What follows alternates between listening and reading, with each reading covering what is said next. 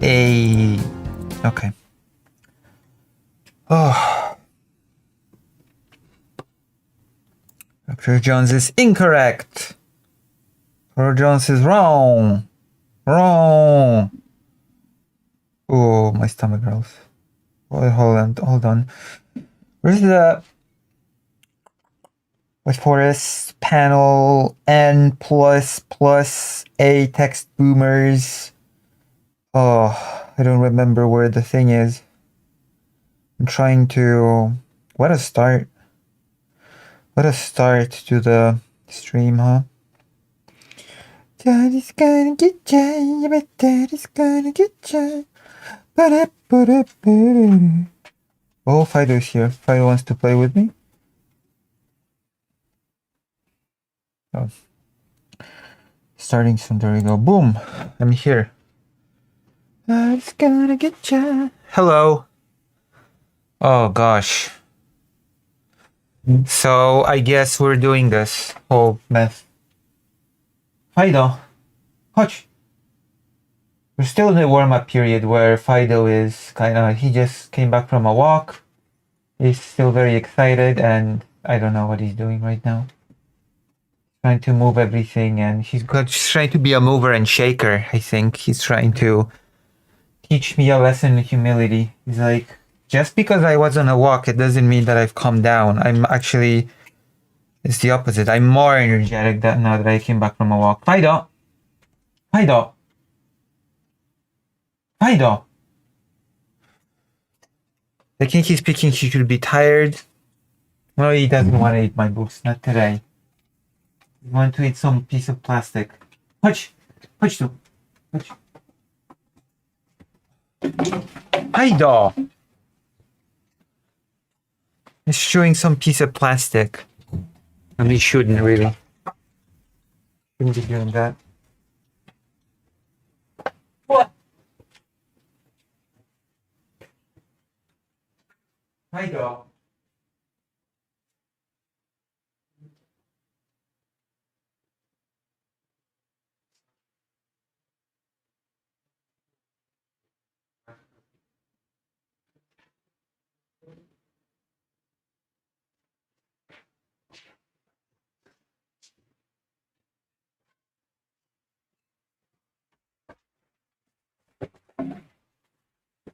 Okay, now he has his toy. Sorry. I forgive him because now he's playing with his toy. Okay. I don't know. I don't know his tastes, okay? I don't understand Fido's tastes. He's playing with his toy now, so that's okay. I approve of him playing with his elephant. Squeaky elephant. He does like squeaky elephants. That is one of his most famously favorite things. Okay. So I guess we're gonna jump into it. Sort of, kind of, maybe. We have a big night tonight because there's a peace negotiation going on, supposedly. And there's a statement from everybody under the green earth. I've got like a million tabs. And for once, I actually turned off every single tab before starting the stream. When preparing for the stream, I closed all of my tabs.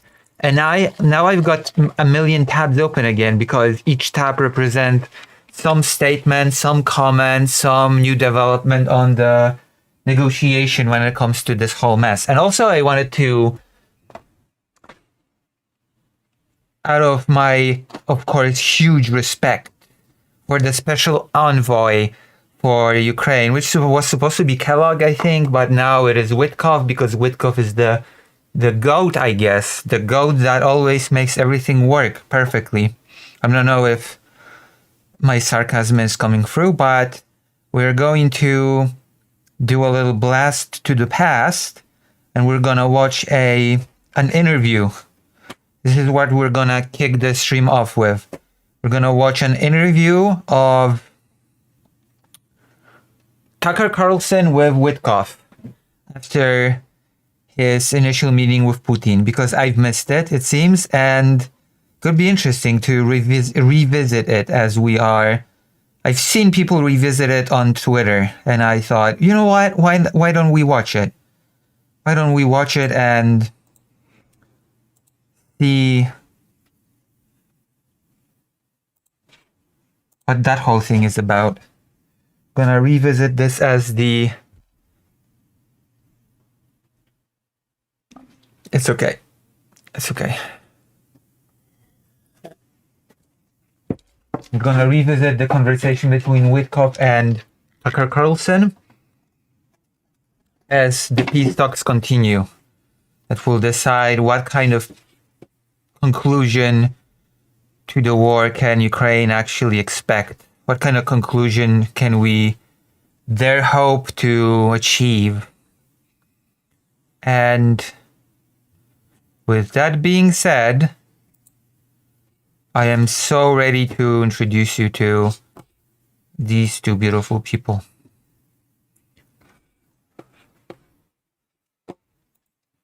Steve, thank you so much for coming. So I think you've had one of the most, maybe the most remarkable life trajectories of anyone I've ever met. And you wind up, close to Trump. Well, when it comes to the Ukrainian issue, I think he is a real estate agent, a former real estate agent made a diplomat, which is a beautiful thing. We all know that real estate agents make beautiful international relations diplomats. And it shows. It shows because he has been very insightful, very clever. There's a term for that. He has been very witty and really went there and made a lot of breakthroughs. He has been, from the very beginning, he outsmarted everyone in the Kremlin. He has secured so many good things for Ukraine. He's the envoy that everybody hoped for. So, that's it. It's just our champion. And now we're gonna watch this interview. It's 8 months. It is actually 8 months old, but it doesn't matter. I really wanted to revisit it, especially now. Trump, you campaigned with Trump. You're an intimate friend of the president's, and you could have had any job you don't want any job. Oh yeah, by the way, this is basically the only reason why he has the job that he has, because he's a close, intimate friend of Trump.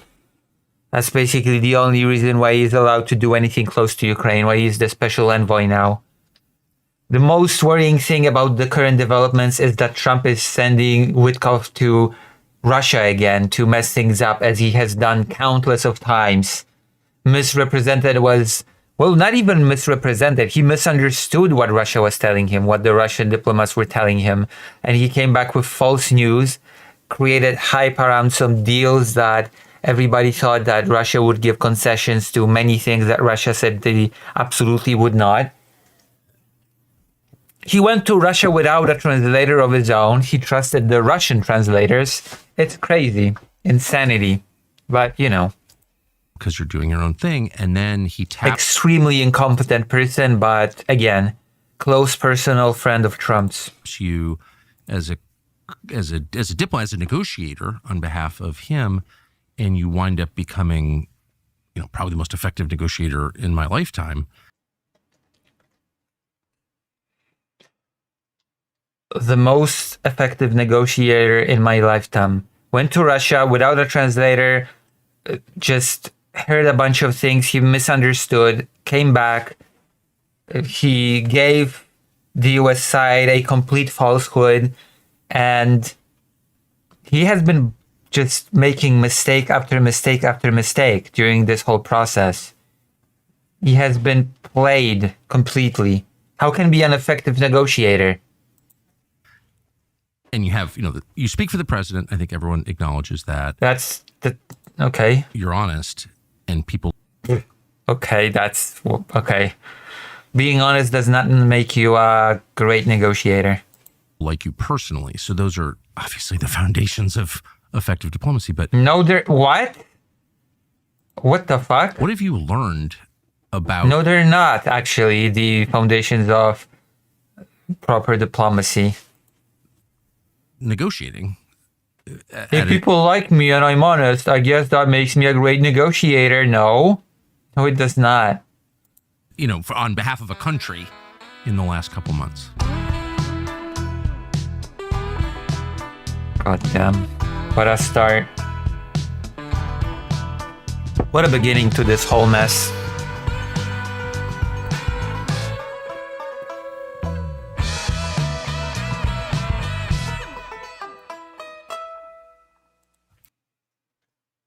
Why do you bait the title with gay marriages? Because that's the truth. Also, don't distract me while I'm doing this. It's not bait. It's true. You should keep up. Whether or not Poland opposes it, that's Poland's choice, but de facto, that is the reality of the situation.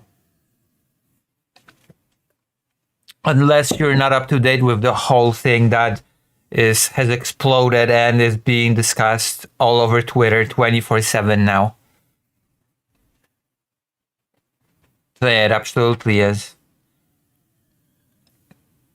Maybe you're not in the loop. Maybe you're not in the know of the thing that has been discussed the most for the last at least one day. Well, first of all, I think President Trump sets the table Yes. for all of us. Oh, Brian, more up with it. Keep telling yourself that. He really does. This whole peace through strength thing, it's not just a slogan. Yeah. It actually works. And so when he dispatches you... And that was months. This interview is from 8 months ago. Peace through strength works. That's why we're 8 months later and nothing is resolved still. The peace through strength really works. He has not resolved any of the conflicts that he said he has resolved. Trump, I mean. Gaza is a mess. It's still being bombarded. I think 20-something people have died just a few days ago because Israel has been bombarding Gaza again. The peace through strength is a joke. There's no strength. How can you have peace through strength if there is no strength involved? It's just bad comedy. to go to the Middle East, people are almost a little bit intimidated before you get there. And Yes. this goes for me and, other people who are doing a similar job. So he sets the table in a pretty powerful way. But negotiating is being outcome oriented. I talk about this. That's a good point. Negotiating is outcome oriented. And so far, to this day, the Trump administration, Witkoff, has not managed to secure any results at all. We are just now receiving news that Zelensky has said that he is ready to accept the plan after it was revised. But there's still a very high risk that Russia will not accept the plan. So we're still stuck. We're still stuck with zero results. So we're a failure as a diplomat. A lot. It's figuring out where you want to get to. That's Trump's game plan all the time. I know Trump's game plan is just figuring everything out all the time without ever actually figuring it out. He always just asks, where are we going? Where are we even? What are we supposed to do? I sit with the president and we talk often about what the end game is. Where does he want to get to? And once you decide where you want to get to, then it's all about tactically figuring out what that pathway is. With the Middle Eastern, Tucker, when I first got in and I was talking to Brett McGurk, who was the envoy on behalf of Biden, he was a smart guy. Yes. He just didn't have a great boss giving him direction. So he couldn't really speak on behalf of Biden. They're going to accept the plan and try again in a few years. That depends. That very heavily depends on what Ukraine was able to how the Ukraine was able to change the plan. Even if it's something like Russia's not getting the entirety of the Donbass, but instead the territory they get is frozen on the contact line, Russia will not accept that, because that would mean that Ukraine will keep all of its fortified territories, that they will keep their most fortified positions, which is exactly what Russia was trying to dismantle. That was the main key for Russia to be able to try again.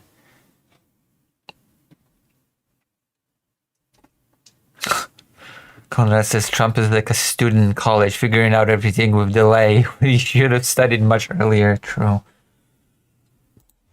He should not have put our real estate guy as his representative for Ukraine. I was able to speak on behalf of Trump because we talked about it. We had a great conversation about it. He said to me, "This is where I want to get to, Steve." And so when I went in there, That is such a common theme with Trump. He has great conversations and nothing comes of them. I went in with the imprimatur of the president, and it became that's the difference maker.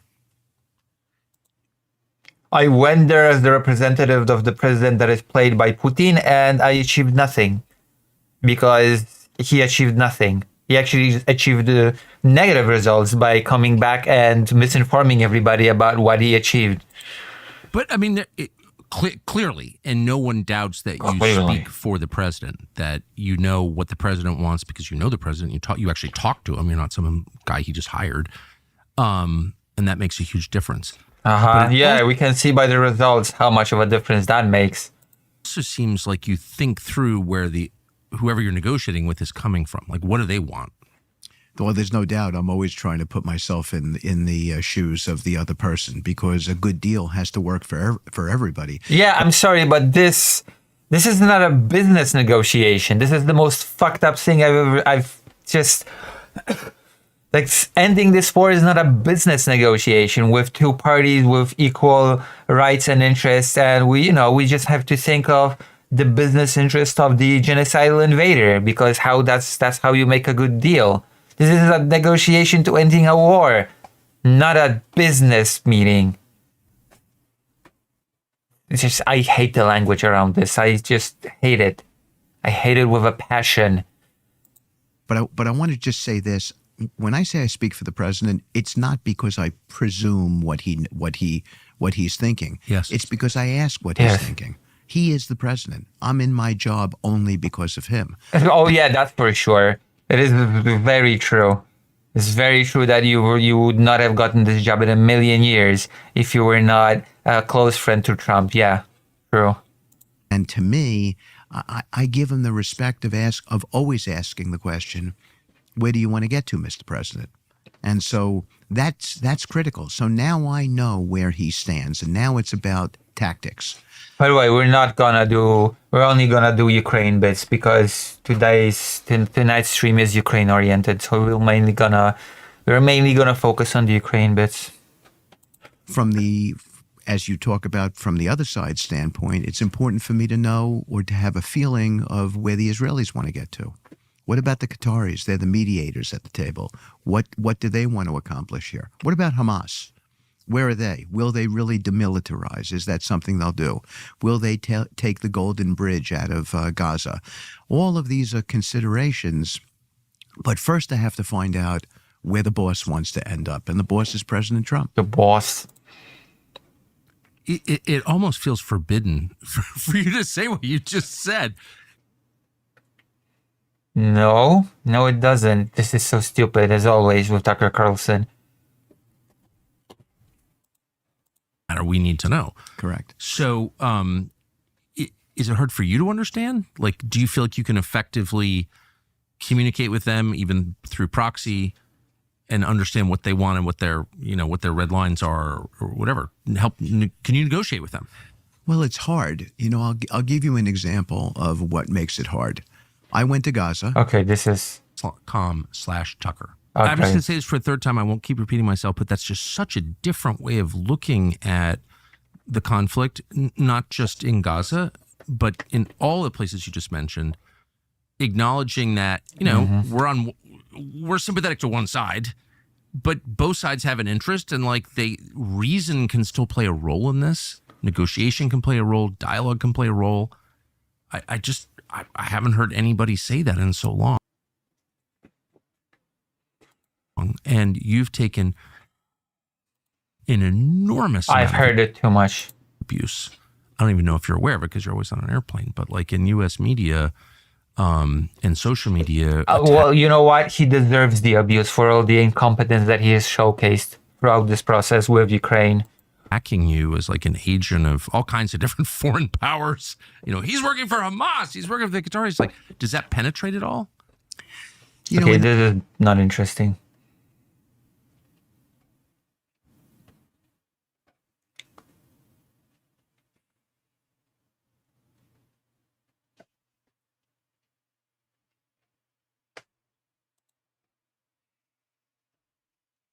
Oh, there you go. Negotiation with Russia.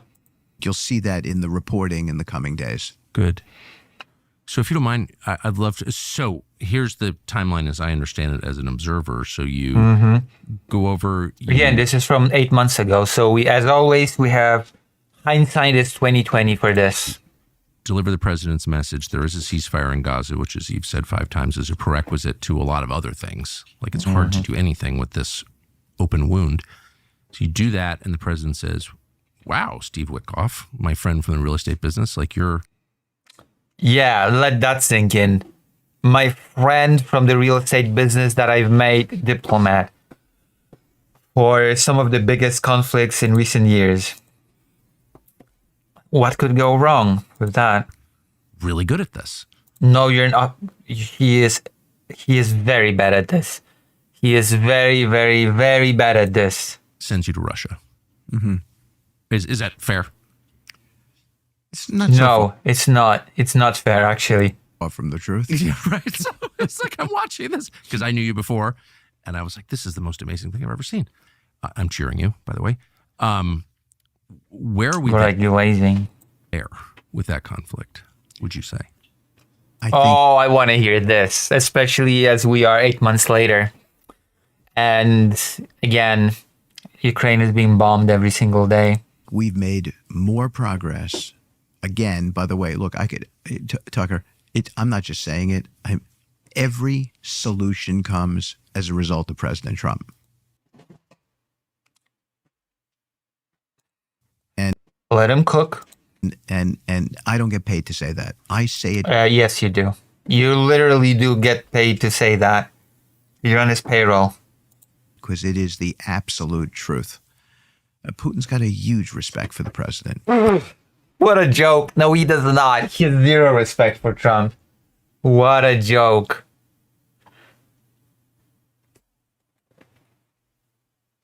He has no respect for Trump. And, you know, you saw what happened in the Oval Office with Zelensky. Yeah, I saw it. I saw how much he this is so stupid. Hi, dog.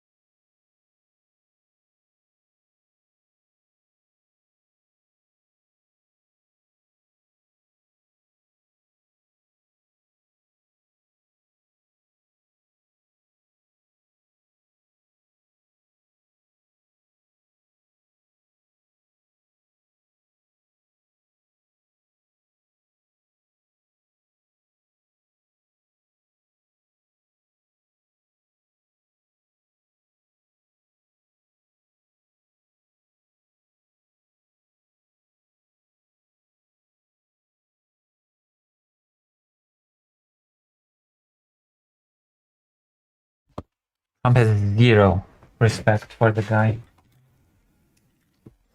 Or rather, Putin has zero respect for the guy, I should say. And the president, right? Yes. I mean, just like Yeah, we all saw Trump belittle the president of a country that is fighting for survival. Yes, we all said it. It was very pathetic on both Trump's and J.D. Vance's part. What does that have to do with Putin respecting Trump? Nothing, of course. disrespecting him is not a healthy way to have a good relationship. The arrogance of small countries. It's like, get some perspective. I mean, Holy shit, what the fuck was that? The arrogance of small countries. They're fighting for survival, and Zelensky was asking him legitimate questions. Lucy, have you said thank you once? No, I will never say thank you. Holy moly. I don't know what to do with such a statement. Yeah, he disrespected Trump by asking, hey, why don't?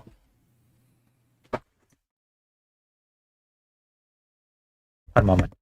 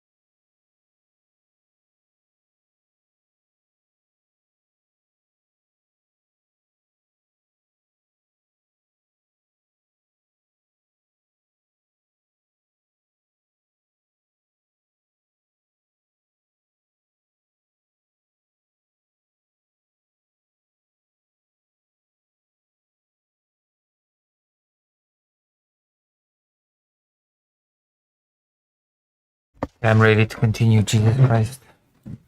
But yeah, the reality of the situation is he belittled a country that is fighting for survival. The thing that is being described here as a lack of respect is Zelensky asking Trump, hey, Russia has violated treaties time and time and time again. So why would it not just break it again? Why wouldn't it not, why would Russia not do, what guarantees can Ukraine have that Russia will not just do what Russia does? And that was considered a total lack of respect. So there we are. Come on, how can you imagine acting like that? And they're dependent on us. Oh, I know. And we've been so good to them. I know. And I think that's, but look, that's we've been so good to shut the fuck up. We've been so good to them. This is such shitty behavior towards a country that is fighting for survival, literally. What do you say to that? And once again, Trump has done his whole song and dance. Just a few days ago, Trump has done his song and dance about Ukraine being ungrateful again. So here we are, stuck in this limbo, ever repeating cycle of abuse, I would say. And that's a really good thing. It got corrected, and yes, hopefully we'll chalk it up to a misunderstanding, and we'll get to a peace. He did not get corrected. What the hell did he get corrected on? Nothing. He just got belittled. There's nothing that he got corrected on. What the fuck? What the fuck was that? You're a shitty negotiator, and you're a shitty person. He did not get... Zelensky asked about security guarantees and he expressed concern about Russia always breaking arrangements that it agreed to. And he was told he has no cards, that he will cause nuclear war or something, World War III, and that he basically should just shut up. Yeah, that's not correction. That's not somebody being corrected. Here. But I believe... What's the misunderstanding? Daring to speak up? Daring to ask any questions? we have made more progress in Russia in this Russian-Ukraine conflict in the last 8 weeks than anyone thought we would ever make. Bullshit. Bullshit. Absolute bullshit.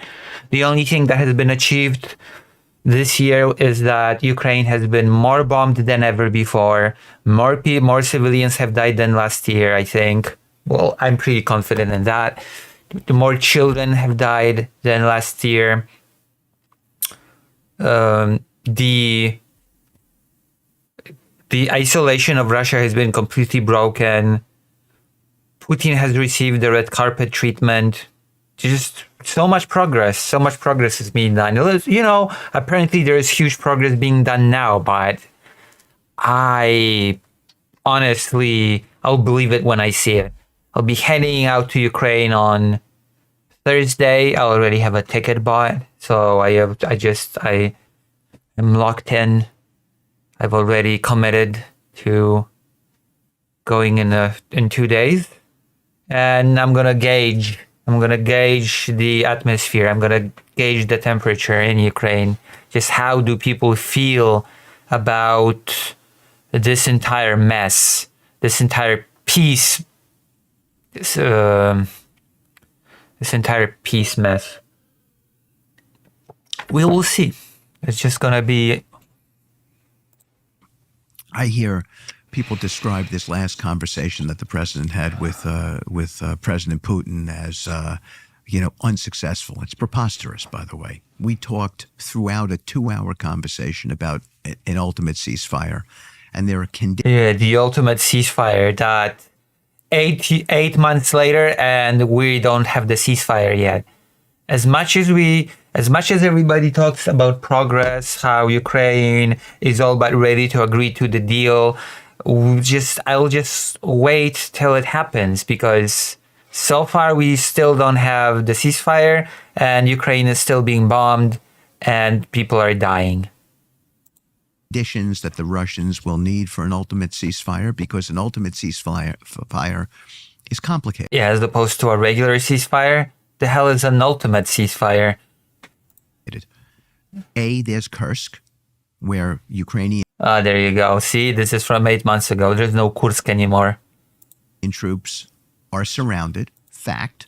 And I'm pretty sure that was misinformation that Trump peddled, by the way, that the Ukrainian forces were surrounded. So actually, that was not fact, Mr. Negotiator. That was actually pretty big misinformation. So right off the bat, we're being hit straight with this. the Russians. Kursk is within Russia. Kursk is within Russia. The Russians have taken it back. Yeah. And they've got people trapped there, and the president doesn't want to see everybody getting killed. That's a significant battlefield condition. What a joke. First of all, they were not surrounded. Second of all, there has not been ceasefire for 8 months since. Because I remind you, this happened 8 months ago. I wonder if there are any new comments here.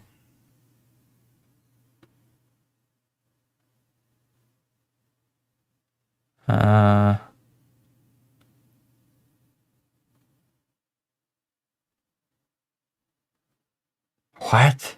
Okay, whatever. What the fuck? It has to be dealt with. But on top of that, Is that acknowledged? Like, I don't know if the New York Times is writing that story right now. I think it gets lost a little bit. First of all, I think a lot of these newspaper stories they're agenda driven. Yeah. They're all like, the media just misreports on Ukraine. They're all just agenda driven. Fuck off. Fuck off, Witkoff. Yes. People start out saying, I support the Ukrainians, so I'm going to write the article in a certain way. Look, we want to... I want to see Ukraine come out of this okay. I want to see Russia come out of it okay. Again... Yeah, that's fucked up. That's fucked up. That's like saying, yeah, I want the Allies come out of this whole thing okay, and I also want the Nazi Germany come out of this whole thing okay. It's just what a fucked up way of seeing things. But again, to him, this is just a business negotiation between two equal partners that have just equally valid interests. Yes. We're outcome oriented in this circumstance means that we need a deal that the Ukrainian people can live with. We have to sell it. There's going to be various Senate approvals that may We have to sell it. And by that, I mean we have to blackmail Ukraine into accepting it, like Trump has done very recently, yesterday or the day before, when he said, oh, Zelensky has to sign our deal or else we will just withdraw all aid, all information sharing, everything. Yeah, that's one way to sell a solution. That is one way to do it, Woodcock. that we may need here. And I mean, that's the political system we're in, that we're going to want everybody to be, in some respect, satisfied. So we're going to want the Russians to be satisfied in some. And by that, I mean, we're going to give Russia everything that it wants. We're actually going to let Russia write the initial peace proposal. And then we're going to give Russia everything it wants in exchange for some vague, not really specified promises to Ukraine.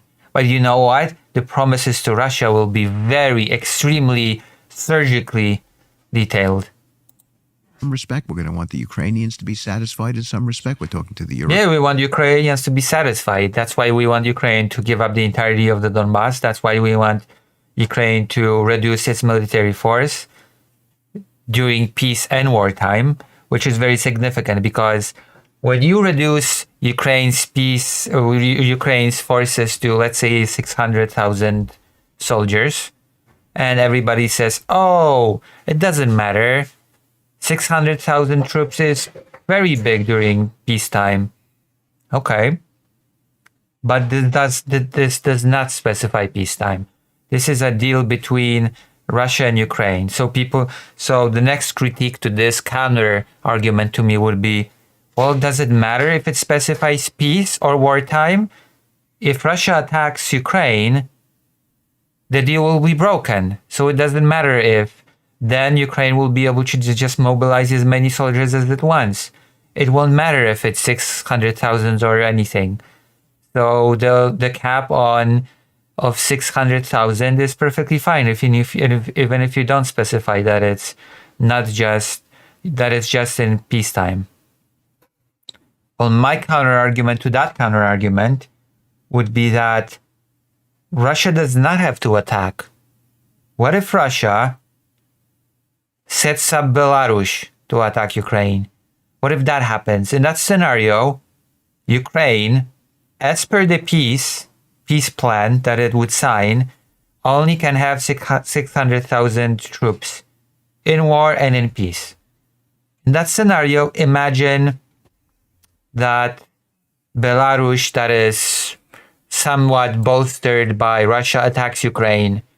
And now Ukraine has two choices. Either fight Belarus only with 600,000 soldiers, and we don't know how that would go depending on what Russia would do to bolster Belarus for such a conflict and how much foreign legionnaires it would send to Belarus, which would be in reality Russian forces, in which case they would be fighting handicapped, or Ukraine could decide to mobilize, in which case Russia would say, oh, wait a minute, you've just broken the peace plan, you've just broken the peace agreement. We agreed that you would cap your units at 600,000. You just broke that, so we broke our peace plan, which means that we can comfortably and with a free conscience join in on this conflict on the side of Belarus. There we go. Easy peasy lemon squeezy. Which is why the devil lies in the details with these peace plans. Europeans, when I say satisfied, feeling that we came out of this thing, okay, with a deal that everybody can live with. I think that we have moved Russia in ways that no one thought was possible. But that's bullshit. Russia has not moved an inch. Russia demanded Russia has kept its demands identical from the beginning of the war to now. Russia has not moved a single inch on this entire conflict, on what it demands from Ukraine. So in the last conversation, they agreed to an energy infrastructure ceasefire. Yeah, which never actually worked. It was broken almost immediately. It never led to anything, and the fighting just continued. That partial energy ceasefire, it did not create any results. It was just there were people that kept count how many times that ceasefire was violated. Which means Russia is not going to target Ukraine's energy. There are several blackouts as we speak every single day now in the entirety of Ukraine because Russia has targeted its energy. Infrastructure, and Ukraine will not target Russia's energy. Yeah, that did not work out. That did not work out at all, did it?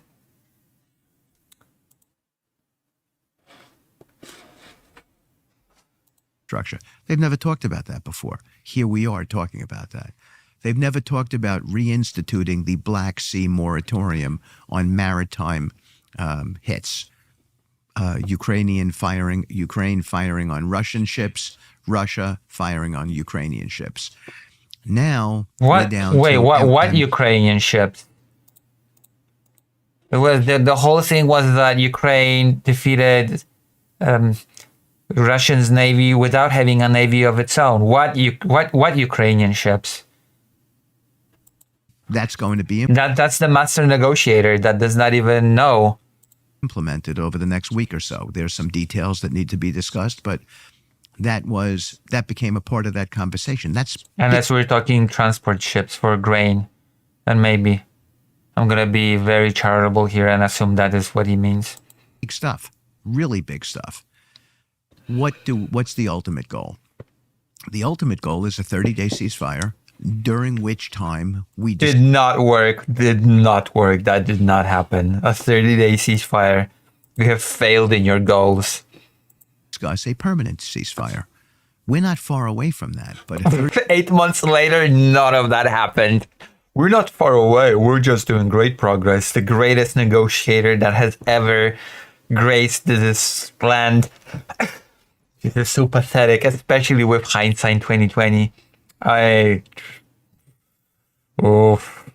ceasefire is something where we have to figure out what all the battlefield conditions are, which is why I began with Kursk.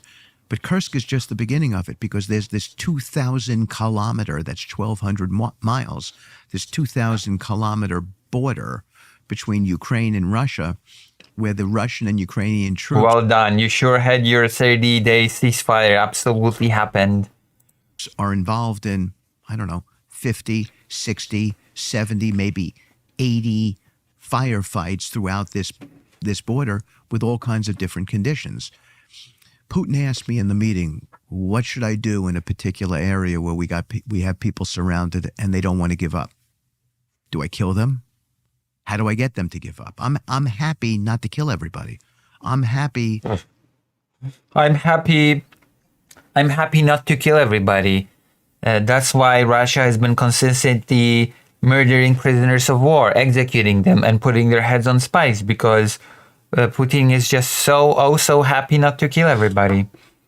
And this is why the prisoners of war that have been not killed and imprisoned have been, when they were released, they looked like prisoners from a death camp. To get people to wave the white flag, if I can get them to wave the white flag. And that one situation, Steve, this is Putin talking to me, is just one example of... Holy shit, he's such a shitty negotiator.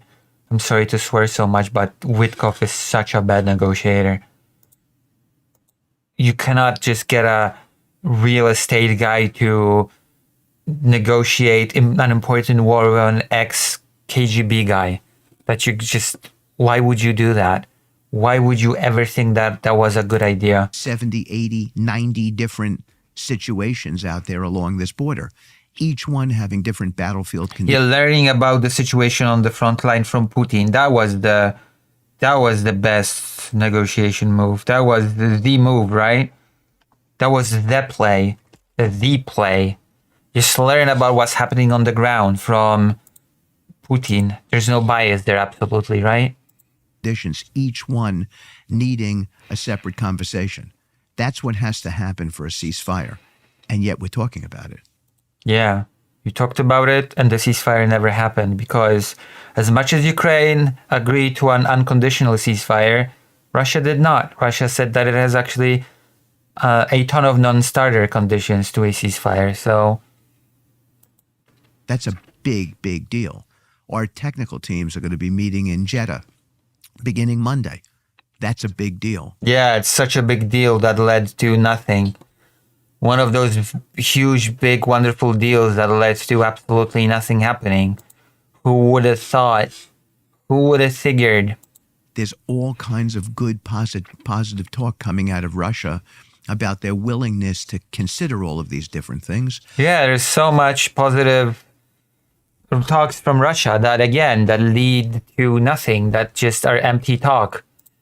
Just complete manipulation on Russia's side, because people like Witkoff, people that have zero experience in diplomacy, again, solving a major conflict, the biggest war in Europe since World War II, is being negotiated by a person with zero diplomacy experience, a real estate guy. There's just nothing. What could go wrong with this? What could? It's all just smooth sailing, as we have just witnessed through the 8 months. And Zelensky had a wonderful conversation with the president after As always, it's all a bunch of wonderful conversations that lead to nothing. the President Putin's conversation the next day. And I think that indicates that they've got some degree of flexibility in the way that they've been thinking about finishing up this conflict. So I am, not to sound like a forever optimist, but I am very, very optimistic that we're going to be able to bring the two sides together. We have narrowed the issues so considerably. No, you have not. It's been 8 months and you have not narrowed the issues considerably. I don't even know what that's supposed to mean. So I'm optimistic. Time for another true life Alp story. I got a call from a friend of mine yesterday, honestly, true story, who said his girlfriend had... I don't care. Can the U.S. deliver that? My under. I don't care. Russia, Putin, who's been in power 25 years, has been consistent for the whole duration of his presidency in one demand, which is that NATO stop encroaching on his borders. Yeah, and yet, even though NATO was not on the table for Ukraine, because there were members that have consistently said that you cannot join NATO, and in order to join NATO, all members of NATO have to agree to it. And very consistently, there were at least 2 members, Germany and the United States, ironically enough, that have said, no, you cannot join NATO. So in the light of that, why has Putin invaded Ukraine? To stop it from joining NATO. Specifically that Ukraine, which is the largest country that borders Russia, not be in NATO. And that is my understanding. My certainty is that still remains the central demand, period. No. That's not true. That's bullshit. Several times Trump has indicated that no, actually, no NATO for Ukraine ever. No NATO, no NATO, no NATO. And that was the case in 2014 as well, where member states of NATO said no to Ukraine joining NATO. Ukraine and NATO can't have peace without that. In the same way that Israel doesn't want Hamas in its border.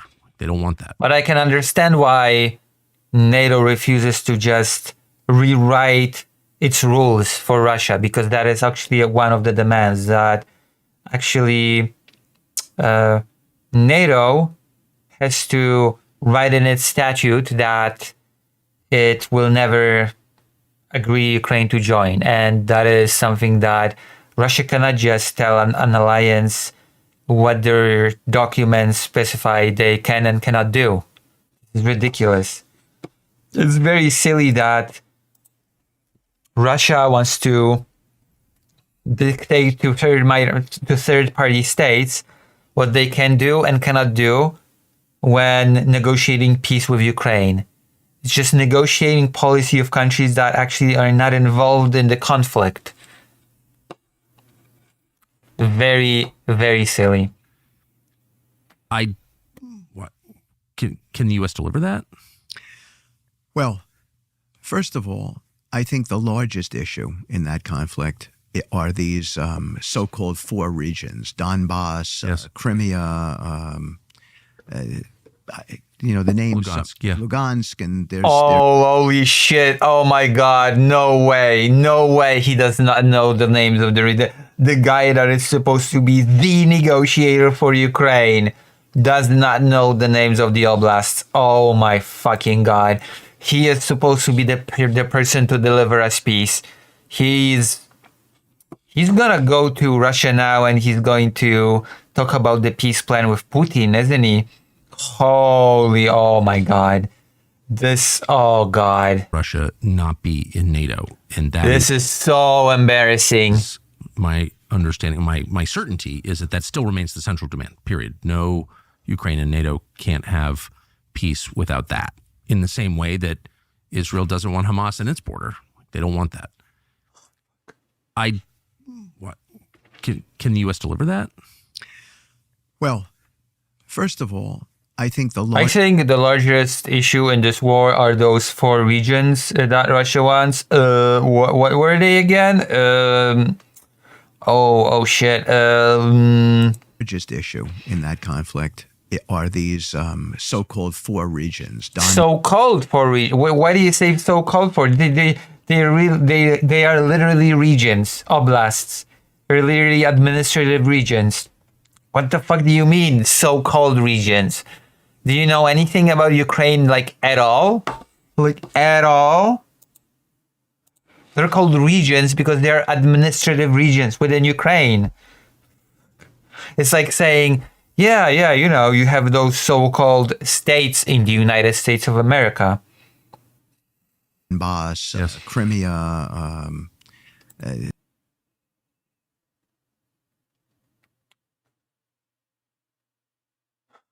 Crimea. the names Lugansk, yeah. Lugansk, and there's two others. Holy fuck. They're Russian speaking. Yep. There have been referendums where the overwhelming majority of the people have indicated that they want to be under Russian rule. Yes. I think Under a gun. The fact that Witkov pushes this bullshit is staggering to me.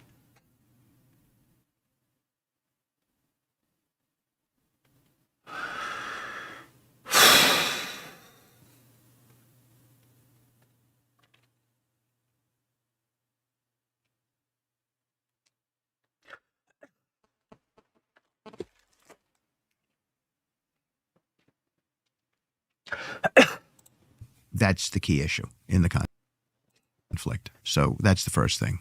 And also the fact that he listed Crimea as one of the four regions. It's just staggering how little this guy knew during this interview. I don't know if he knows any more now, but settled, and we're having very, very positive conversation. And Russia around that. controls that. In fact, some of those territories are now again, very positive conversations that have led to nothing. No solutions, no peace, no ceasefire, nothing. from the Russian perspective, part of Russia. Correct. That's correct. But this has always been the issue, Right. And it's sort of no one wants to talk about it. That's the elephant. Everybody talks about it. There's no elephant in the room. Just because you didn't know about it, it does not mean that nobody talked about it. Everybody talked about it ad nauseum. In the room. The elephant in the room is there are constitutional issues within Ukraine as to what they can concede to with regard to giving up territory. The Russians are That's not an elephant in the room. That is very openly discussed. de facto in control of these territories. Yes. The question is, will they be?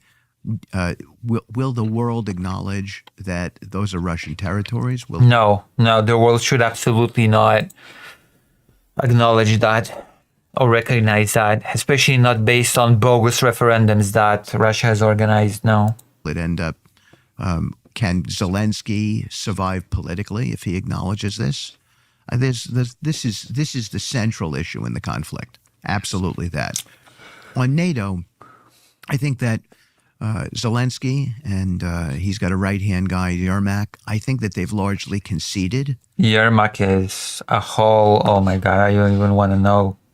I don't even want to get into Yermak because that's a whole other very messy topic. The guy that does not have any role that is specified in the constitution of Ukraine is this hand-picked guy that has a lot of power in Ukraine. Let's not talk about it now. Let's just not. That they are not going to be a member of NATO. There's been all kinds of talk about whether they could still have, quote unquote, what is called Article 5 protection, Right. which gives every NATO country has this Article 5 protection. Yes. And whether Ukraine could have that in some respect from the United States or European nations without being a member of NATO. And I think that's open for discussion. But I think it's accepted that Ukraine, and Russia, if there's going to be a peace deal, Ukraine cannot be a member of NATO. I think that's largely accepted. So you spent sort of an amazing story that got downplayed in the media, but you go to Moscow and then you wind up meeting directly with Putin. Yeah, with his translators instead of bringing any of your own. Incredible. Also, it has absolutely not been downplayed by the media. What a stupid thing to say. For a long time. Long time.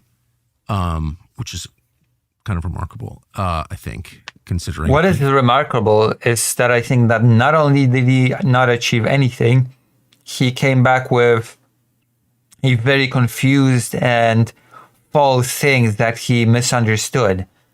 He said that, oh, Russia's gonna withdraw from here, and it's gonna do this, that, and the other in exchange for that, this, and that, and other things.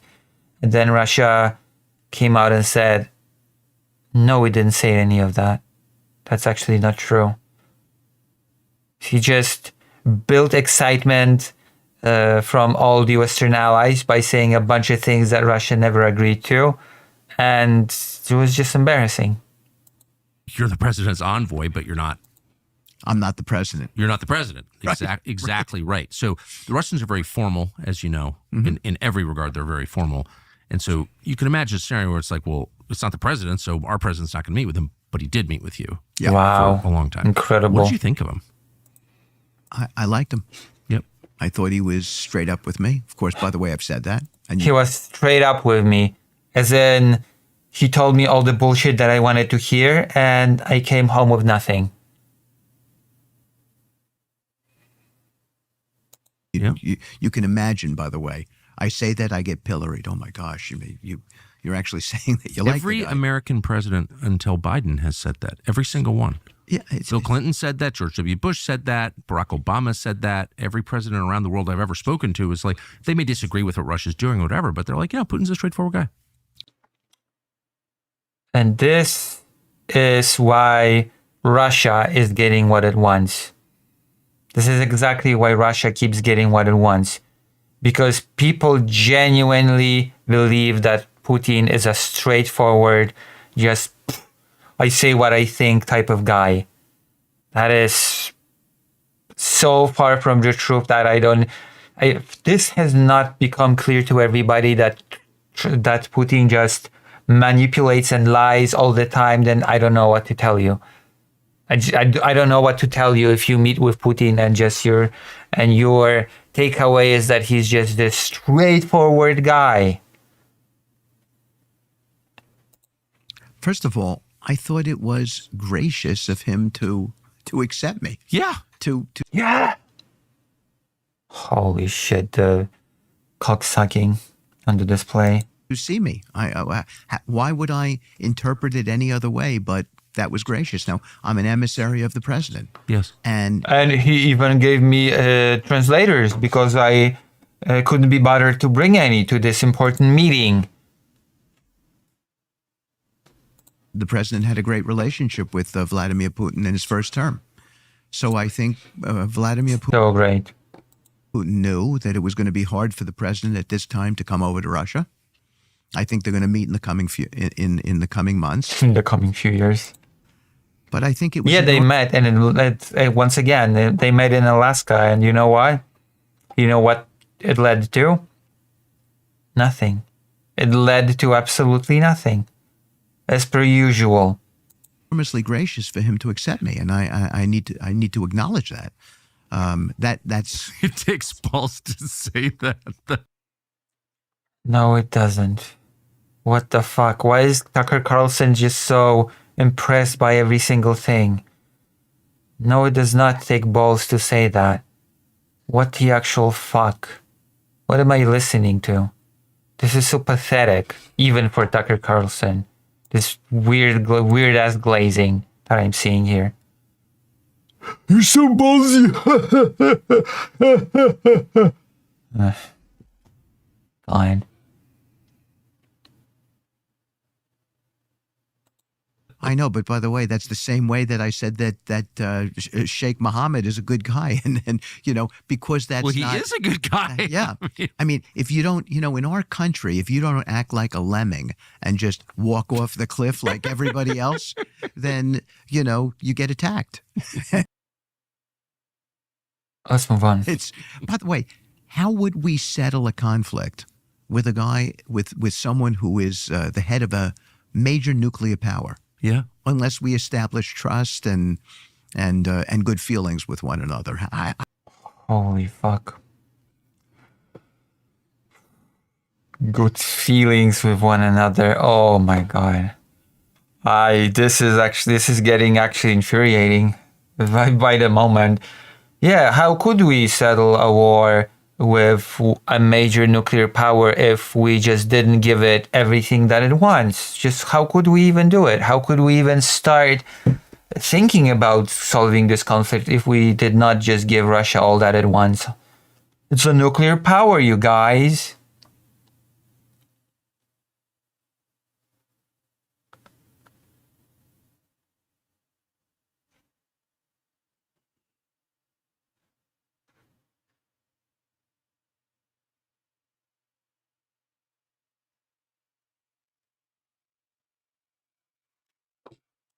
I don't know how you would do such a thing. And President Putin said to me in the first meeting I had, he said, Steve, do you know that I didn't talk to Joe Biden for 3.5 years? It's craziness. How would you resolve that? Tucker, can you imagine me and you having a conflict? I don't know what it was. You live in this house, I live in that house. Okay, I think you've encroached on my land, and we never have a conversation about it? I mean, how do you resolve things? That's why I went over there last year, because I thought we're moving toward a nuclear war. And I just feel No, we're not. The nuclear saber rattling and nuclear fear mongering is getting really old real fast. It's getting real tired by the minute. Pathetic. if no one's talking to Putin, like someone should at least broadcast his views to the world, because we could have a war otherwise. That was my thinking anyway. Yeah, your thinking is stupid. That's why you lost your job at Fox. I came back before the first meeting with President Putin, when President Trump said to me, go over and have that conversation. I think we're going to have a good, healthy conversation. Yeah, that leads to nothing. I love those healthy conversations that lead to absolutely nothing, that gets nothing resolved, that leads to no progress, and it's just stalling for time that Russia really likes. I adore these kinds of situations. It's the best thing in the world. I like it. Conversation. There was no talk about a Black Sea moratorium. There was no conversation about an energy infrastructure moratorium on hits, between the two countries. Yeah, the one that led to nothing, and Russia and Ukraine just continued striking each other's energy infrastructure as if no ceasefire was even agreed upon. Yeah, so that ceasefire that just died before it could even take off the ground. We were not talking about prisoner exchanges and all kinds of other stuff. After one meeting, and I am saying to you, not because of me, because this was President Trump sending a signal to President Putin that he wanted to resume his relationship together, and that they were going to be two great leaders figuring out this conflict. That was the message. That was me coming there. That was my message to President Putin. Of a bootlicker, the most bootlickerish message that you could actually think of. You could not think of a worse message, but whatever. It's Witkoff. It's the brilliantest negotiator we have seen since Cheese. directed by President Trump to deliver that message. That we were here to begin a real discussion, a productive discussion about how to end this conflict. And President Putin, to his credit, sent all kinds of signals back to the president. All sorts of signals that mean nothing in practice, because Westerners are so impressed with signals, with empty talk, with kind words, with a smile, with the graciousness of him allowing me to meet him, even though I'm just a nobody. I'm just a nobody envoy, a special nobody envoy. I'm not even the boss, and Putin has so graciously allowed to see me. He's such a great guy, so nice to me, and he smiled at me. He sent so many signals to Donald Trump, the boss. Things are so nice. Things are looking up. Surely we'll get a ceasefire and then a permanent ceasefire soon, right? No. It's been 8 months. It's been 8 months since this discussion and no ceasefire has been reached. This is pathetic. That this is the path that he wanted to be on, including statements that he made.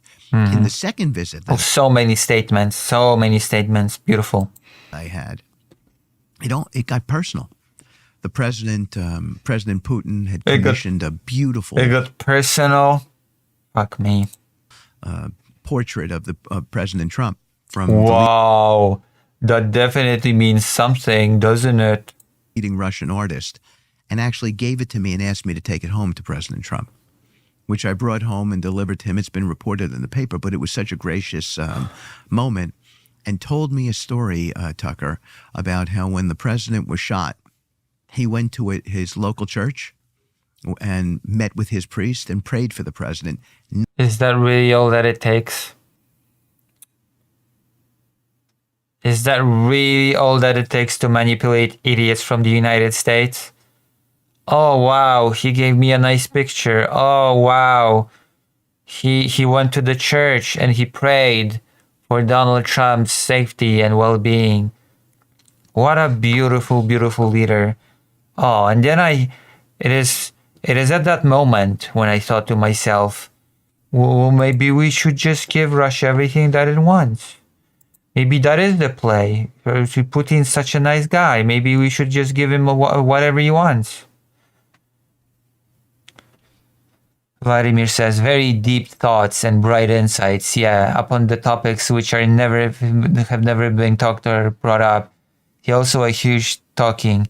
Dude, such a big news. True, never done, never reported. God, this is a special envoy.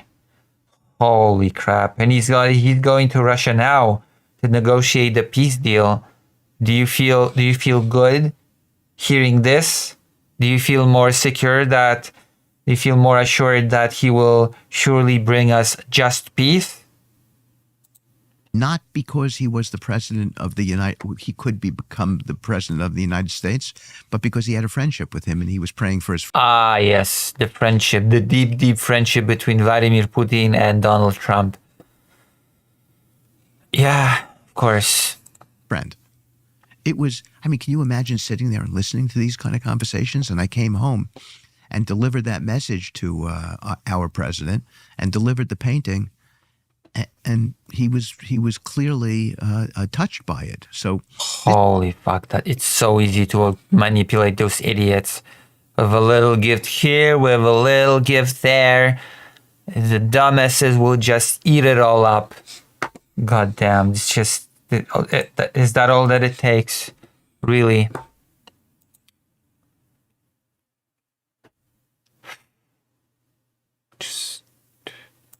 Very depressing. I feel very depressed hearing this. This is unironically all that it takes.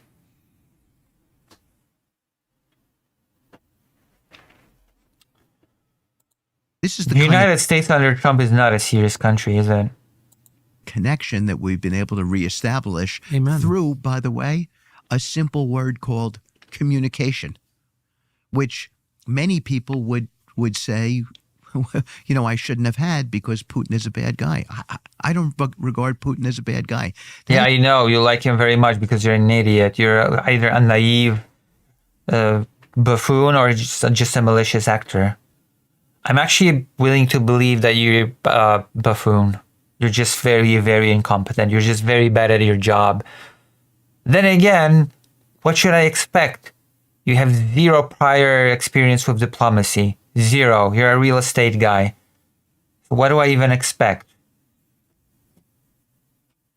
It is a complicated situation, that war, and all the ingredients that Yes, led up to amen. it. It's, it's never just one person, right? So You probably don't even know all the ingredients that led up to this conflict, so don't even try using that argument.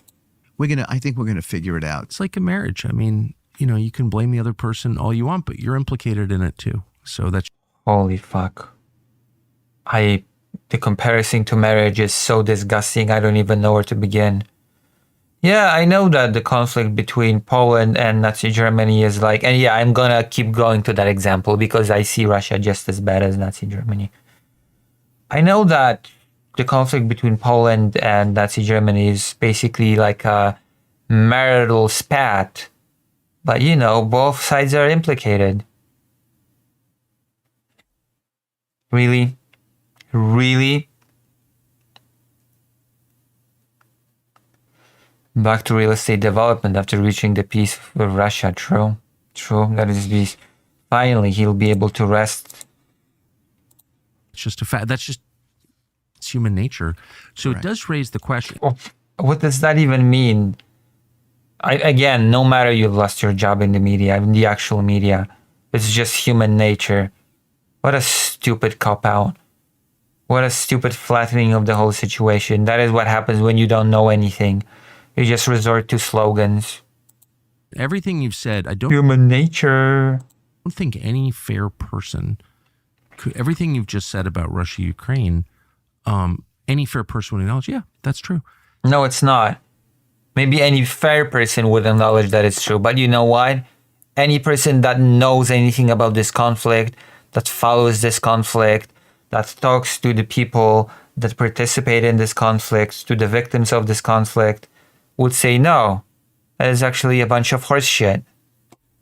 So maybe don't talk to the fair people, okay? Or just talk to the people that are actually involved in the conflict, that report on the conflict, that follow the conflict actually, that know anything about the conflict, because this is just infuriating. But why? There has to be some reason that none of this has been acknowledged for 3.5 years. Like, why the effort to prevent Americans from hearing the other side, from understanding the conflict in its totality, not just parts of it, but the whole thing? Yeah, I'm sorry to tell you that Americans, with all the information available, should have the full picture by now. No information is being withheld from the American public. There are many American-based journalists, some of them even from the streaming space, that do a lot of excellent job in providing information to the American audience on what has been going on in this war. The American public cannot claim that it does not know what is happening, that it does not have the full picture, that it does not understand both sides of the conflict. That is just not true. That is not true at all.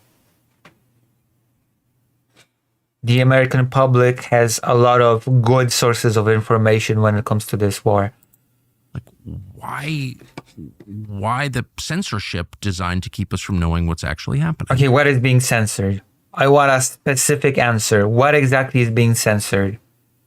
Because I call bullshit. Nothing's being censored. Because that's what we've been enduring. Oh, I know. Censorship. Yes. We've been enduring. Censorship of what? Of what exactly? Name it. Name the censorship or shut up. A media that, they all march together. I mean, I told you the story. I give interviews about President Trump, and guess what? All the nice things I have to say about him because I believe in that sort of gets excised out of the, out of my interviews. Yeah, all the dicks, like people don't care about your dick sucking, okay? Maybe that's why. Not with you, I know, but because you're a fan too. I'm a great fan of his,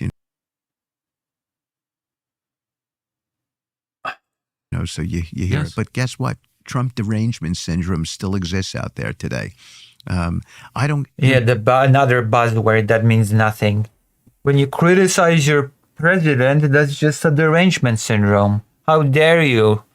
Isn't it supposed to be the super American thing to distrust authority, to not trust your government, to not trust your president, and to just criticize them at every step, to hold them accountable? I guess being American is a form of a derangement syndrome now, because I was under the impression, I've been told by well-informed individuals, that being American means a constant distrust towards authority, especially authorities such as Donald Trump. But I guess that's not the case. I guess that's just not the He case. said it at the State of the Union. If I came here, and he was looking at the Democrats, if I came here, I had the cure for cancer, and I had a magic pill that would cure all conflicts all over the world, nobody would cheer for me on your side. That's and it true. really is true, by the way. Look at how all the different things he's involved in now. I mean, we are out there curing and solving conflicts all over the world. What a sad joke. Oh my god, what a sad joke. That's just... I've solved 8 conflicts, except he has not solved any of them. What the fuck? I keep saying that, but I'm just I don't know. This is just... I'm at a loss for words. It's unbelievable. No one's ever seen this. I know. That's what I want to say. It is unbelievable. It is actually unbelievable. I cannot believe what I'm hearing. Well said. This is the first true thing that you've said during this interview. It's just unbelievable. As before, and the Russians want to engage with us once again because we have a real decision maker. Iran is now responding to the letter. Hopefully we can solve that. Oh my god, Iran that you later bombed. They were so responsive. They were so eager to negotiate with Trump. They were so eager to talk to Trump. Iran, they were so positive. They respected Trump so much that it led to a whole conflict. Brilliant. That's, oh god, hindsight is truly 2020. Oh my god. That Gaza, Turkey, we've got real leadership, and the world needed leadership, and we were bereft of that leadership. We didn't have it, and the Trump administration is moving forward with strong leadership. It's a big deal. Yeah, that's why Israel bombs Gaza every day, because so much respect and so much leadership in the world from Donald J. Trump. Oh yeah. Best leader in the world. Do you think Zelensky, the question of Zelensky, I think there are good things to say about Zelensky. I think he's got a kind of bravery, which I admire. I think the Ukrainian military is legit brave. No, you don't. Doomed, because they're just fighting a much bigger country. It's Right. not going to win. But I think that Yeah, Ukraine is doomed to having shitty allies. It is called the shitty ally syndrome that unfortunately I have to talk about a lot in my frustration. But it is what it is. It is what it is. they've behaved with valiance. But the Russian But did he say thank you? What did he think to say thank you? position is he's not elected, and so we can't sign. He is elected. What the hell is this nonsensical point? Yeah, he has been elected. What do you mean he's not elected? Any kind of treaty with him. Do you think there will be elections in Ukraine? Yes, You do. there will be.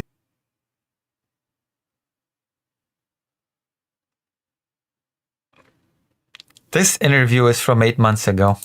Yeah, they've agreed to it.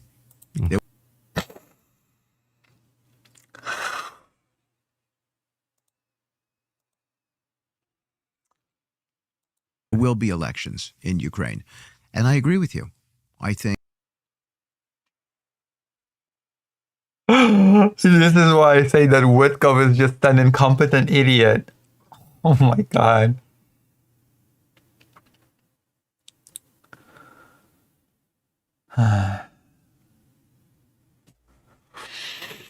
think Zelensky is trying his best. I think he's in a very, very difficult position, but he's up against a nuclear nation. Yes. And he's also up against a nation that has 4 times the population.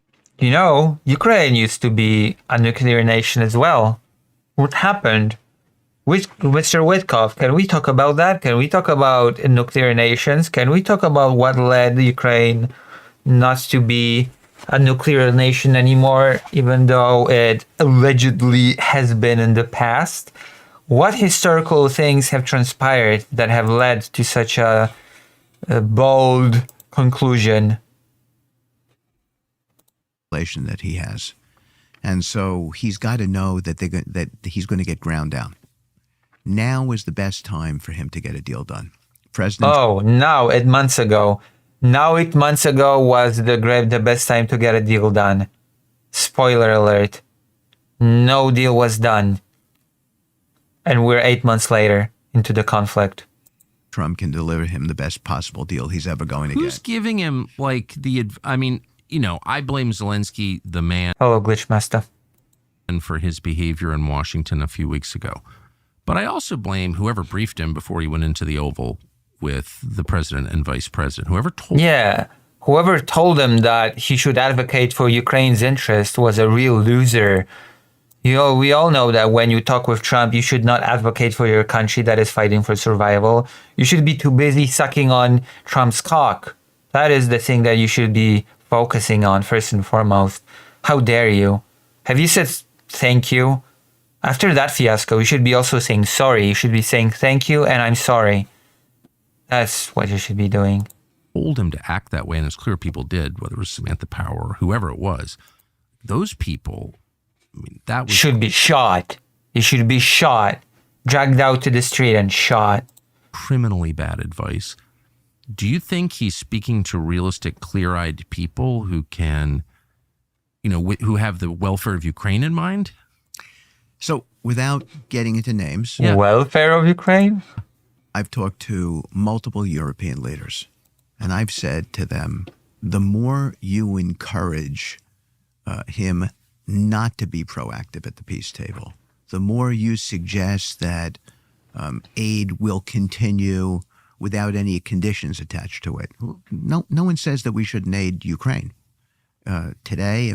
Yeah, just, you know, we will aid this country that is being invaded and a victim of genocide under certain conditions.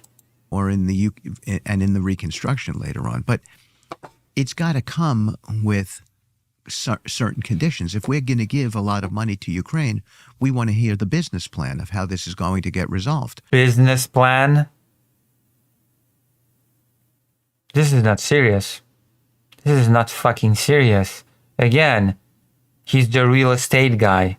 He's treating the biggest war since World War II, war of aggression, war of genocide, as some kind of business venture. And it's disgusting. Hey, if we're going to aid you, I want you to show us a business plan. I want it on my table by Monday. I will review it and I will see if our benefit ratio will be enough for us to consider your proposals. It's going to be great. Because it's an unsustainable business plan if they don't have a plan for how it gets resolved. We just can't forever Business plan. Business plan. give money because they'll get ground. This is a war of survival, not a startup. This is not that show when entrepreneurs go to a jury of 3 people and propose their business ideas and ask for funding. What the fuck? The Dragon's Den. This is not the Dragon's Den. And ultimately, and this is, we've discussed this in the administration, ultimately, What you can't have here is risk of any kind of nuclear action, even the tactical nuclear action. I mean, even if it... Yeah, I'm even- sorry to tell you that the risk always exists. You have to deal with it. You have to deal with the escalation ladder, the nuclear one. That's the nature of the game. That is the nature of dealing with nuclear states. But it doesn't mean that you just capitulate to their demands. The United States and Europe also have nuclear weapons. Russia is not the only possessor of nuclear weapons in the world. It's just we cannot pretend that Russia should be able to escalate whatever it wants forever, and nobody can say anything, do anything, respond in any way, because, you know, Russia might just be unhinged enough to randomly throw nukes at everybody. This is not a proper way to conduct international relations, any sort of diplomacy, or support your allies. That is not the way you fulfill your promises to your allies. There was this little memorandum, the Budapest one, you remember? Like, if that was gonna be the thing down the road, then Ukraine should have just kept its nukes, even though the United States, interestingly enough, did everything that it could to pressure and blackmail basically Ukraine into getting rid of its nukes.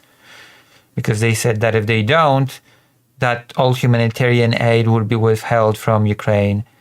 And Ukraine was in a very, very bad state when the negotiation for it getting rid of its nuclear arsenal was happening, unfolding. Even if it's not a big bomb explosion. Doesn't matter. Just a tactical nuke would take stock markets down all over the world. Well, they haven't been used in 80 years. Okay. It's all about those stock markets, isn't it? It's not about people dying. It's not about people's homes being razed to the ground. It's not about the misery, the nuclear fallout that will contaminate the soil. People suffering from long-term repercussions of radiation. Their children possibly having radiation poisoning. No, it's nothing. None of that matters. It's about the stock markets going down. Yeah. What an interesting way to talk about nuclear conflicts. Oh, we can have nuclear weapons being used. It'll cause the stock market to go down. What? Again, this guy is completely out of his depth. He should go back to real estate. What the hell are you talking about? That's your big worry about nuclear weapons being used? The stock market?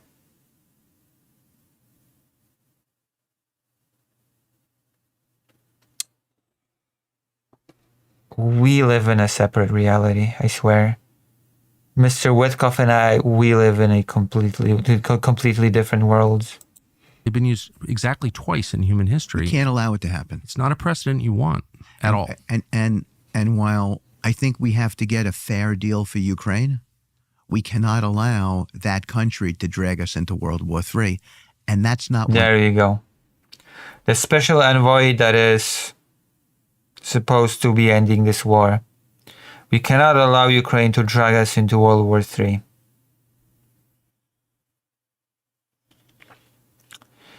Yeah, Putin is just this nice guy, this gracious guy that gave me a nice painting, that prayed for Trump in a church. Such a nice, gracious guy. Very cool. But that evil Ukraine, that bastard Zelensky, they just want to drag us into World War III. Those ungrateful cunts. Like, what is this framing throughout this interview? And this is the guy that is supposed to get it done. As we speak, he is going to Russia to discuss the peace plan with Putin. This guy, who is just, we're listening to his, I'm hearing his beliefs on all this, and I'm just smacked with disbelief.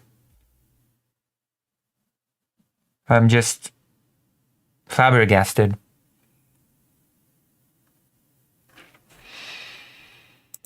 But that's not my policy. That's President Trump's policy. Then what is, if I can just say, like, what the hell? I'm just a mouthpiece. I'm just a brainless mouthpiece. to Trump. What's going on with European? Like Keir Starmer saying we're going to send British troops. Their entire military is smaller than the U.S. Marine Corps. The country is dying economically. All those countries are dying economically. Yeah, European countries are not dying economically. I have no clue where Tucker Carlson took that for information from. I would like to see some data to that effect. Actually, Poland's doing, I can speak for Poland. Poland's actually doing pretty well economically, believe it or not. Poland's actually having a pretty good time economically right now. So I have no clue what this whole rhetoric about economies dying it comes from.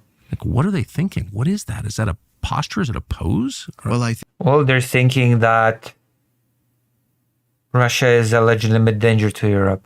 That is what they're thinking. And it is completely correct to think that. Because, yeah, Russia is a danger to Europe. I think it's a combination of a posture and a pose and a combination of also being simplistic. I think there's this, Okay. Europe is just a bunch of posturing simpletons. Oh, got it. Thank you, Vitkov. Sort of notion of we've all got to be like Winston Churchill. Yeah. The Russians are going to march across Europe. I think that's preposterous, by the way. We have something called NATO that we did not have in World War II. Do you think the Russians... Yeah, because... I'm sorry, but I will say it. I will say it right now. NATO would sell us out if it meant peace for the rest of the alliance. The alliance has become very, very unreliable under Trump. I've already been worried about that in 2022. And now I honestly don't know if Article 5 would be invoked if Poland was attacked. I don't know if Western countries would not conclude that it is actually not worth dragging the world into World War III and nuclear Armageddon for Poland if it ever got invaded. You know, we technically speaking have this Article 5 thing, but do we really want to use it for Poland? Do we really want to risk Russia using nuclear weapons? That's the end of the world.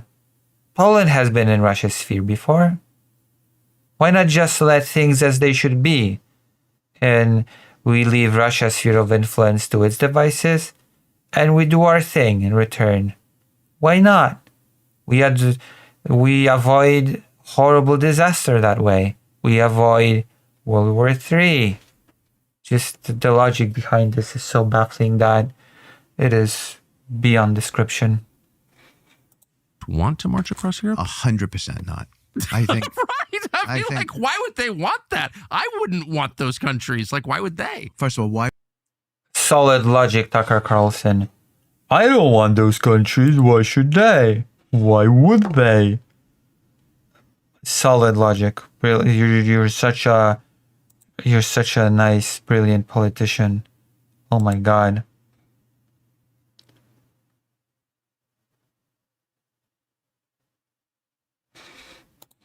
Why would they want to absorb Ukraine? For what purpose? Exactly. They don't need to absorb Ukraine. That would be like occupying Gaza. Why do the Israelis really want to occupy Gaza for the rest of their lives? They don't. Why? Because Russia considers Ukraine, that Ukraine can only exist as an extension of Russia or not at all. That's why. That is exactly why.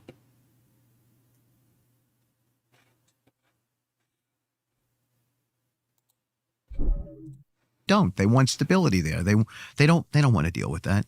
But yeah, that's why they invaded Ukraine, because they want stability. Makes perfect sense. Envoy Witkov. The Russians also have what they want. They've reclaimed these 5 regions. They have Crimea, and they've gotten what they want. So why do they need more? He said, name the regions. Name the regions. You illiterate.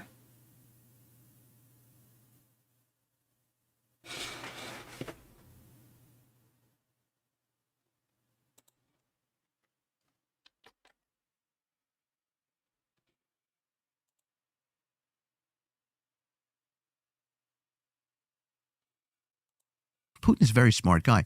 You know, someone said to me that I was talking to someone. Vladimir says all of his interviews are pretentious, just like his friendship with Nick. I'll check it later. We still have a lot to talk about when it comes to this peace deal. Someone in the administration, they said, well, you got to watch it because he's an ex-KGB guy. So I said, okay, what's the inference? Well, he's an Hold on, ex-KGB I have to guy. listen to. So I said, okay, someone in the administration, they said, well, Also, he realizes he actually knows that about Putin's background and still shows us this naive front. watch it because he's an ex-KGB guy. So I said, okay, what's the inference? Well, he's an ex-KGB guy. He could be looking to manipulate you. Says the ex-CIA guy to you. Yeah, Sorry. This was not an ex-CIA guy. Well, they all are. but effectively. And I said, look, here's how I see it. In the old days, the only people who went into the KGB were the smartest people in the nation. That's who went into the KGB. He's a Yeah. You know what? I'll agree. The smartest people that can manipulate others, that eat them for breakfast. Yeah, I agree. Putin is much smarter than you. Putin knows how to manipulate people. You're easy to manipulate for him. Yeah. You're just basically admitting that now to Tucker Carlson. super smart guy, okay? Yeah, and don't you're not. And we're basically experiencing the results of that very painfully. want to give him the credit for it, that's okay. I give him the credit They for must it. hate you for saying stuff like that.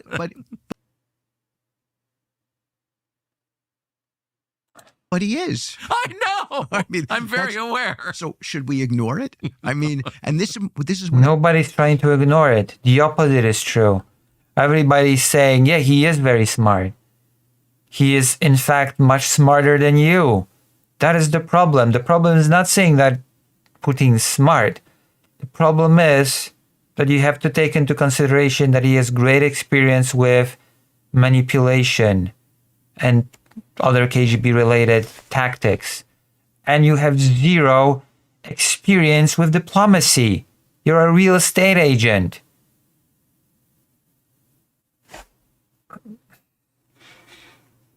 I talk about with level setting the facts. Like This is so depressing. And this guy is just being so glazed throughout this interview. Is this guy that is the best negotiator ever since the discovery of the wheel. Or rather, the invention of the wheel. are we now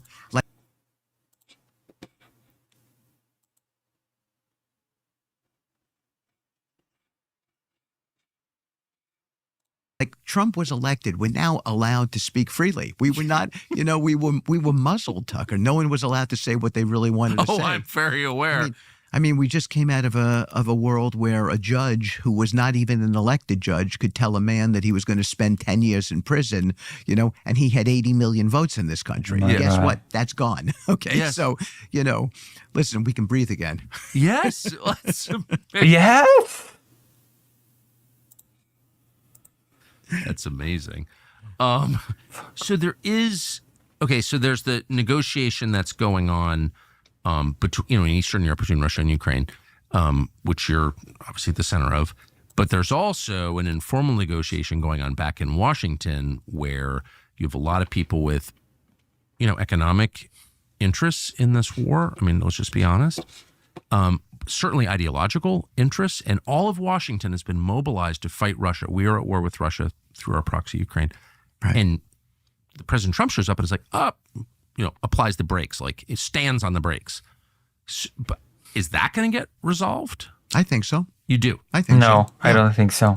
Like it's one thing to deal with the Russians, but to deal with the permanent bureaucracy, that's really tough. But who does Dodge has been dismantled. Enough said. Dodge has been dismantled completely. It's dead in the water. It accomplished nothing. It actually did a lot of harm while it functioned, and now it's gone. Failed experiment, I guess. So that was the interview. An 8-month-old interview between Tucker Carlson and Steve Witkoff. How did you like? Have you enjoyed? this beautiful spectacle? Have you enjoyed this beautiful interview? Have I delivered top tier content to you? I sure hope so. Okay, let us get into the news. And by the news, I mean we're going to be talking about the peace negotiation because it's happening. There's been a lot of steps. First, it started with the horrible peace plan penned by Russia, apparently, and then pushed by the United States. Ukraine, as always, has not been involved in any of it, any of the talking, any of the negotiation, any of the formulation of this so-called peace plan. I went through the 28 points. They were all horrible. It was a very bad deal. Europe has actually put forward 2 counter proposals, one consisting of 24 points and one consisting of 27.5 points, interesting enough. And while those sort of kind of improved on the initial plan, it still left a lot to be desired when it came to a real solution, a real ceasefire, and then a real peace. And the problem, of course, with this whole negotiation is that the initial plan was completely unacceptable to Ukraine. And I also heard that it was actually partially unacceptable to Russia, which is very interesting. And then we have the modified plan, the counter plan, to which Zelensky is saying that he is basically willing to accept. But in that case, the question suddenly arises, okay, is Russia willing to accept it? Because it seems to be that anything that Ukraine is willing to accept because it becomes an almost automatic thing that Russia will never agree to accept. Does that make sense? Because there's a lot of, let's just say that there is a pretty big rift between what Ukraine would want for the end of this conflict and what Russia would want for the end of this conflict.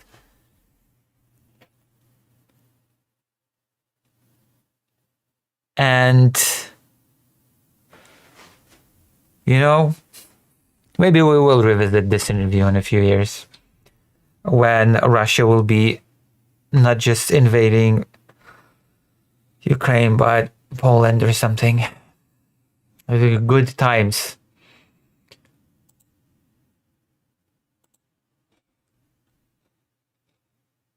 Peace plan for Ukraine. Excellent. Kasparov. Zelensky could visit US this week to finalize peace deal, official says. And you know what? I find this sort of language to be very misleading. And like, okay, Zelensky could go and finalize peace, but he actually cannot, because Russia also has to agree to it. Like, what does that even mean, finalize peace deal? It's not a peace deal between Ukraine and the US. It's a peace deal between Ukraine and Russia. So both Russia and Ukraine have to agree to this peace deal. I believe that Zelensky said that he is, on principle, open to agreeing to the framework of this peace deal, but finalizing it? I just don't see it. I just don't see how that is how that's supposed to work. Is he gonna go and sign it, and then with the signed thing there, Trump's gonna go to Russia? Russia is still saying that it has not received any official version of the redrafted plan. So this whole process is already very messy, and I gotta admit, I'm not confident as to what will come of it. I am not very confident that I'm gonna be in Ukraine on Friday, and that same Friday I'm gonna hear, oh yeah, the ceasefire has been achieved. Ceasefire has been achieved, and it's time for a little celebration in Kyiv. I'm gonna drink till we pass out. According to Ukrainian President Volodymyr Zelensky, after the negotiations in Geneva, Washington's list of steps to end the war has become, quote, workable. Speaking Monday evening, Zelensky added that following the talks, the agreement has been significantly changed. However, there Yeah, and that's already poses a problem. Because if the agreement has been significantly changed, and Russia signals that it has not been actually been given any of the changed plans, then that just means that this is leading to nowhere because Russia will just reject it.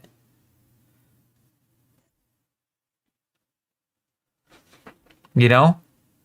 there is still a lot of work ahead to finalize the document. Today, our delegation returned from Geneva after negotiations with the American side and European partners. And now the list of necessary steps to end the war can become workable. As of now, after Geneva, there are fewer points, no longer 28 points, and a lot of the right things have been taken into Sorry, how many points is it now? As of now, after Geneva, there are fewer points, no longer 28 points, and a lot of the right things have been taken into account in this framework. There is still much to work on together. It is very difficult to make a final document, and we must do everything with dignity. And we appreciate that most of the world is ready to help us, and the American side is constructive. In fact, all day yesterday there were meetings. It was difficult. Yeah, this does not fill me with confidence. This is just political speech. This statement does not fill me with confidence. I would like to be hopeful, but it's difficult. It is difficult to be hopeful that this will lead to anything.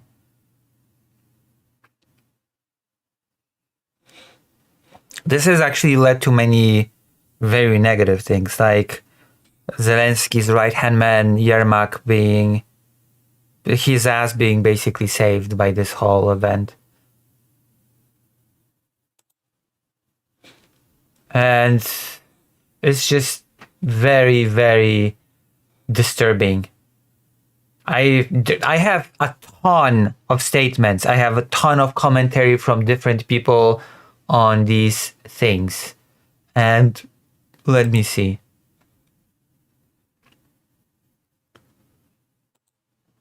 I'm gonna walk through them. We're gonna hear from Lavrov. Let's see. We're gonna start with Zelensky. I have a lot. There's a lot of statements that were made. Anton.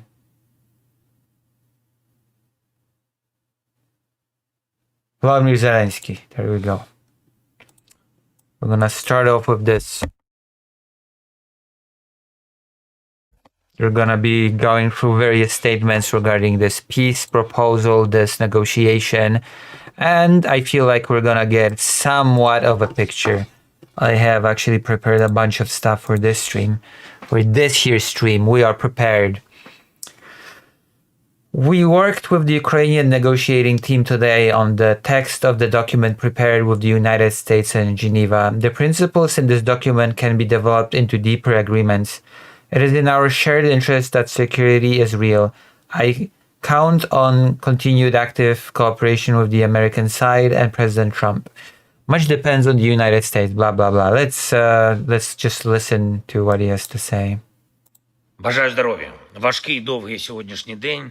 Від ночі доповіді військових Since the night I received reports from the military, МВС, доповідь з the Ministry of Internal Affairs and from the regions регіонів по нашій протидії on російському our countermeasures against the Russian strike удару та по нашому and our recovery efforts. відновленню.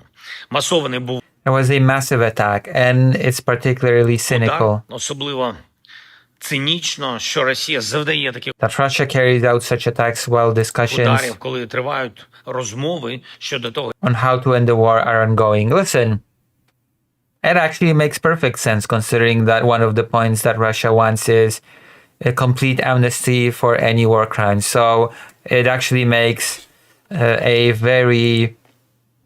it makes a lot of sense to Russia to be able to squeeze in as many new war crimes as possible before a full amnesty, no?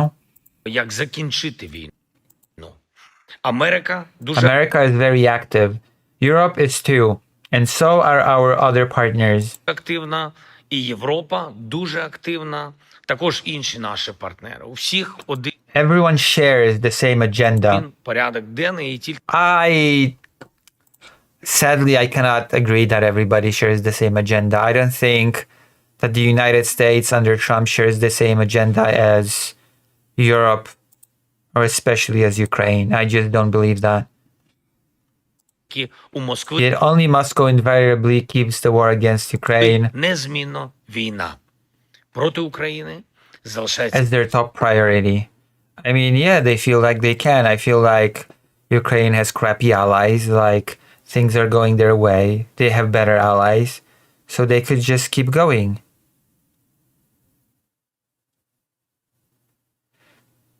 Did you ask any Ukrainian people about what they think about the corruption scandal? I'll be able to talk about that when I'm in Ukraine proper, which will be on Friday. I'll be leaving Poland on Thursday, and I'll be arriving in Kyiv on Friday. першим пріоритетом для них. Удари, Strikes like the one today confirm як this. сьогодні, це підтверджують. І тому Therefore, for all of us, it is extremely important для нас усіх надзвичайно важливо не not to forget the real situation, not to forget забувати реальну ситуацію, не забувати, що what відбувається is happening here and now, and to counter Russian strikes. тут і зараз, і протидіяти російським ударам. І, звісно, Of course, counter them 24/7. протидіяти 24/7.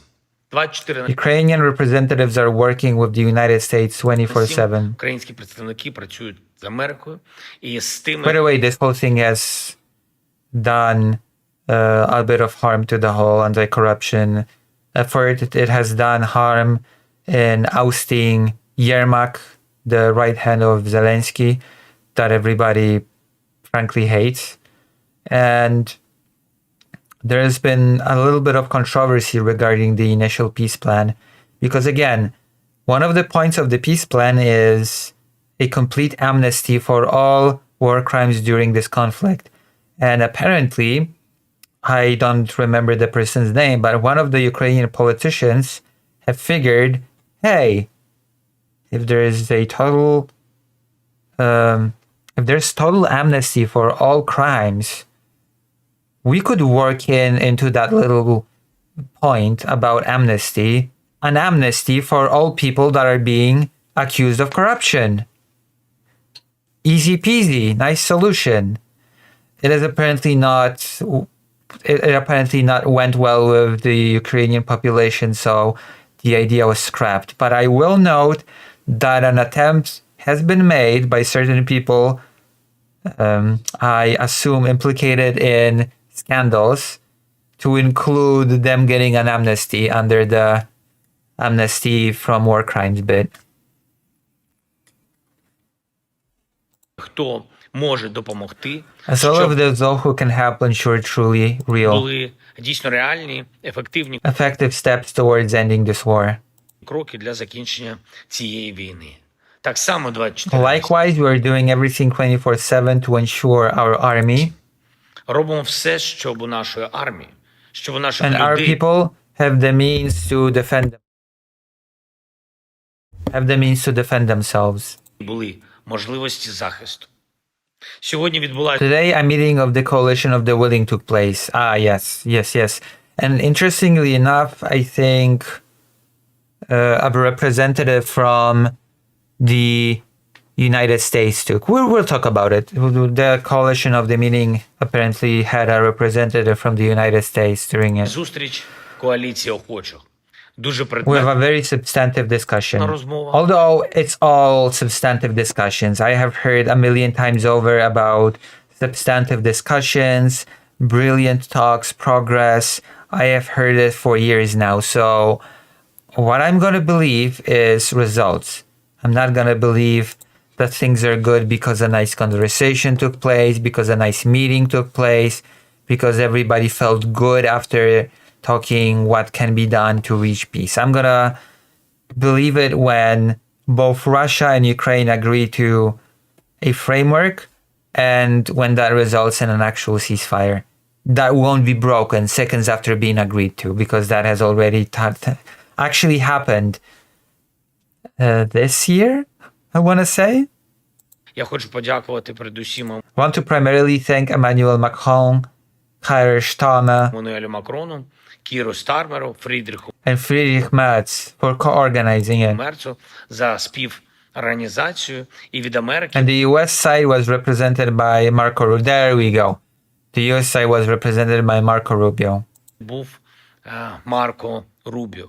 Було майже 40 There were nearly 40 participants. Europe, the United States, учасників. Європа, Сполучені Штати, була Канада, Canada was present, Japan, Australia, New Zealand. Японія, Австралія, Нова Зеландія. Надзвичайно An extremely important message важливий меседж, який об'єднує всіх that unites us all is that we must coordinate our diplomacy. нас. Маємо дуже предметно координувати нашу дипломатію, враховувати In a very substantive way, taking into account the interests інтереси партнерів. І якщо їх of our partners whenever a particular step affects them. It's again, the more the plan ends up being different from the initial plan, the more the probability that Russia will just reject it. And Russia rejecting it will not end up in Russia being penalized by the United States, mind you. It will just end up in dragging the conversations further and further and further down the road, which will just give Russia space to bomb Ukrainian cities and kill Ukrainian civilians.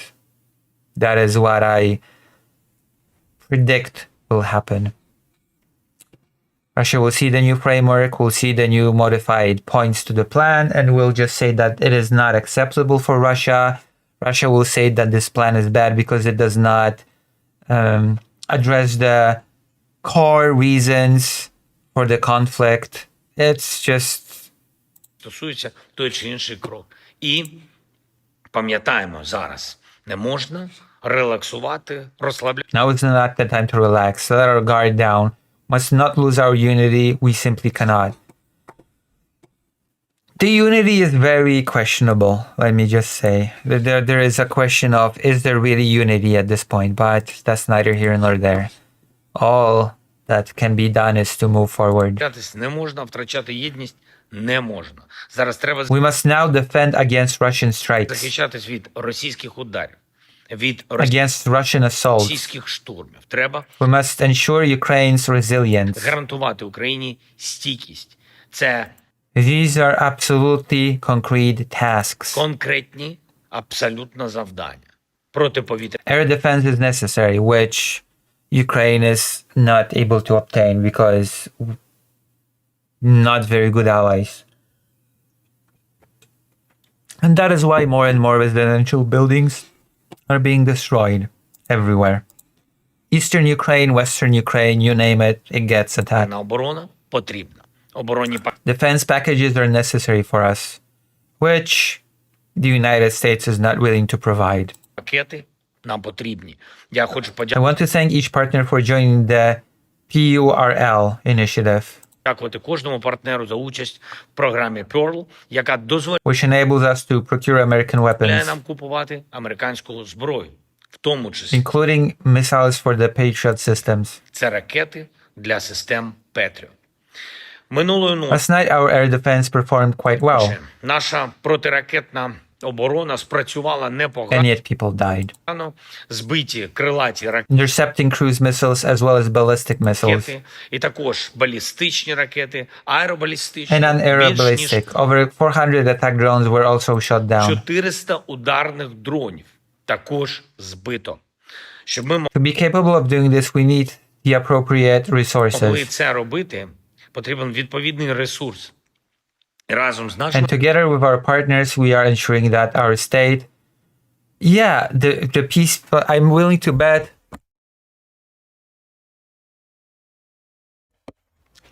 bet, that some actors, especially the United States, will move towards saying, wait a minute, we're discussing peace now.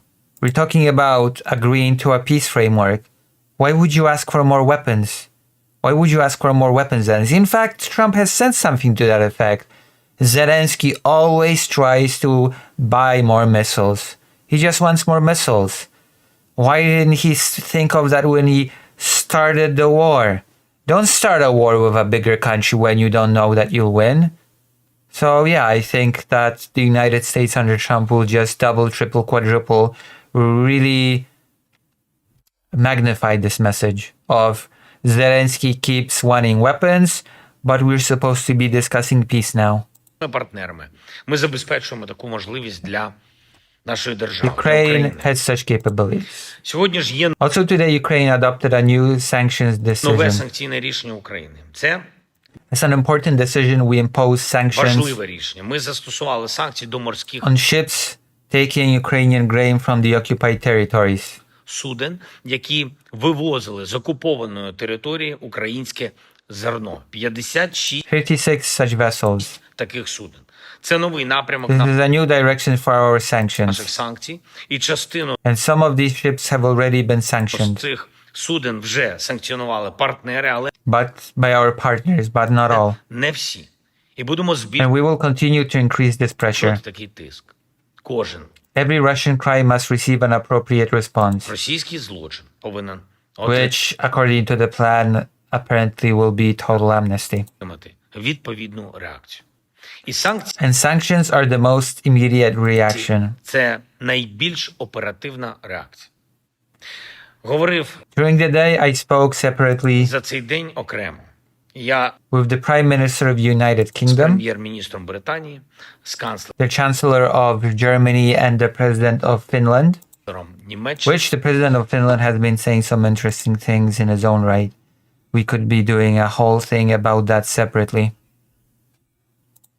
з президентом Фінляндії. Сьогодні We also worked with the Ukrainian negotiating team today.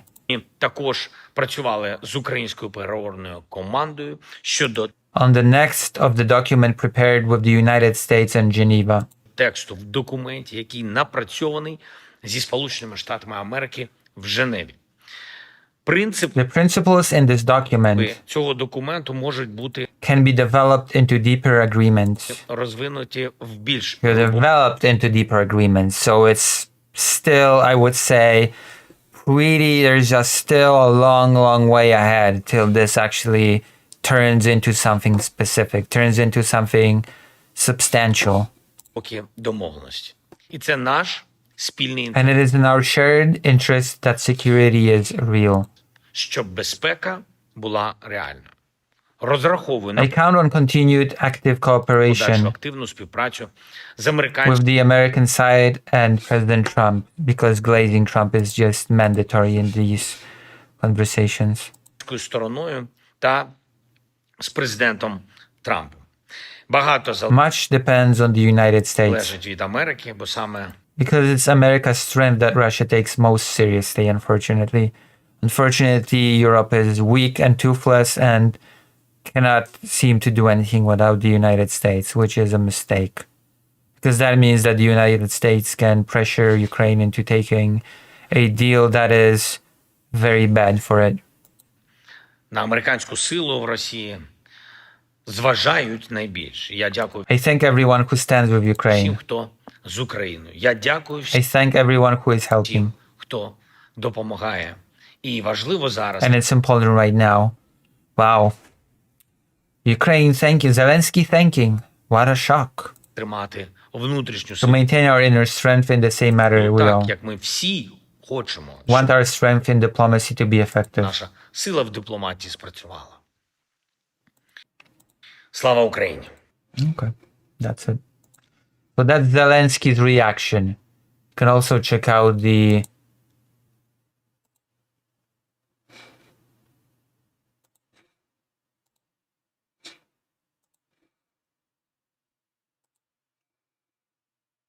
Oh, I got so many things here. You would not believe.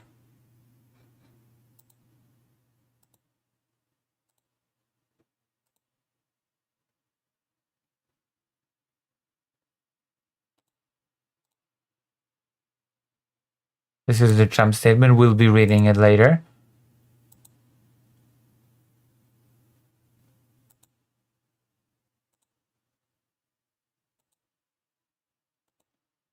But you know what?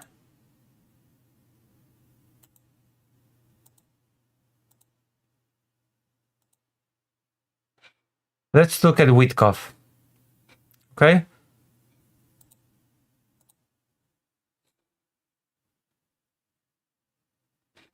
This is not the thing that I want to see. Let's jump perspective and look at Witkov. Okay? The only thing that is probably fair, I think we're gonna see in the video. So let's go to some Russian perspective, okay? The only thing that is probably fair to say is that all their smiles and hugs towards Russian representatives,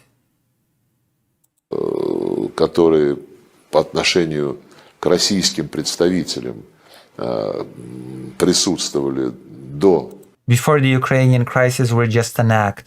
They pretended to be benevolent, but in reality, украинского кризиса, что все это была игра, что они напускали на себя вот эту доброжелательность, а на самом деле всегда хотели. They always wanted harm and misfortune for Russia. Yeah, imagine Russia invading a country and trying to genocide its people and then crying victim. Oh no, all these people that support Ukraine, they just want to harm us. They're so bad.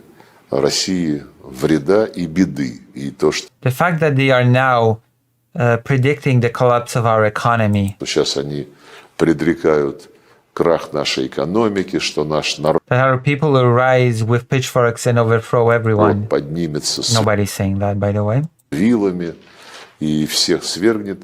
Это лишний раз shows once again that Europe is living up to the reputation it has earned over the past 500 years. Показывает, что все-таки Европа она в очередной раз доказывает свою репутацию, репутацию, завоеванную в течение 500, наверное, лет, когда when all major misfortunes originated from this group of states, some smaller, some larger. I'm sorry, but the only source of misery right now is Russia for this region of the world. You cannot blame it on anyone else. Все крупные беды проистекают именно Russia, unironically, Russia is trying to make itself out to be the victim. Этой вот группки государств. Кто-то поменьше, кто-то побольше. Но две мировые войны Two world wars began in Europe because of the ambitions of various European leaders. начались. Yeah, World War I did not start because of any ambitions of world leaders, actually. Interestingly enough, World War I nobody had anything actually to gain from World War I. That is an important fact to remember about how it started, the tragedy of it. There was a lot of big empires that were intertwined in treaties, mutual treaties, that made it impossible to not react and not to support the other in the war when the war was triggered.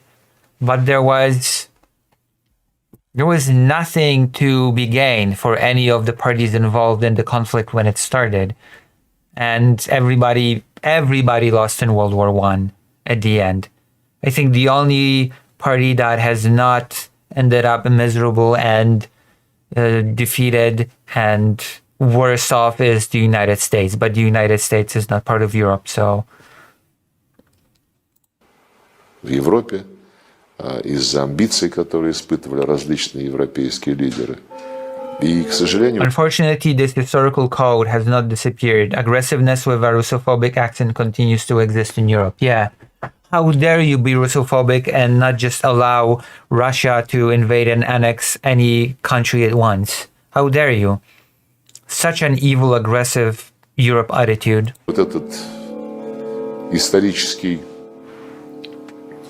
код, наверное, не знаю, он никуда не исчезает, и агрессивность с Such aggressiveness. русофобским акцентом, она продолжает в Европе существовать. But he also talks about the peace treaty itself, if memory serves. Единственное, что Sorry.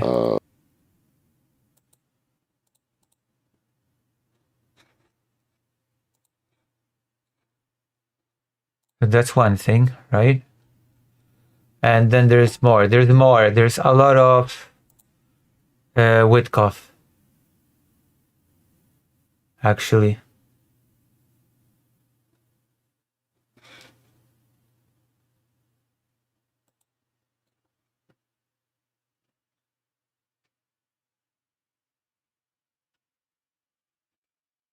I want a very specific response. I have it somewhere around here. I have it prepared. It's just that there's so many responses from everybody that it becomes a mess. It becomes a giant mess, okay?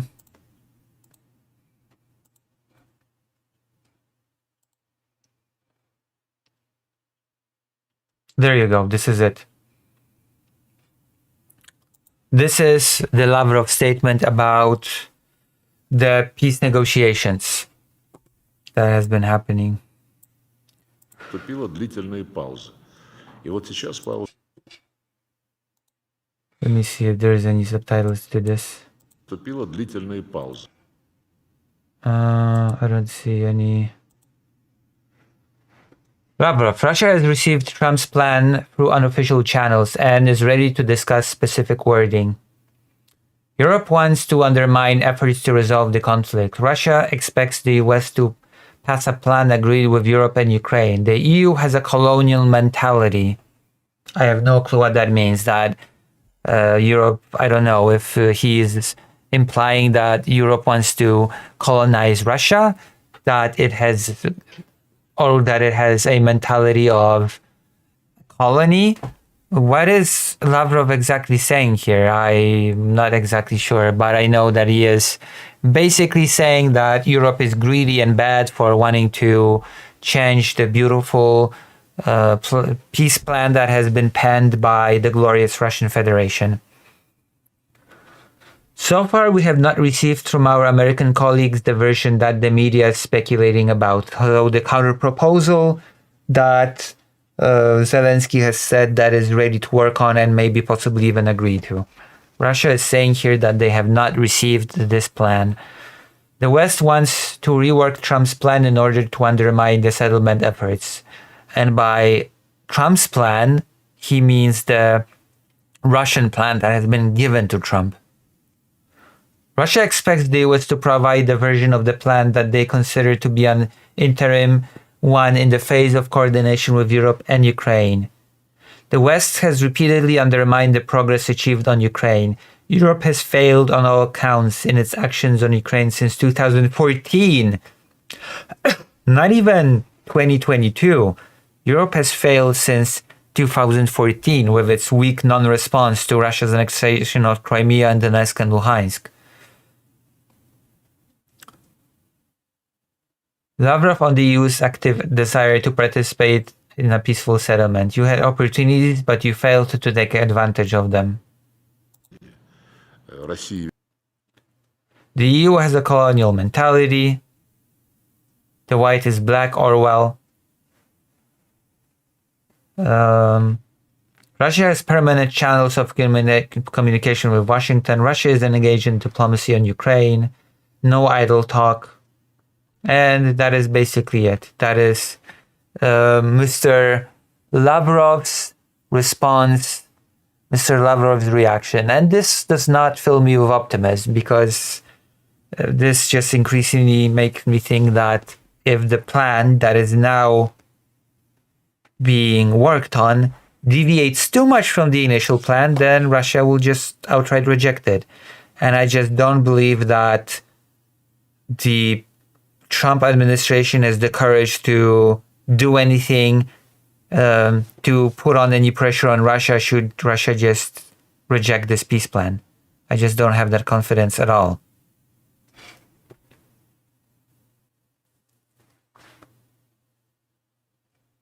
Just no confidence at all.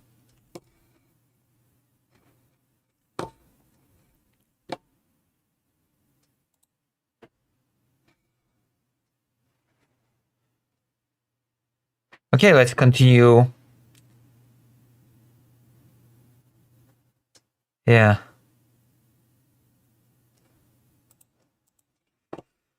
So that we've heard from Zelensky, we've heard from Lavrov, and now we can continue with more reactions to this plan. Donald J. Trump's we might as well read Donald J. Trump's statement on the upcoming peace plan. That seems like an idea. Over the past week, my team has made tremendous progress with respect to ending the war between Russia and Ukraine, something that I have been hearing since the very start of Trump's second term. I've been regularly hearing that tremendous progress has been made, that some wonderful conversations have been had, that everything is going to plan.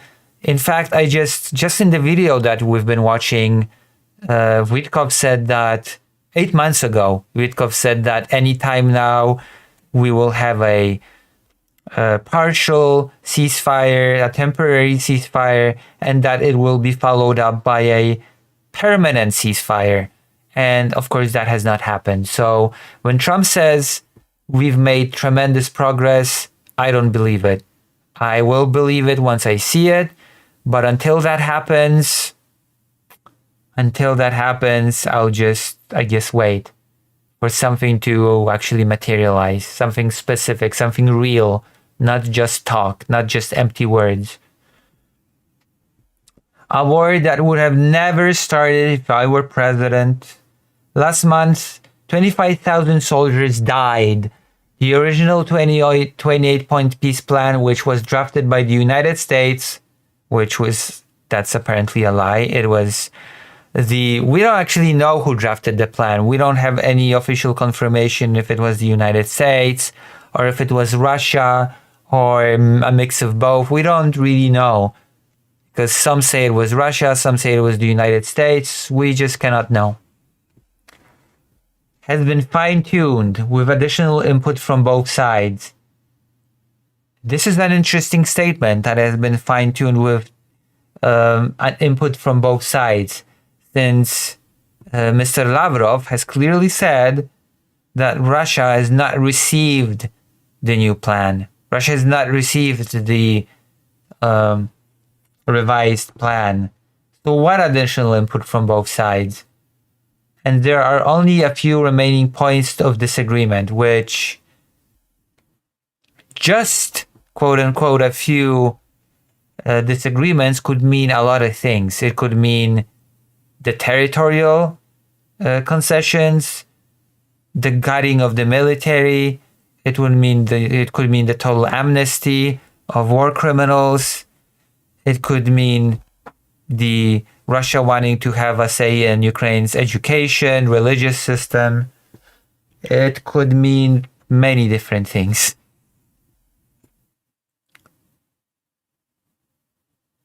In the hopes of finalizing this peace deal, I have directed my special envoy, Steve Witkoff, to meet with President Putin in Moscow, and at the same time, Secretary of the Army Dan Driscoll will be meeting with the Ukrainians. I will be briefed on all progress made along with Vice President J.D. Vance. Also, I'm very nervous about Witkoff once again going to Russia. I am very, very worried about him screwing things up, about him making things much worse than they are even now. I do not trust Witkoff with being a competent negotiator at all.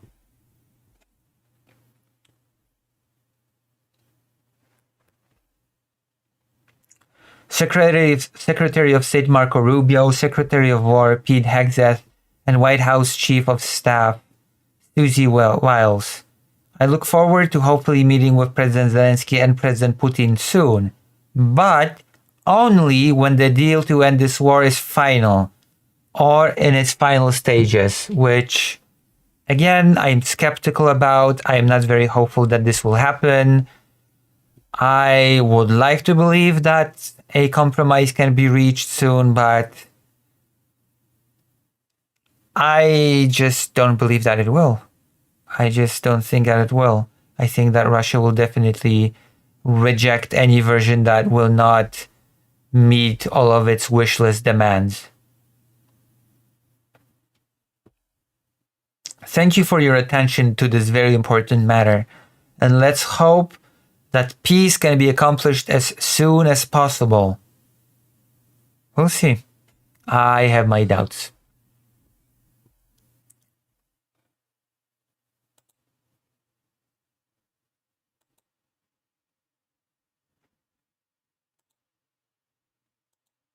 claims it merging.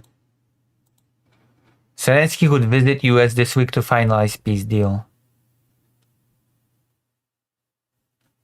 We'll see. Again, we'll just have to see.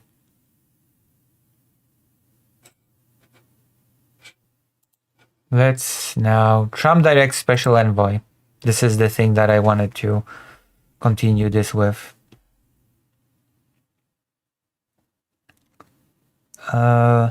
Amidst a flurry of diplomatic activity and vast evolving developments, Russian Foreign Minister Sergei Lavrov warned earlier on Tuesday that Moscow would not accept an amended peace proposal that undermines key understandings reached at an Alaska summit between Trump and Putin in August. So already preemptively, Russia has all but announced, if this goes too far from what we want, we'll just reject it, which was not very difficult to predict would happen, right?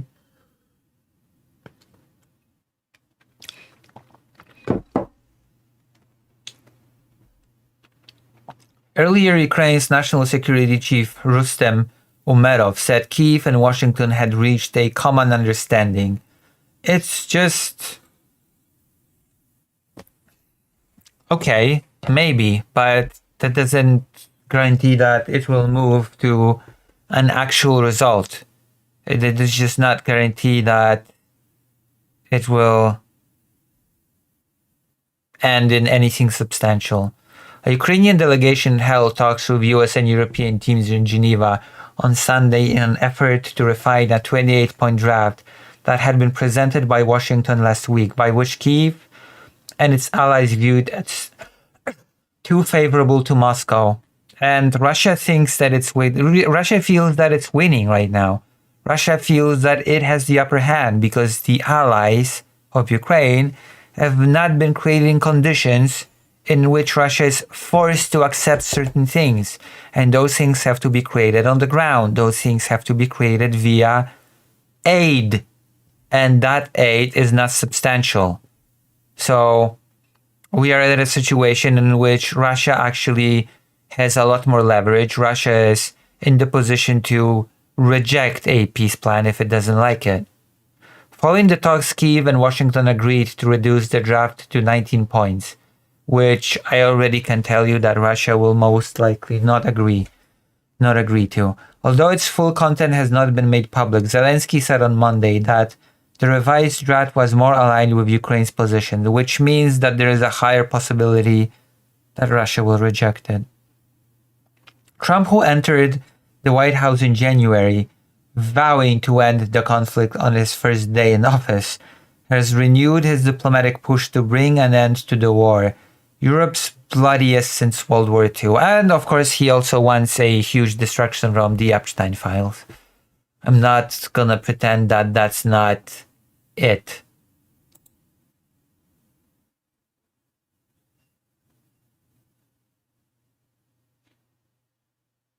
Okay.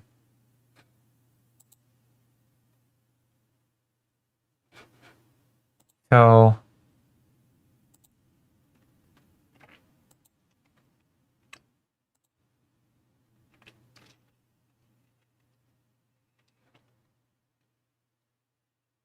there you go.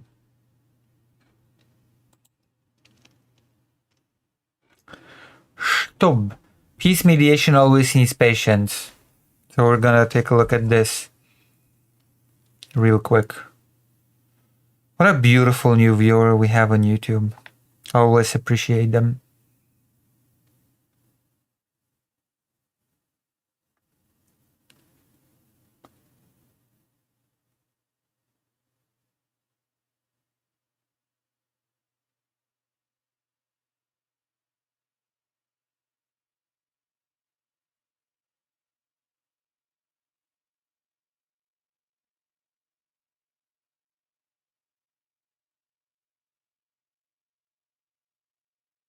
Yes, we have here the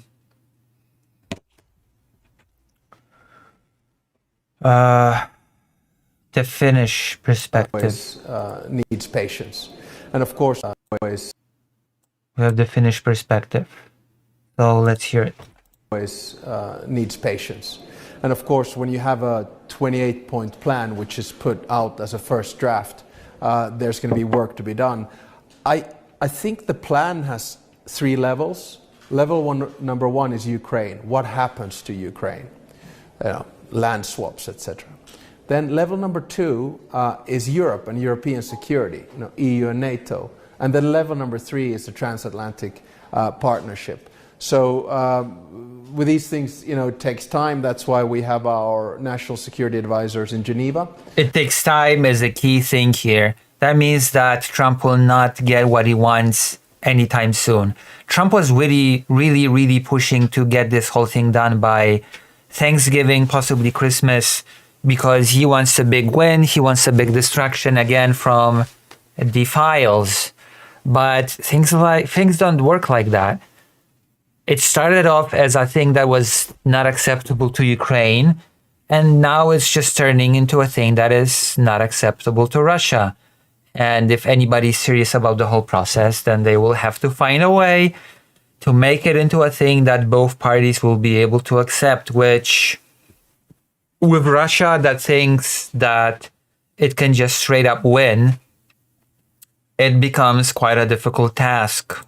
Today, speaking with Foreign Secretary Rubio, with Andrei Yermak and others. So, one day at a time. It is very interesting that Andrei Yermak is the person to just talk with foreign leaders, considering that, again, he's not exactly an elected guy. He's just handpicked organizer.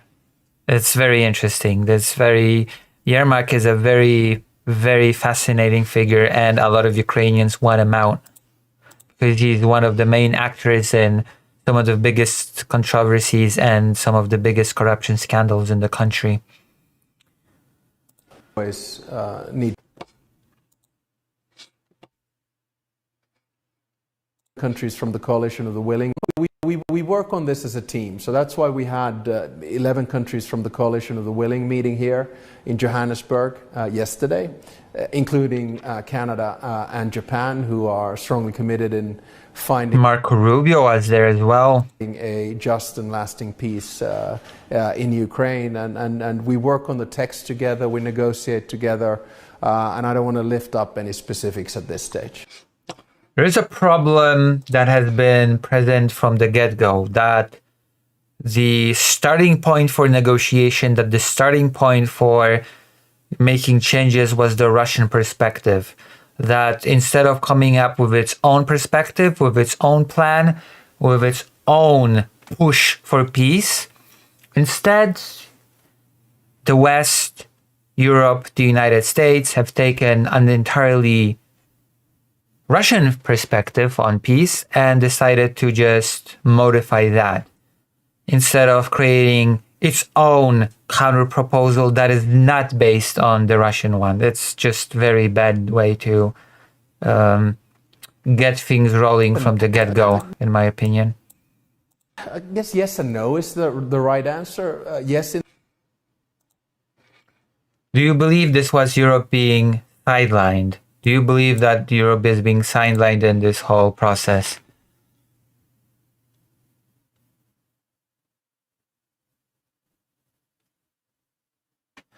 Yeah, I know about the bot attacks.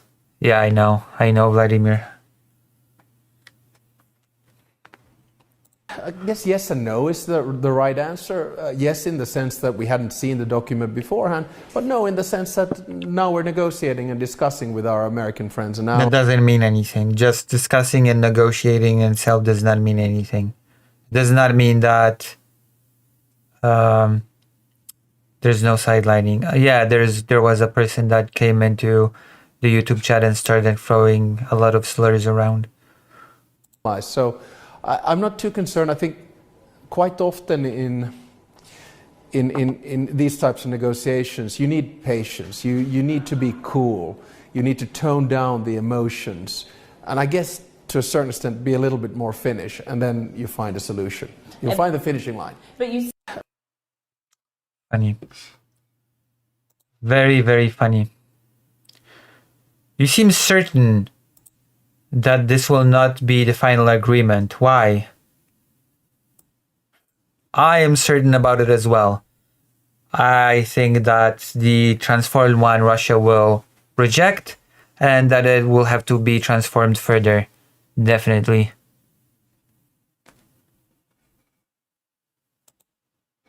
It's a little, we're here in the G20, right? And here a document was approved. The establishment, that document took months. So it's never the first draft that goes through. You have to do many different iterations. I think it doesn't matter whether you're a lawyer or whether you're in the news business. When you deal with contracts, it takes time. It's a little, we're here in with contracts. Have you spoken with President Trump this weekend? What was the progress of these discussions? 10 minutes ago, Prime Minister Meloni and myself spoke with President Trump. And what was the progress of those discussions? It's quite early in the US. The President of the United States wakes up very early and he works very hard. Good joke. And he wanted to talk Nice one. about the plan and the state. He works very hard on the golf courses usually. To play. 10 minutes. Brilliant. It's unlikely that on Thursday we will see a final agreement. It's difficult. You know, I don't want to sort of preempt that. You never know with these kinds of negotiations. But I think the key. I'm pretty sure that Russia will not agree to something that will go too far from what they've actually initially proposed. Right now would be to get a ceasefire. I don't think we'll get a ceasefire. And we'll see how things go. Exactly. That is a true statement if I've ever heard one. We will see how things go. Is President Trump ready to listen to amendments to this plan from European partners? The question isn't actually if Trump is willing to listen to those amendments. The question is to what degree is Russia willing to listen to those amendments? I think President Trump is the person who decides on what the parameters of the document will be at the end of the day. Nothing will pass without the green light coming from President Trump. And that is a very depressing thought. That is exactly why Europe has to strengthen itself and lessen its dependence on America, because this is the result. Yeah, it'll be like Trump wants it at the end of the day. That should not be a sentence uttered by anybody, actually. And again, it's not just about what Trump wants. It's also about what Russia is willing to agree to. Is this plan a significant step forward? But I find these interviews to be interesting. Yeah, Europe is actually being very pathetic, and I am afraid that because of that, we might all end up being fucked in the ass, to put it bluntly. After Alaska, there was no document. And after Alaska, we, the European leaders, convened with President Zelensky. Yeah, and now Russia has apparently produced a document, which, great, but... in the White House after the weekend in Alaska, and decided to start working on security guarantees. That was an advance. Then, after the phone conversation President Trump had with President Putin, I think 3 weeks ago, and then he met President Zelensky the next day, what we felt came out of that was ceasefire at the line of contact. Yeah, that's... A ceasefire did not come out of it. Trump's wish for a ceasefire came out of it, which, interestingly enough, Trump in Alaska said that he doesn't need a ceasefire. A ceasefire does not need to happen, and now suddenly it does need to happen. Like, there's no consistent policy to Trump. And also, in light of all this, of this horrible Russian plan that is being tweaked, what exactly was the plan of Ukraine signing this shitty mineral deal with the US? What was the point of that? Wasn't the US supposed to continue aid for Ukraine, you know, in exchange for signing that whole rare earth mineral deal? That basically just became worthless. That became a worthless piece of document for Ukraine. Like it seems like signing that with the US was a huge mistake because Ukraine has not earned anything from it. Because now that this thing is on the table, everybody's just pretending that no rare earth mineral was made deal, and that no promises of aid were made in exchange of for signing it.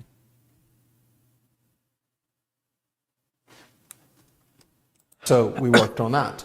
And now for the first time we have a document. I mean, of course, in diplomacy, we've all put down different plans and ideas about what could be done. I love how everybody just treats it as fun and games while people are dying and Russia's conducting its little plan of conquest. But this is the first time we see a comprehensive document on the table. Yeah, penned by Russia, which has to be reminded every step of the way.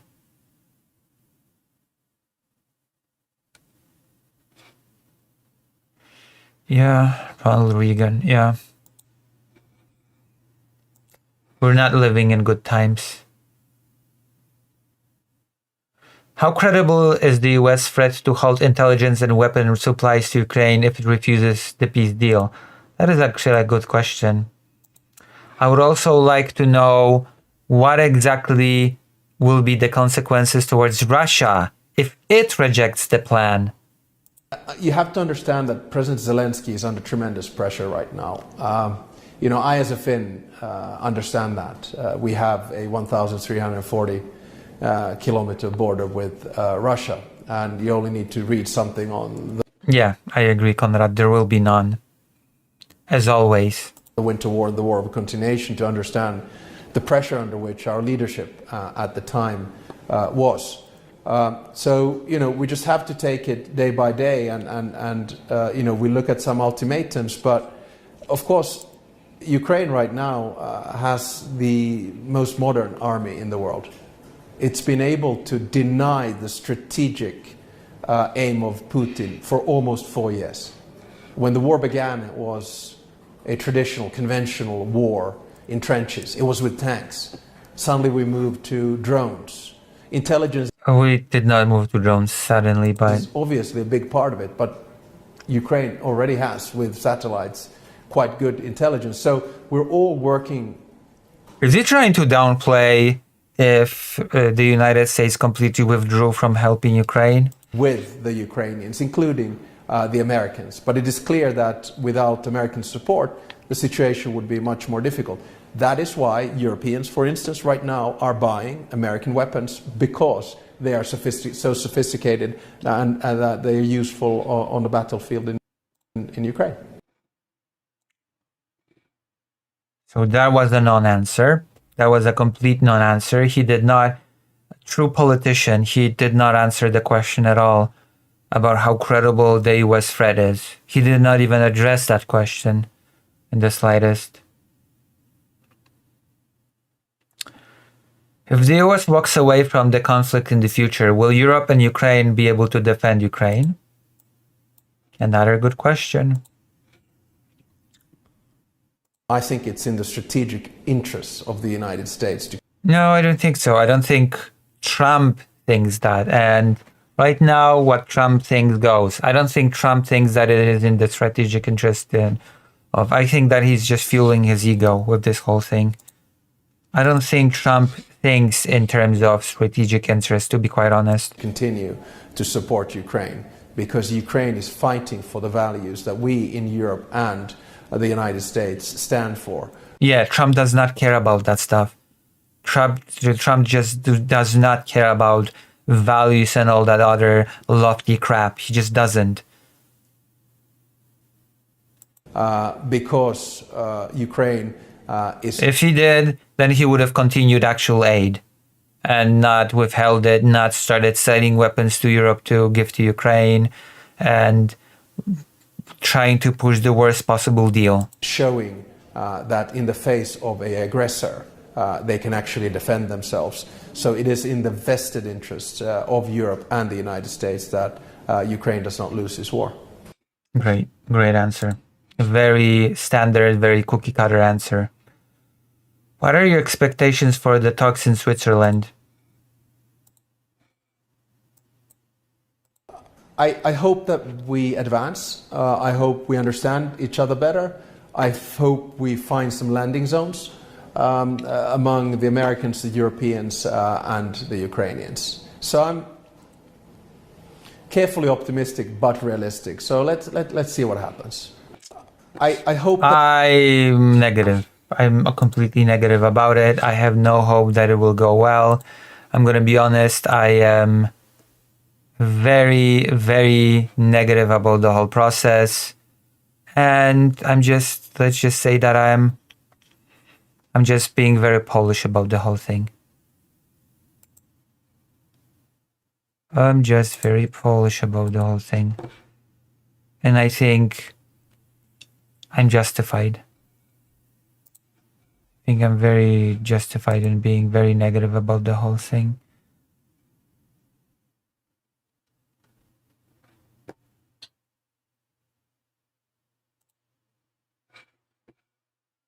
Okay, let's watch some more stuff related to this because I've got more.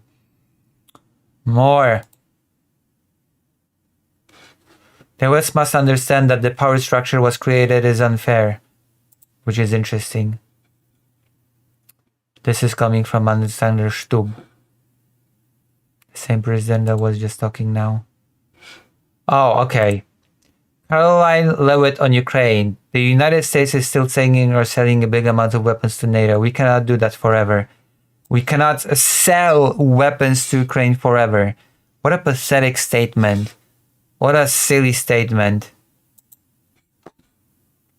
People. You know, President Trump stopped the funding of this war, but the United States is still sending or selling a big amount of weapons to NATO. We cannot do that forever. Yeah, we cannot just keep profiting forever. That would be bad for the United States.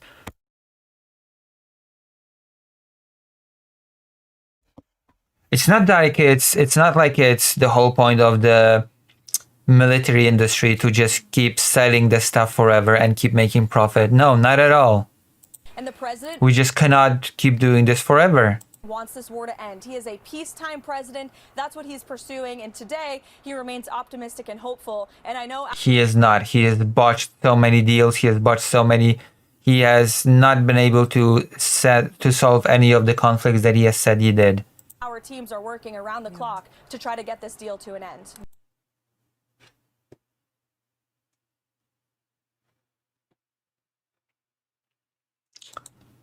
I feel like Putin has at least some time to stall. I feel like Putin has at least one more year in him. That's my honest assessment. I feel like Putin feels like he can drag this out for at least another year.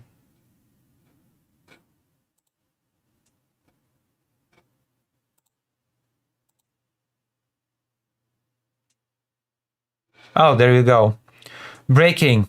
According to Politico, Marco Rubio refused to meet with the EU diplomat Kaja Kallas as discussions about Trump's peace initiative continue.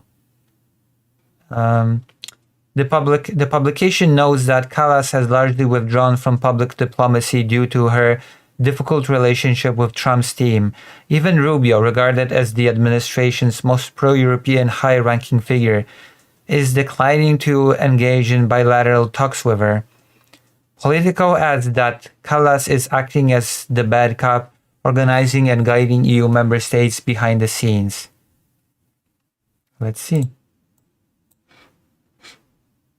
Not with violence or destruction, but with our voices and our votes.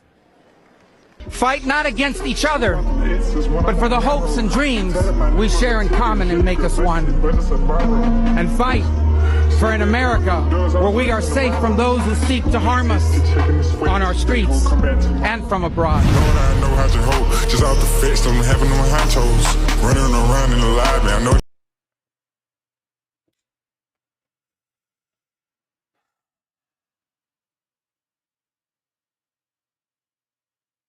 So yeah, it is what it is.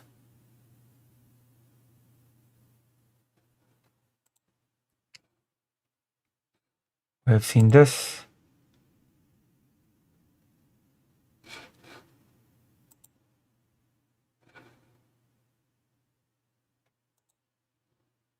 It is practically impossible to discuss the security system in Europe, and speaking about security guarantees and the security system is probably difficult in general, without the participation of Europeans at some stage. Of course, this will be necessary, says Peskov, another representative of Russia. We remain completely open to a negotiation process.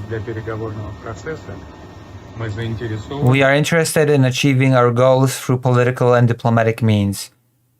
Stress being put on the words, we are interested in achieving our goals, which just, the more I hear Russian representatives talk on the subject, the more I think that they will just reject the deal.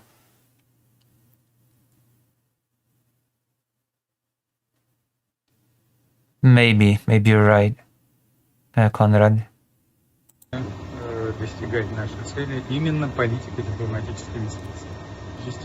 Naturally, it is practically impossible to discuss the security system in Europe.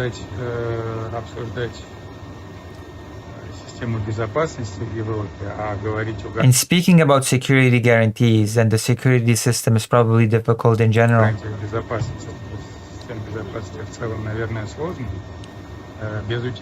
Without the participation of Europeans at some stage, of course, this will be necessary.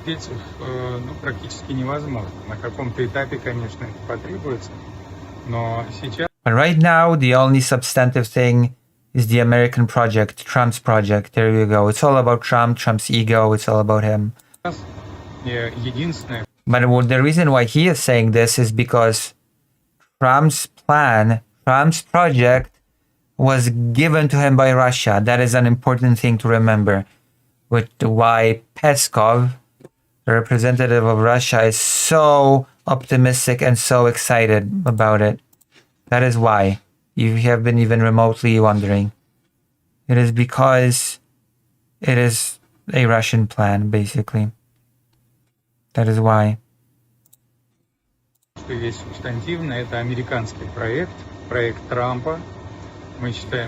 We believe that this could be a very good basis for negotiations, and our president has also spoken about this. Yeah, of course you think that this is a great basis for negotiations. Of course you should think that the starting point should be the Russian perspective, the Russian demands, and mainly giving Russia what it wishes. A Russian wish list should be a starting point for negotiation, is what you're saying.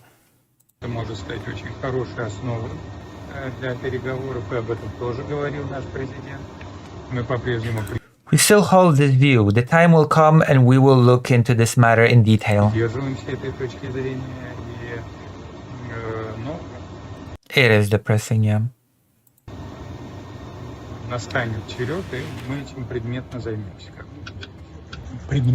This plan has not been prepared or discussed in detail. Indeed, it is a draft from the US that was sent to us, which apparently is complete bullshit. Apparently, it has been the other way around. It was penned by Russia and sent to the United States. It's why the initial plan had so many bits that were weirdly worded, but made perfect sense when you read it in the Russian language.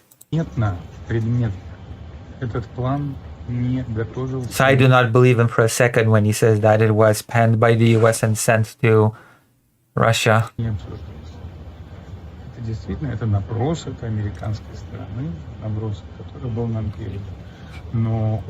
But it was being put together based in part on the understandings that we were reaching entourage.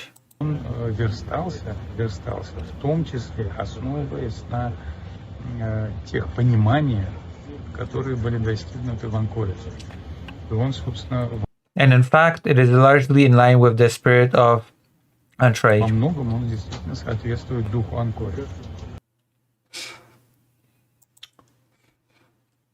Which was the plan that they were willing to agree to.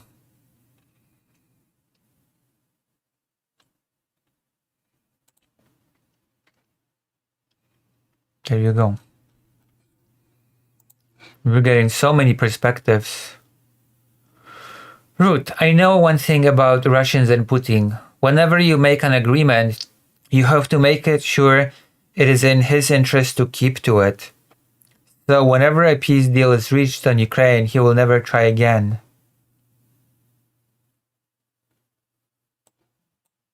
Trying to understand the guy. But I know one thing about the Russians in general and Putin in specific. Whenever you make an agreement, you have to make sure it is in his interest to keep to it. So that's why it is so important that whenever a peace deal is reached on Ukraine, that he will never try again. And he will never try again when he knows that the consequences for him will be devastating if he tries to invade Ukraine again after a long-term ceasefire / He will sure feel those devastating consequences if there's no pressure on Russia, if it's just allowed to rebuild, if sanctions are gone, Russia will be able to just calmly rebuild and attack again, and possibly this time succeed. That is the reality of it.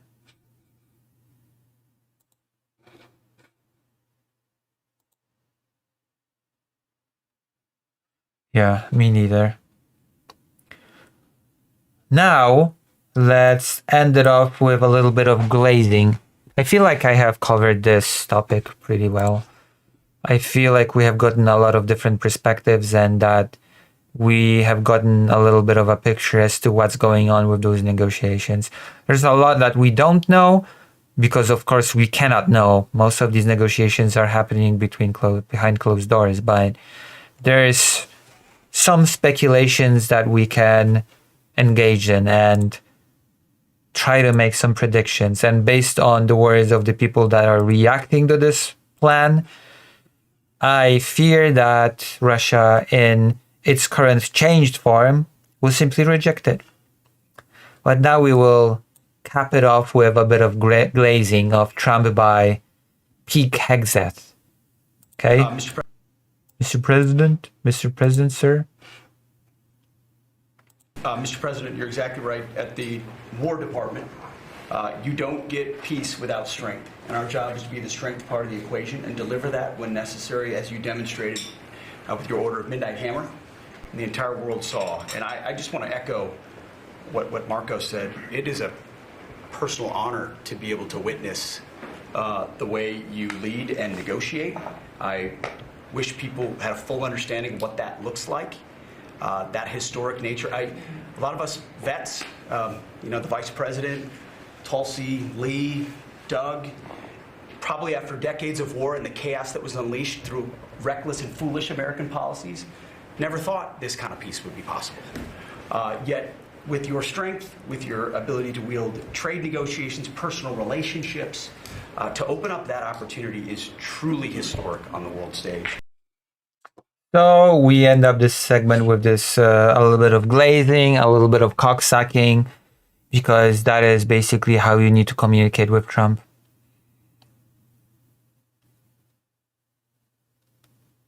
Let's be honest, if something could come out of this, it would be very clear on their face, and it isn't. Yeah, they're not very good at being poker players, are they? All right, that's it when it comes to negotiation. If anything new comes up, I will, of course, talk about it. But in the meantime, that's it when it comes to this topic. Now, we will talk about the gay marriage bit. We've got a whole beautiful article about it prepared right here. Going to be talking about the gays. Same-sex marriage should be recognized throughout EU, Korit says. It sparked a whole new conversation about the Polish constitution. Once again, it's on the table. Article 18, it does it actually... Maybe I should actually say what the Article 18 of the Polish constitution says, that as a relationship between a man and a woman, marriage as a relationship between a man and a woman is under the special protection of the state. That is basically what point 18 says. And it is a an article that is open to a lot of interpretation. People more to the right will say it actually defines marriage as only being able to be a man and a woman, and it clearly rejects a possibility of any other marriage being on the table. People more to the left will say no, actually it does not define anything.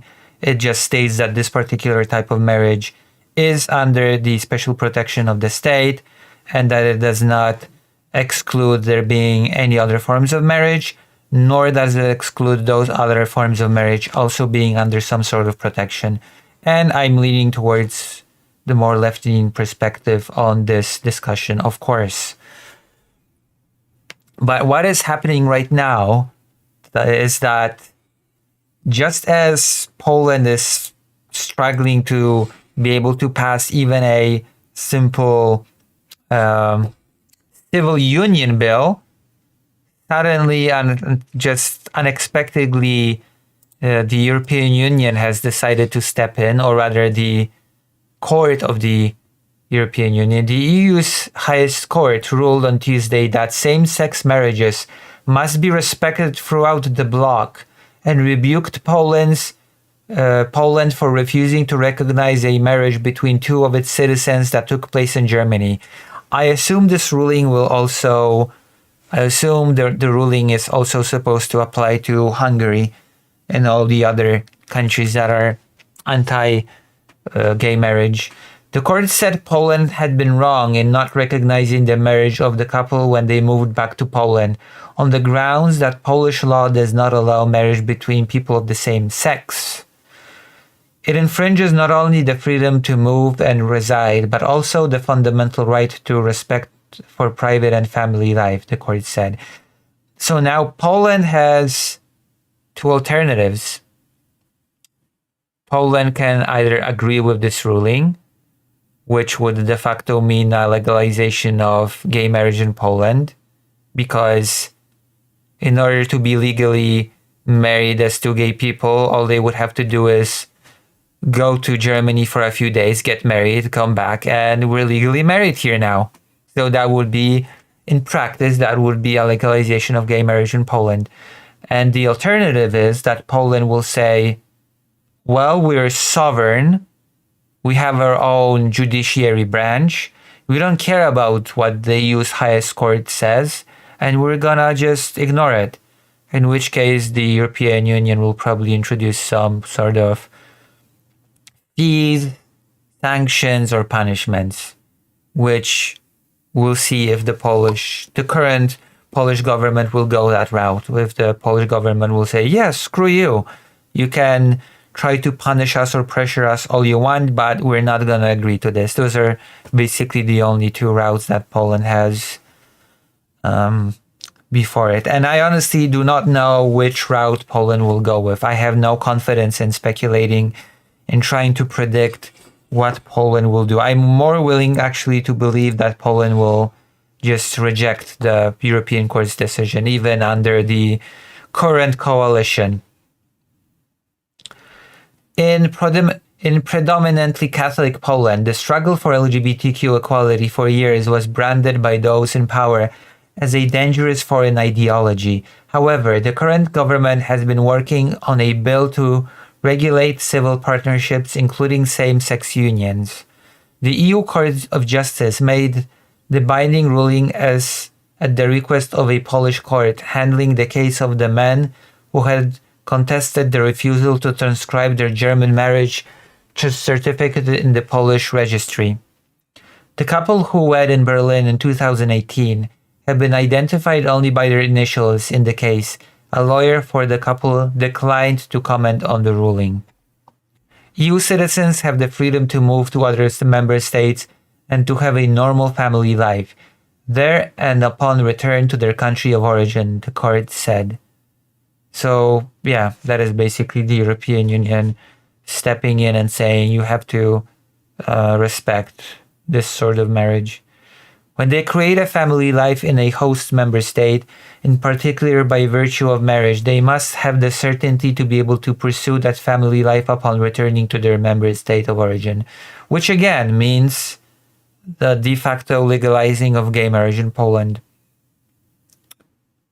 It's not a direct legalization. You cannot get married in Poland, but it still means that there is a legal way for your gay marriage to be recognized in Poland, which is close enough in my book.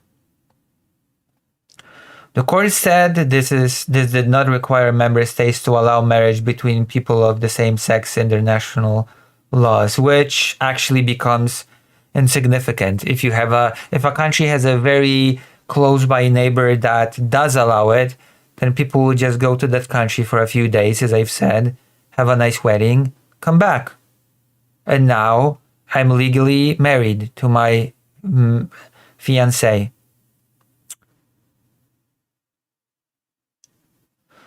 But they are not allowed to discriminate against same-sex couples in the way they recognize foreign marriages, it added.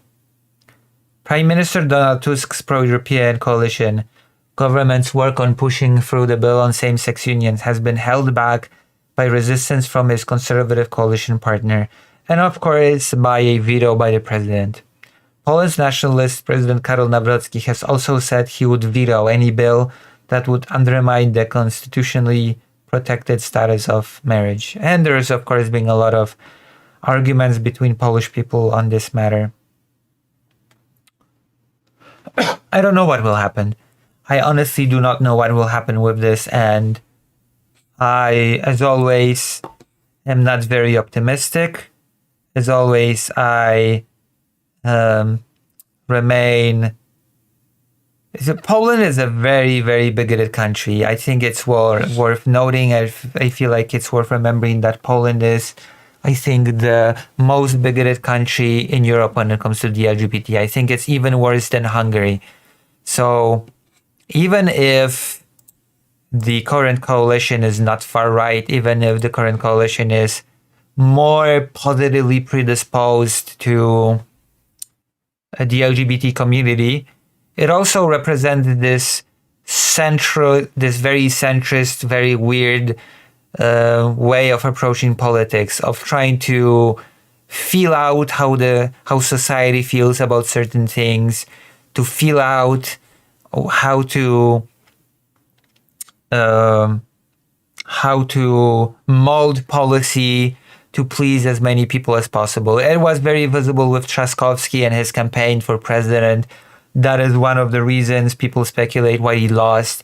It's because he was trying to cater to some groups. He thought that the polls and that public opinion is swaying in such a certain way. So in certain ways, he was trying to be more right-wing than he should be.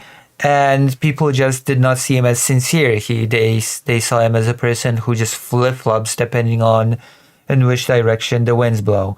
And I'm afraid that this might be the approach that the Polish government will take with this, that the wind is not exactly blowing in a direction that would be very good for a gay marriage. And therefore, the Polish government might just say, yeah, we're just going to ignore this European Union Court's decision. We're just not going to abide by it because that is not what our society wants, and Polish is a sovereign country, and the European Union membership does guarantee us a judiciary branch that is separate from the European Union. So we decide on our things on our own, and we've decided no gay marriage. There you go. As in, we're not going to recognize even those who have married abroad. I'm worried that this will take place and that no matter what sort of punishment the European Union chooses to enact on Poland, because of that, Poland will just, again, ignore it. Under the Law and Justice Party, Poland had received many penalties, many punishments, and it just ignored it. It just powered through it and didn't care. And I'm kind of worried this is exactly what will happen now. I am not super hopeful, but we'll see. Maybe we will end up in a situation in which very soon gay marriage in Poland will be de facto legalized in practice, even if it will not be legalized directly in Poland, if that makes sense. Okay, we did a short thing on gay marriage. How are we feeling? Any comments, any questions, anything?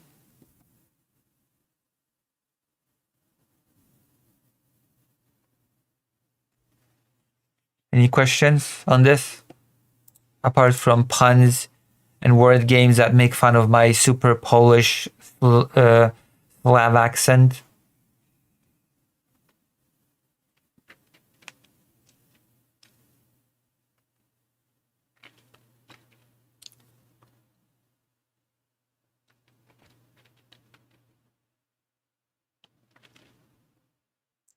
Any questions?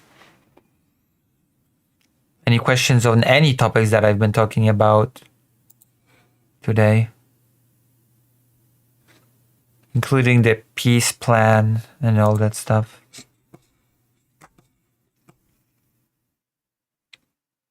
Yeah? No? Yes? No? Maybe so?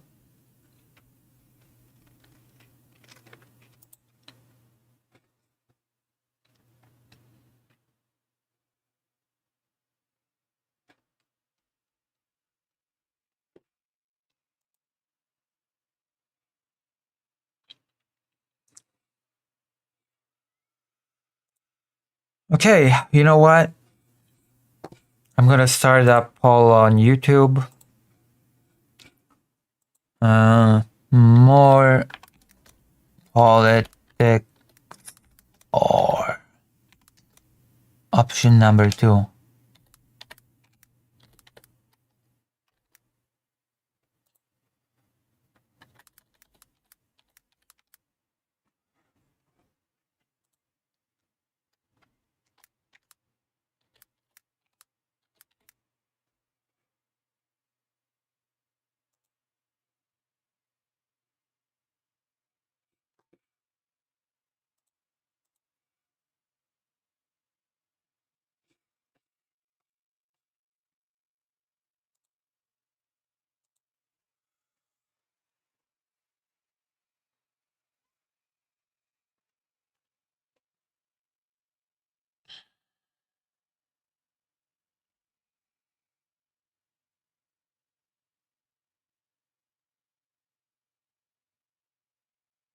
Valheim. People want me to play Valheim.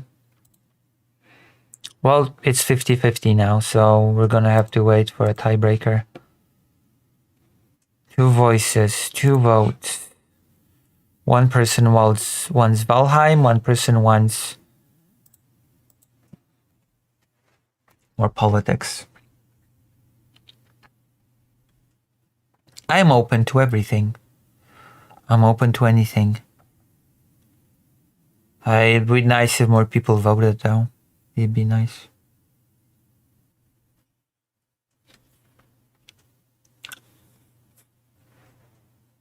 There you go. Greater Ain't. I'm trying Greater Ain't. I'm trying to play Valheim with you, but people don't want to vote. People don't wanna. People just don't wanna. They don't wanna. They ain't no wanna be banana.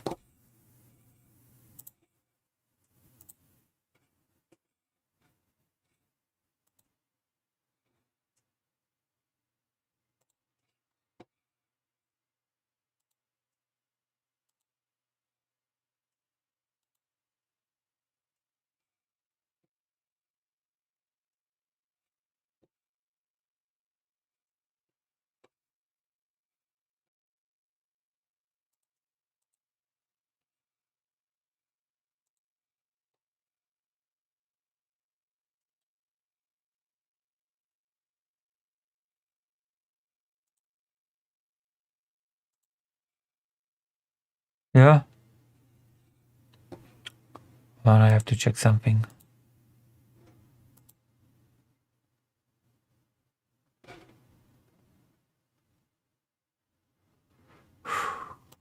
Tired.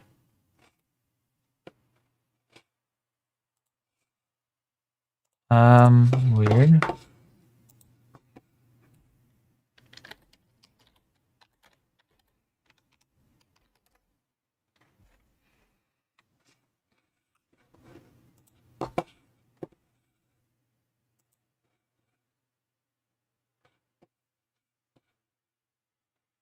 Okay, screw it. Invite me. Invite me, Greater Ain't. It's time. Invite me to the game and we're gonna do some. And come to the voice.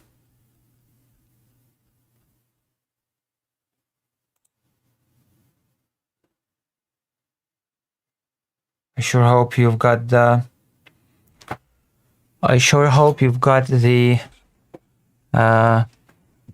phone charge.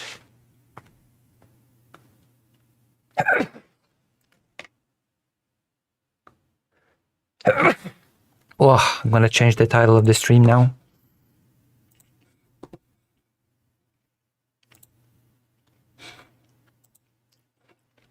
We're gonna play the survival game. I'm gonna have to install it on the laptop as well so that I can continue Valheim in Ukraine. Thank goodness it's not some super demanding game.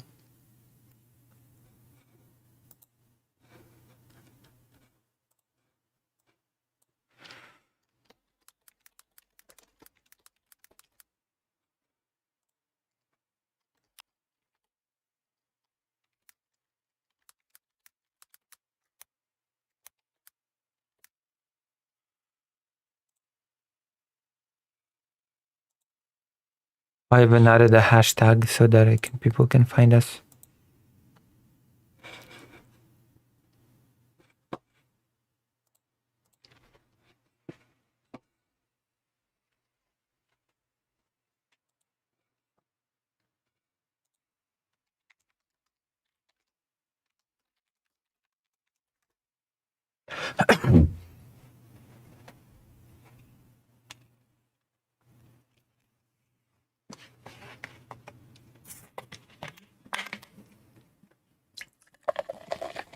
Yeah, I want to see the in-time crop.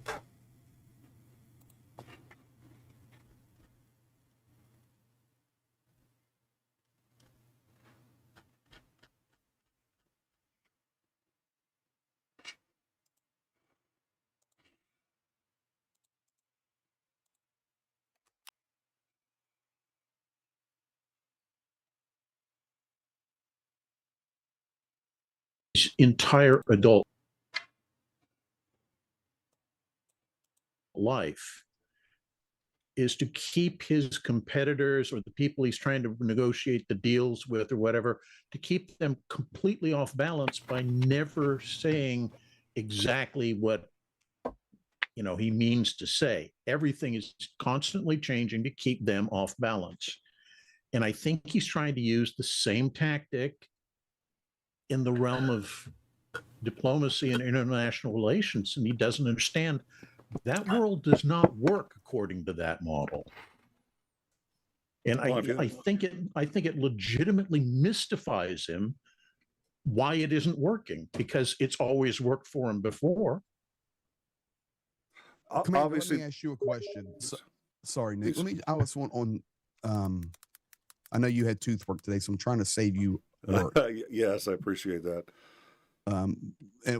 Before we went live, all Isandring wants him to do is just take medicine so he gets loony on us. But nobody would be able to tell the difference. It'd be like this. That's the same loony, dude. Yeah. Commander, let me ask you this question. He'll go so loony that he'll come back sane. Okay. It's been tried. It's never worked. No, he'll go so loony that if I see. Okay, that's enough of that. Let's join the game.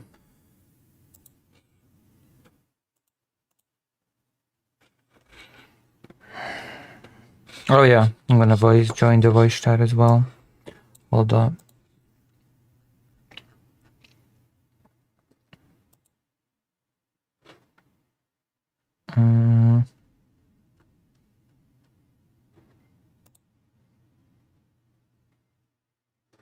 Hello.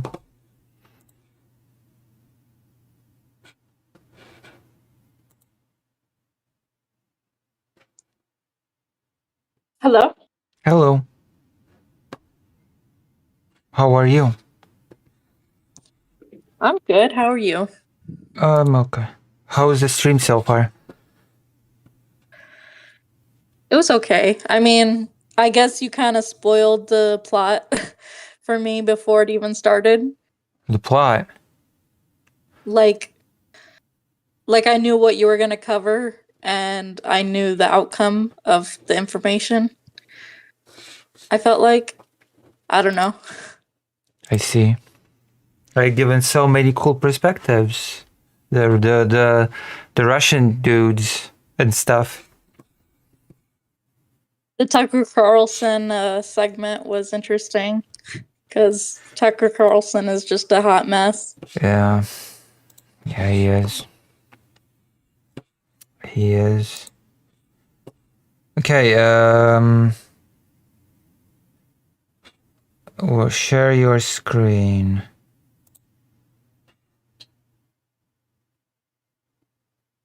Here we go. I'm sharing my screen. So I just press start, yeah, I guess.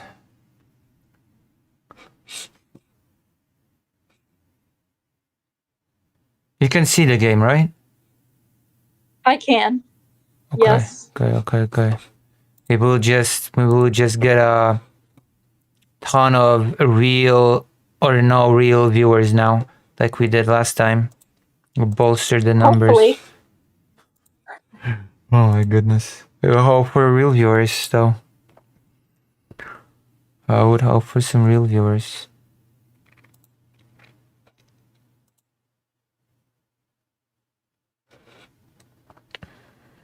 Is it still loading?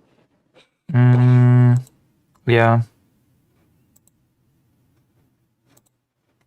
The screen just sort of zoomed out and now it's on a zoomed out screen.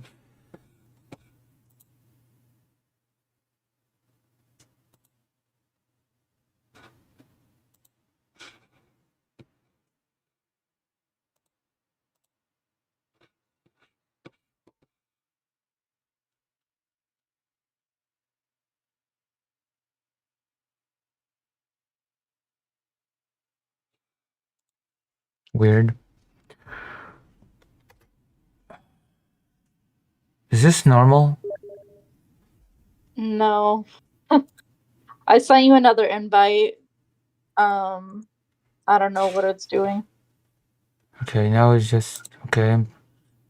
Okay, now it's loading. There we go. So I have to go. There's gonna be a password again, right? Or Ducks, yeah. no? Connecting.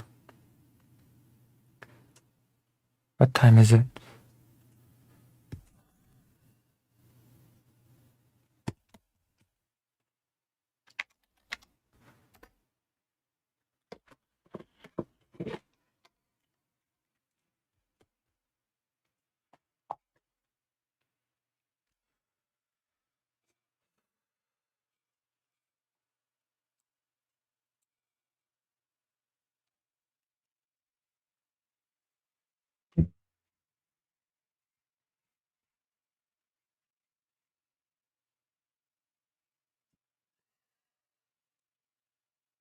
Right, I'm ready. Where are you? Oh. Right here. Hold on. Oops. Oh yeah, I might as well. Okay, let's. Whoa. So you want to go do some hunting? We can, yeah. There's a rag tunic in the chest if you want it, since you don't seem to have armor on. I don't. Hold on. Oh wait. You have the cape. Yeah. Where's the which one? Which chest? It's in this one, the second one. A tunic, yeah? Rag tunic. Yeah.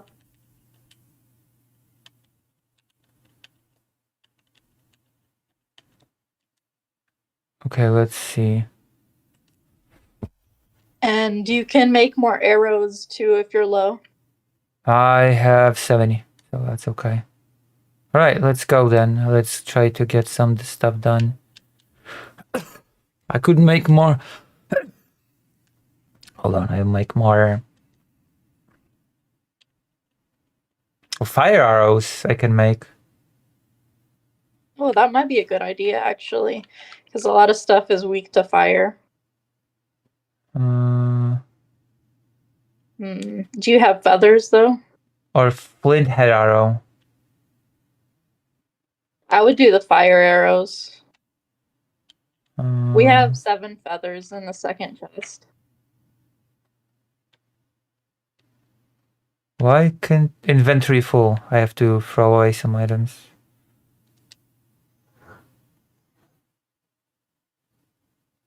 What was that? Fido that just breathed really weirdly and it freaked me out. That's odd. Yeah, I'm worried.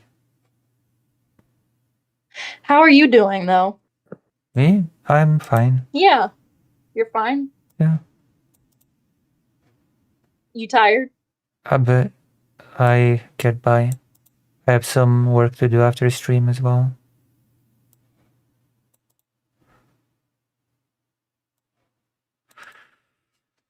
I'm finished with the article, so that's good. That's good. Yeah. Now I can start working on you. I've already got a ticket to go to Ukraine on Thursday. Yeah, you mentioned that. That's a lot of traveling, too. Yeah. Oh yeah, I should make a knife. Another knife? They sort of use up, right? Well, you can repair it. Yeah, but not when you're in the field. Oh, I guess that's true. I don't see an option for a dagger anymore for some reason. I can upgrade the knife. Yes, you can. I think it gives it more durability and damage. There we go. I've upgraded the knife. We have more flint and wood and stuff in the chest too, if you need that. Okay, I've upgraded. Okay, let's go. I'm ready to. You're ready? Yeah. It's getting dark though, isn't it? Again? Yeah, you want to sleep first? Yeah, let's sleep.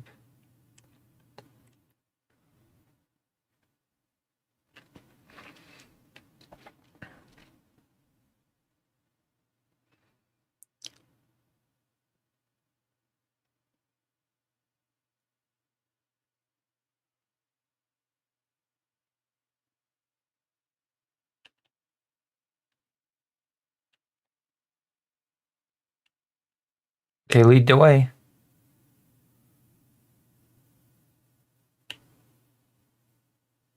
Did you eat also? Oh yeah, I should eat. I have a very low health. It's weird that the sleeping does not restore your life in this game. You can get the rested buff.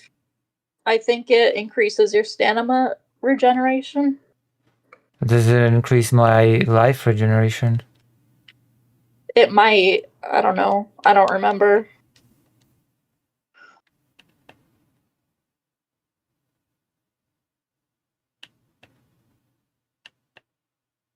And there's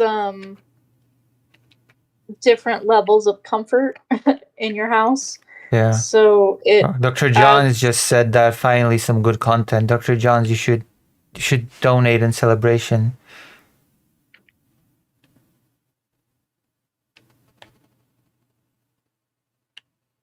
So this is where I found the bear when I was getting armor for myself. And so it might get kind of dicey from here on out. Okay, let's go. Is that a troll? I think that is a troll. Where? Where I'm looking? I don't see anything. Oh yeah, shall we kill it? It might kill us, but let's see how it goes. Oh, you have a bow as well?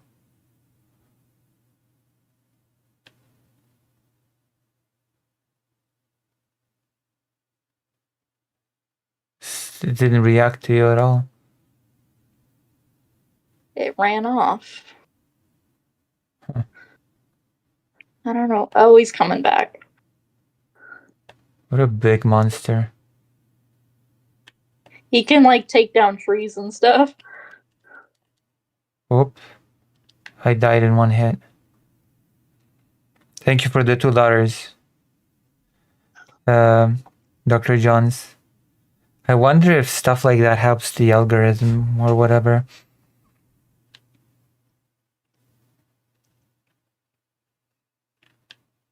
I guess I have to go fetch the goods now, right? Oh gosh. Yeah. Did you die as well? No, I got a rock thrown at me though. How do I... Where do we go? Oh, this way.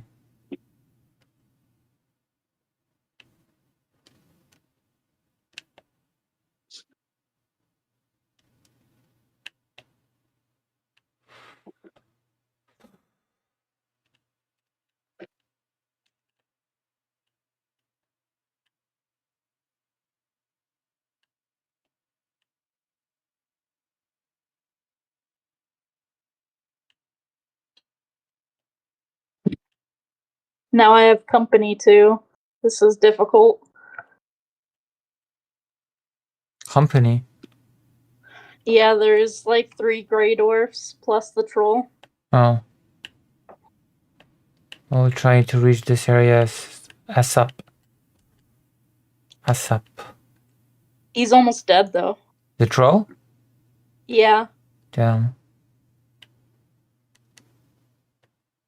Oh, I got him. I'm honestly surprised I got him. Oh my gosh. I died Did you again. find a bear? Yeah. I got mauled by a bear. I didn't lose my gear forever, right? No, it stays on a gravestone. It's not like There's souls. also an option that I can toggle in the world that you don't lose your equipment on death. If you want me to do that. No, that's fine.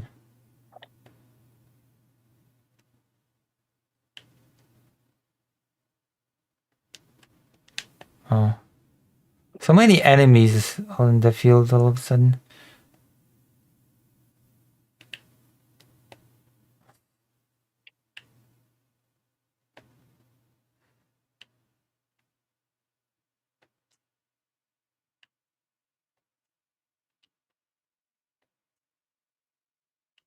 Yeah, you did.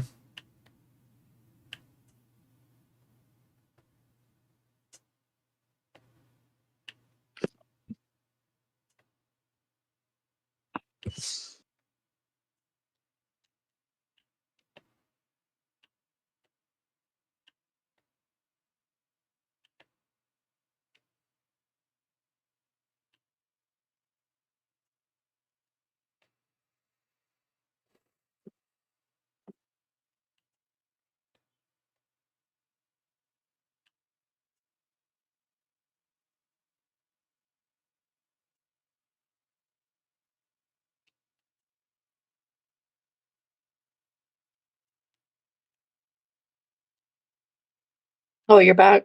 Yeah, I'm here. Oh, we did? Who raided me? Here you are. Hey, 6 people. Hello, Arika Buddy. How was everyone from Twitch? Nice. Hello. I'm doing some Valheim, but that's not really my usual content. My usual content is history, politics, and covering the war. Hello. I'm not sure if you've chosen me randomly or if you know who I am, but of course you can shout out the raiding party. Also consider not being white. There you go. It's not right, greater, ain't? Don't know is always good. Yeah, exactly. Especially if I want to have food in Ukraine. Because I'm gonna travel to Ukraine on Thursday to do more reporting.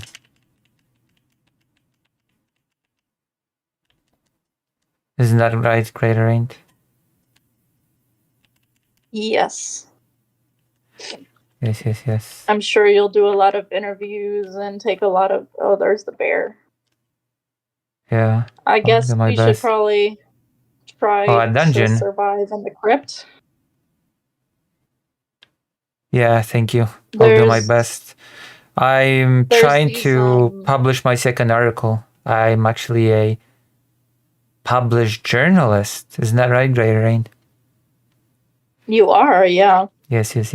I had my article published in a magazine called New Eastern Europe.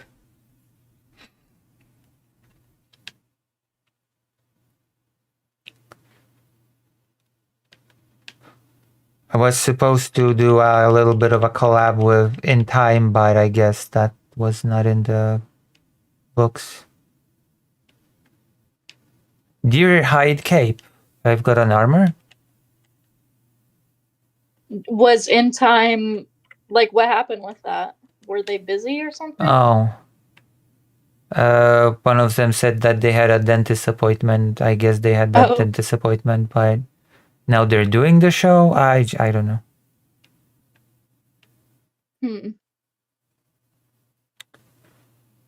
I think I'm already lost a little bit. Yeah. Is there a mini map or whatever? I'm not sure. Thank you, Eric Kabari. It's of course. Wait, should I introduce myself or something to the Twitch audience? Talk about myself, or do you know who I am and what I do? You should introduce yourself. Yeah. So I'm Lucy Hazza. These are what we need. The Certling cores. I'm Lucy Hazza. It'll let us build. You just told me to introduce myself, and when I started, you started talking over it immediately. I got excited. Wow. Okay. All right. So I'm Lucy Hazza, the biggest Polish trans streamer that does politics, history, and journalism in Ukraine. And that's the gist of it. I also do some gaming, as you can see, but I'm trying to get the journalism off the ground more now. I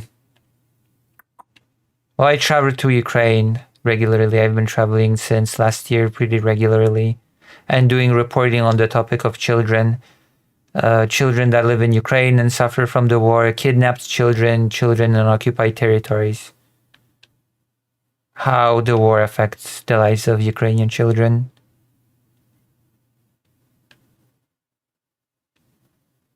Oh. Yes, thank you. So I'm basically preparing for the next trip on Thursday. I'm gonna hop on a bus and I'm gonna arrive in Kyiv on Friday. So I'm also doing a bit of... Yeah, you said it correctly.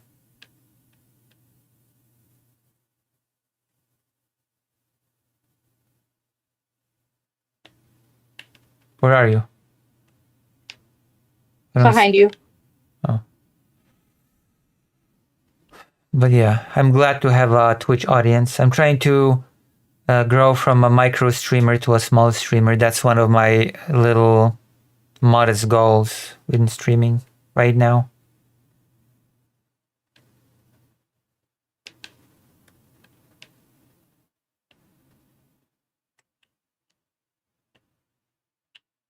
Where are we leaving the dungeon? I think we got everything out of it.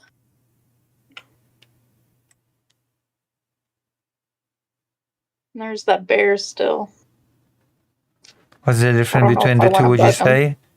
I usually get between 10 and 20 live viewers on YouTube, and I usually get between 0 and 1 on Twitch. So, you know.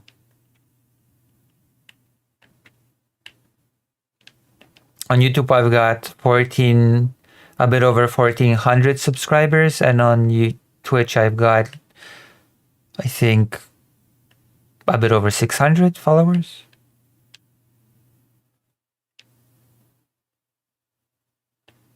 Pico stream. What does that mean, Pico streamer?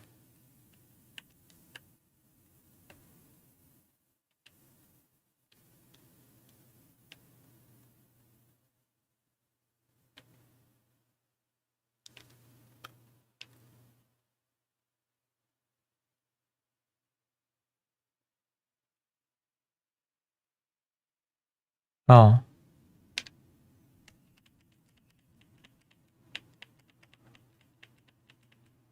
I died again? These skeletons are kind of tough. How are you And that one taking so is much damage? this one is a 1-star skeleton, so he's like twice as strong too. How are you soaking all that damage though? He killed me in You one gotta hit. learn to block. That's why I built a shield too. Or you can dodge. I am almost dead though. I have like 23 health left.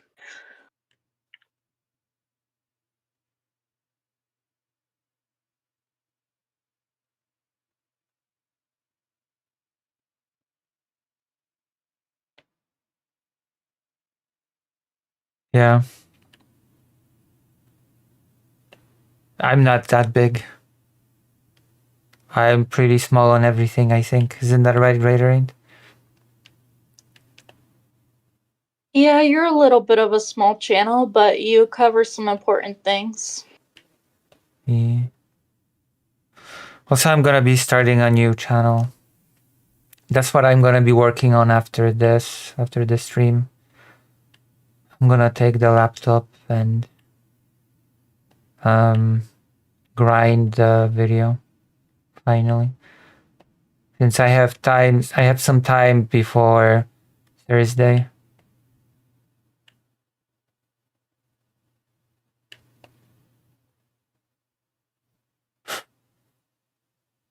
Nano streamer? What do you mean?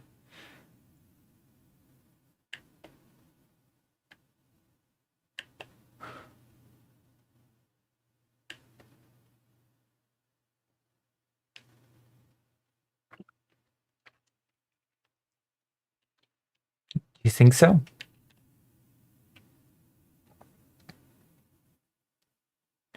I don't know. You rated me with 6 people. That's more than I get on Twitch. Where's my gear? Where's my stuff?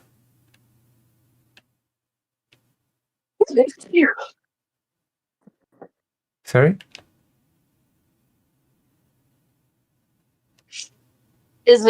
It should be marked on your map. Yeah, but there are 3 different markers. I Oh, think the lowest most one. No, weird. Oh gosh, they're here.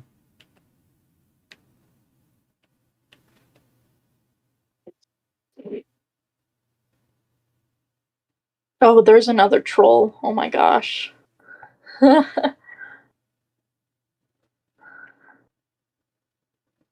I don't know. Did I solo another troll?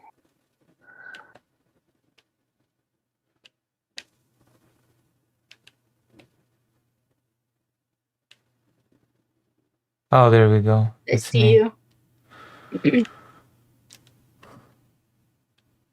What? Who? Oh gosh.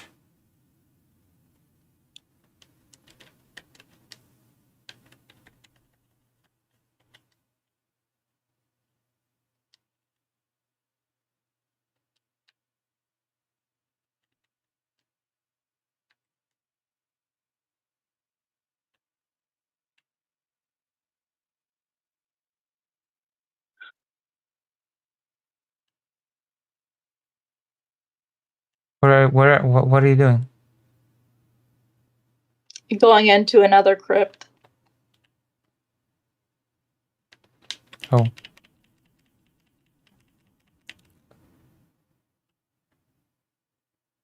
Okay. I gave you the glowing mushrooms. They're good with stamina. Oh, should I? And you can pick them up off the floor too. Are we getting any of those imaginary viewers on YouTube that we got last time when we played Valheim?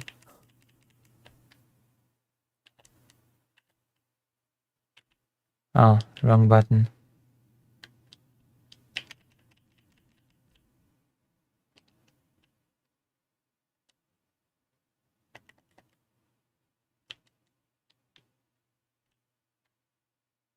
That was dicey for a second there. There was like 4 of them at once. Oh, there's a spawner in here. I gotta destroy that.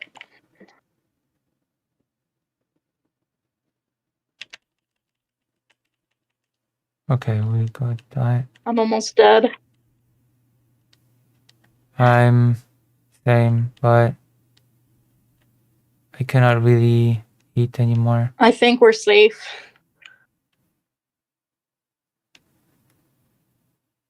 for now.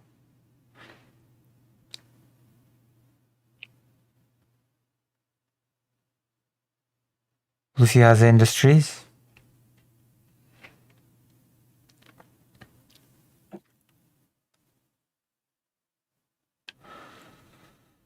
Man, it's gonna be a thing.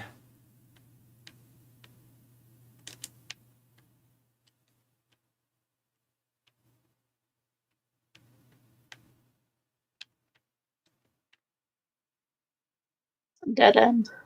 Oh, that's not good. So what do we need to do to prepare for the next big fight? We have a lot of work ahead of us. So the next tier of gear is bronze. Yeah. So we're gonna have to gather copper and tin. And Okay. we're getting these Surtling cores right now. Oh, wait, hold on. Because it'll allow us to build. I died. Oh. Of course. Oh gosh. Even though I blocked. But I guess I cannot block with my bare hand, can I?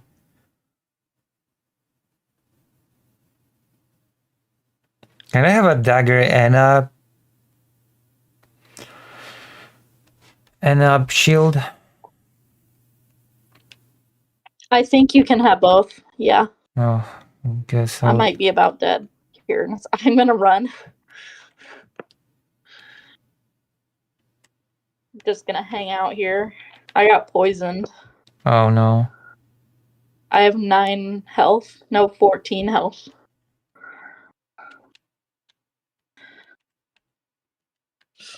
Okay, I only have the shield now. I'm naked with the shield on. That was always the part I hated about dying, is like it gets harder and harder to retrieve your gear because it gets, the enemies get harder and harder the farther you get in the game, of course. So A manufactured beef, eh?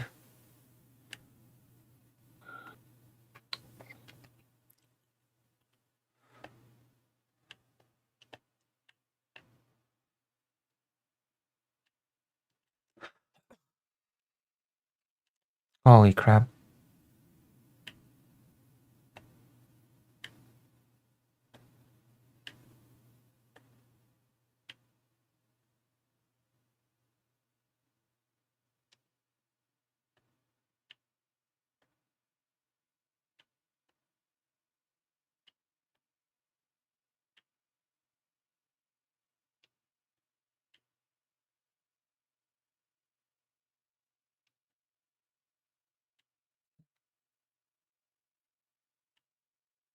do you know how to sneak? Nope.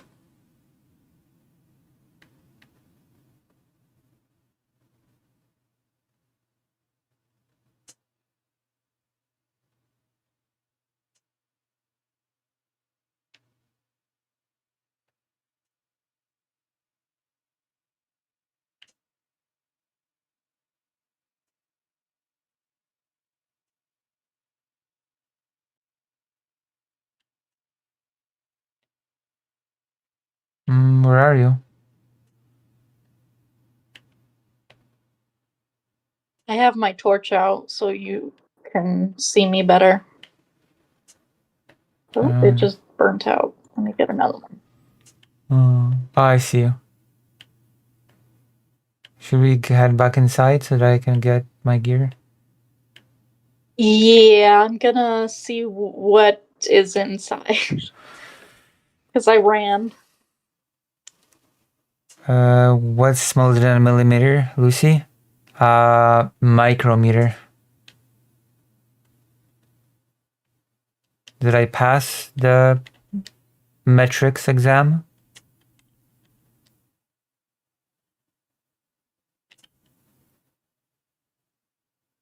Damn. Throwing shade at my body parts.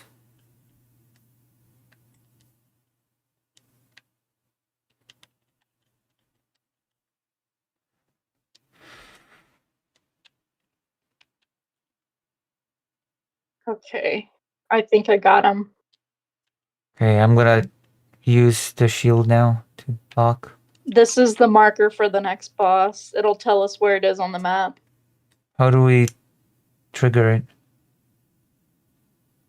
You just press the same button as you would to open a chest. Oh. But we're not ready yet, right? Not at all. Alright.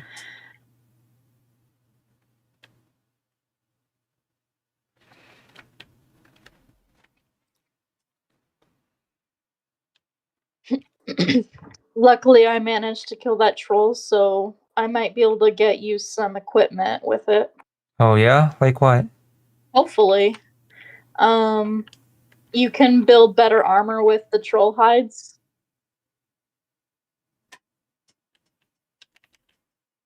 I'm closing the door. That's craziness. I mean, I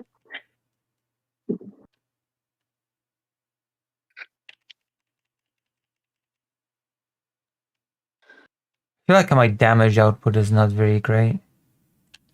yeah, the knife has low damage, but it allows you to attack quickly.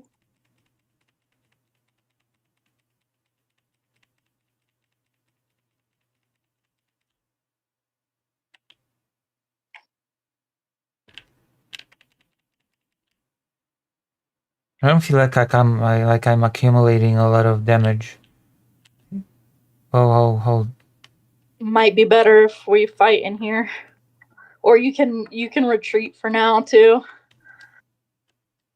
I might actually do that. Oh god.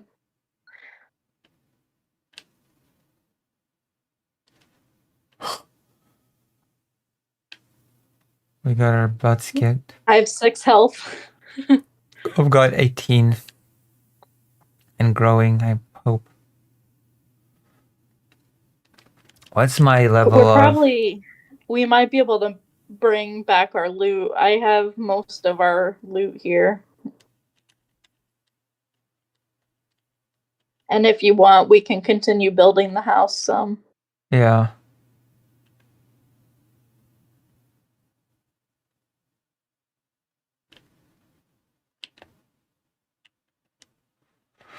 What's your weapon level?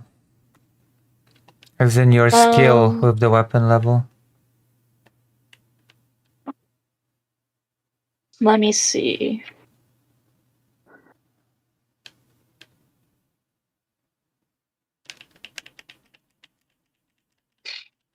With bows, I'm level 16.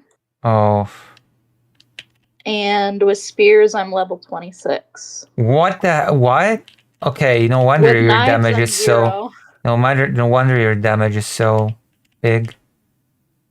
Like my biggest level with anything is Shoot. Okay, I'm running away. My biggest level with anything is like 14 with knife.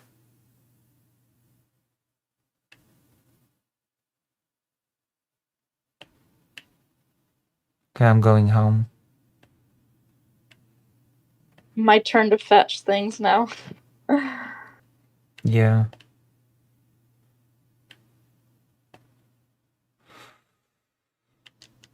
And it's foggy too. It's hard to see. It's like in Ukraine.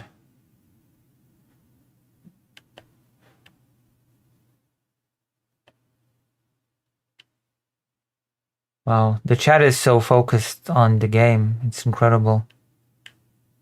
The chat is so locked in. Are they like quiet or? Yeah.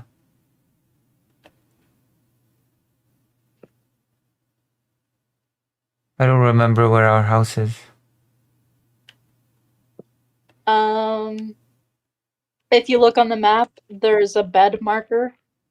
Oh, there is? That's good. Yes, where you last slept. That Oh, I should show missed you it. where. I've missed I it. just died again. Damn. I missed the bed by a big margin. Oh no, I've not. Wait. Are monsters stronger during the night or something? They're more frequent.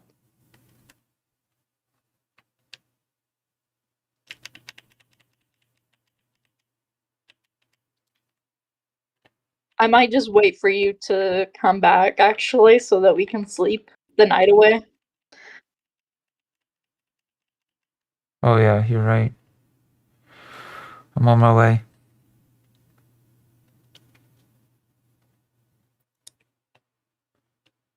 How many people on YouTube?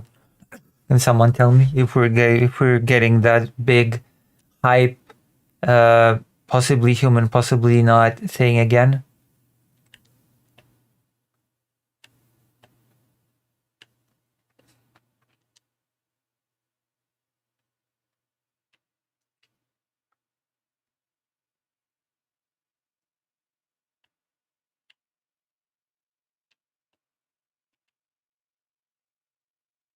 Nine. 9999. It's okay. Okay, we're sleeping the night away.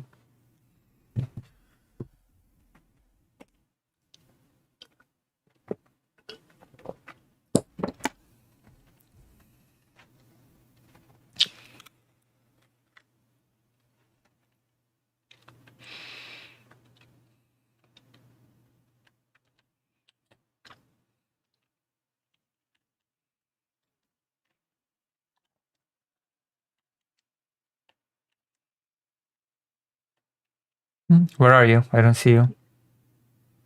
I'm trying to retrieve my equipment that I lost. What is the no skill drain? Each time you die, I think you lose a little bit of your experience, but I assume the no skill drain means that it puts a pause on that so that you're not like repeatedly losing all your experience over and over again. Ah. Okay.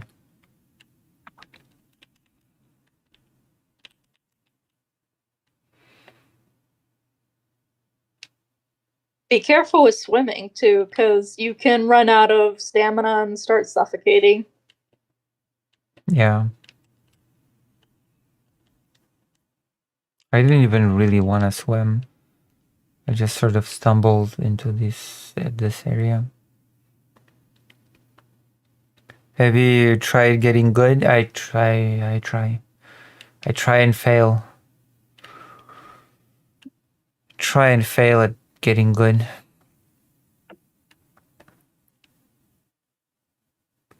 Isn't that right, Gatorade? You have a lot of determination. Yeah. That's true. I guess. Whoop.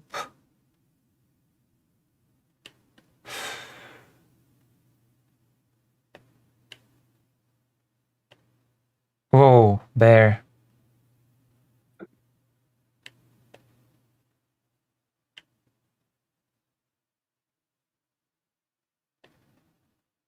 Are you winning? A bit, yeah, a bit now. Hopefully they'll want to take my article. I think I'm gonna send the new version tonight to them. Yeah, I am learning that now. Thank you.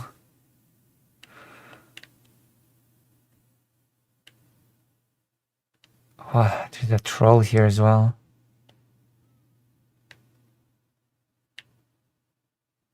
Oh my god. There's a troll? Yeah. It's chasing me.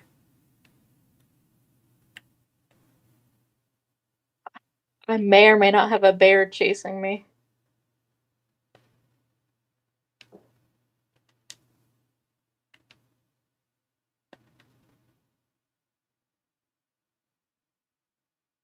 I should just get the hell out of here.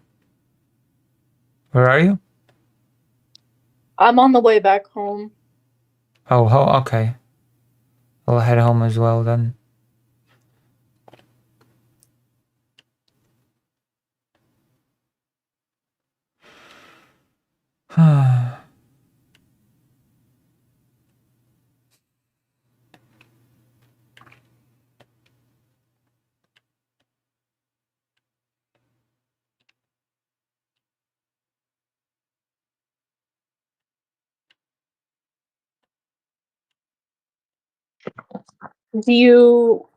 What clothes do you have? I'm gonna tell you in a second once I get out of the... Out of the woods? What's the Once number the coast 8? is clear? Is Philippe August telling me how many? It's me chasing you for not checking out Nick's opinion about Tucker. I'll check it.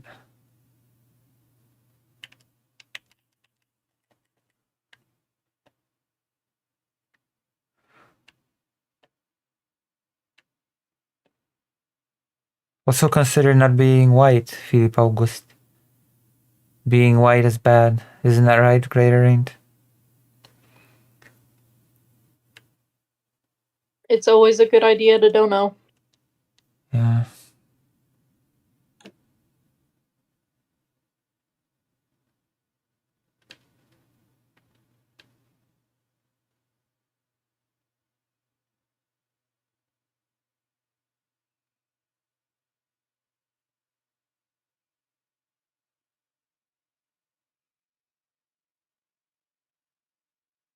It's true.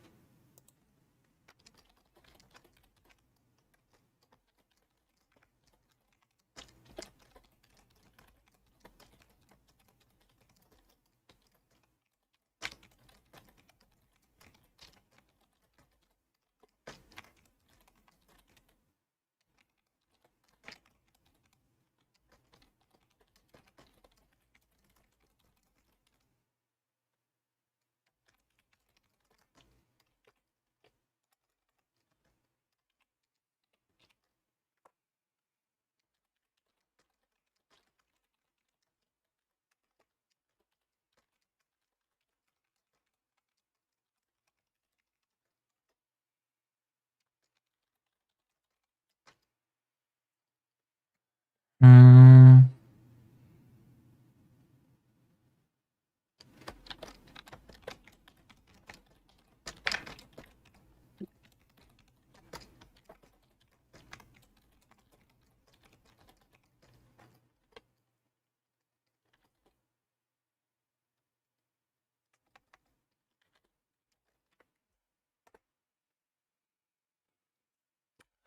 Everything just sucks.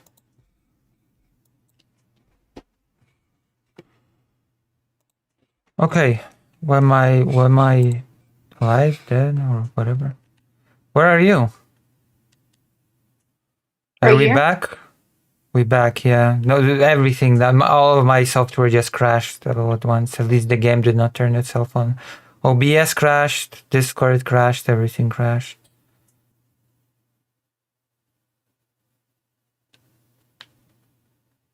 Okay, I'm gonna make you a hood. A hood. Yes, a troll leather hood. Brilliant. Okay. It has 6 armor. There you go. I don't know if it went in. Did it?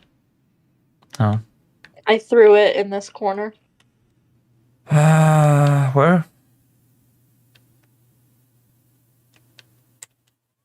Where's the... Oh, the hood. Troll litter hood. Quality 1, durability... Armor 6. Oh. Do you have a hood? Oh, that's an I have extra amount of armor. It's an I have a extra. deer leather helmet. What's its armor? 2. Oh, mine is 6. Yes. That's a powerful armor.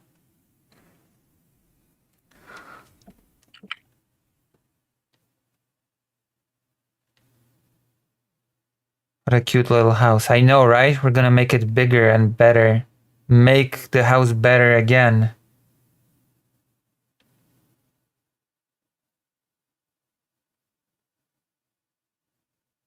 You want some wood?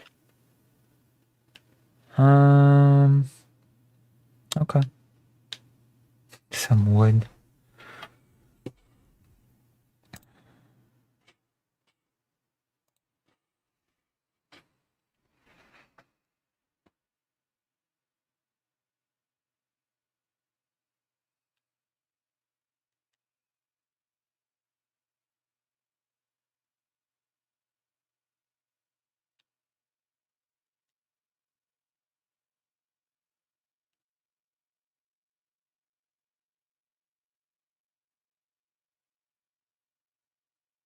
This is the closest greater rent will ever be to owning a home.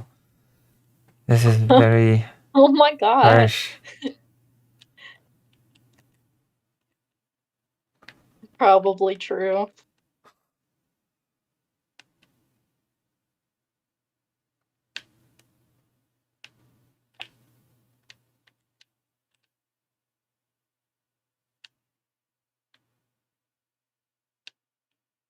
So yeah, I'm gonna add some windows here.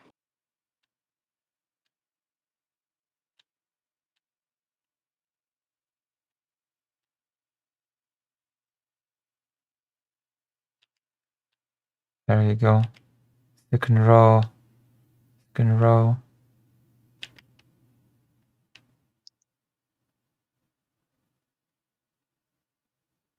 We're Americans. Whoa, what happened here? Whoa, what are you doing? Making it 1 less wide. For symmetry purposes. Let's kill this thing. Boom, boom, boom, boom. There we go.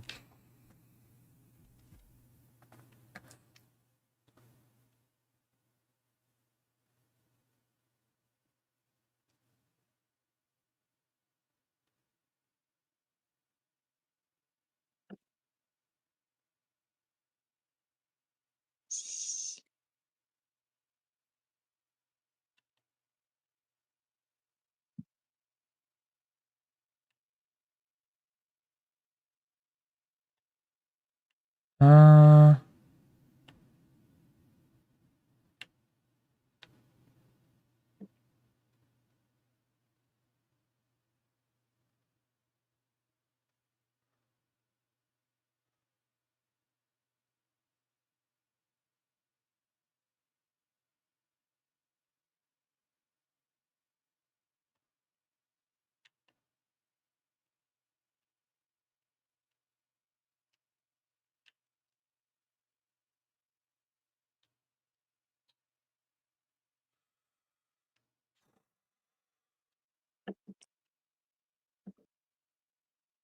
Weird.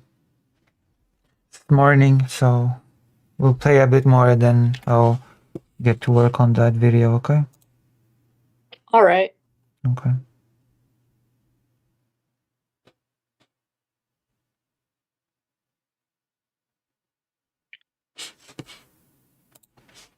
You didn't wanna, like, build anything, or? Let me see. Yeah, I do. I do. Let's build the floor.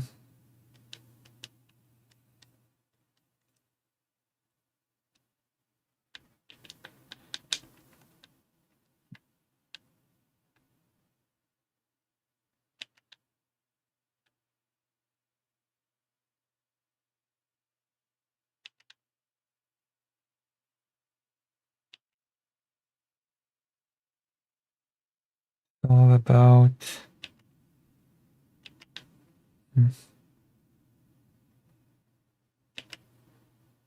Okay, we've got the second floor going. That's nice.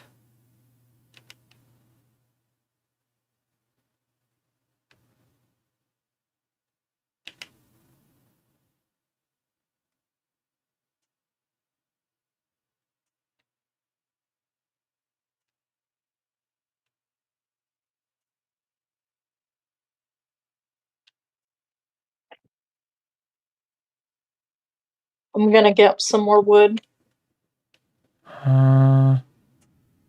We could build even the. Okay. So we've got a second floor. That's nice. Wait, it's impossible to. Well, I've messed up. As always. How do I remove R1? There we go. Huh, I messed up a lot with the.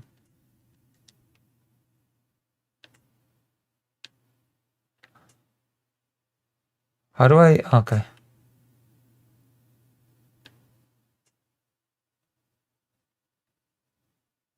What? NIMBY? What do you mean?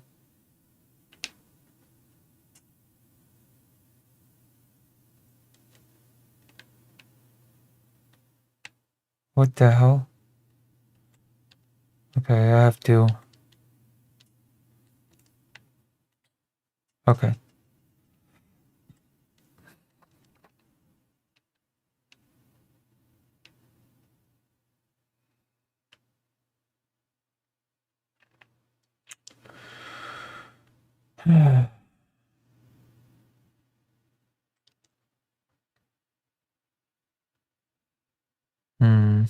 Very strange. I think I've put the floor too low. Maybe? Yeah, too low. Are you able to stream again on the Discord? Oh, yeah, of course, sorry. I just, yeah. Forgot it disconnected. Of course. Okay.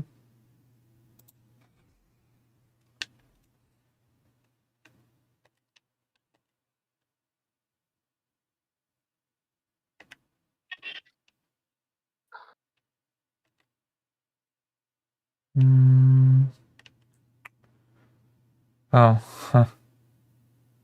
I messed with that. So I guess that. And then a little bit more up.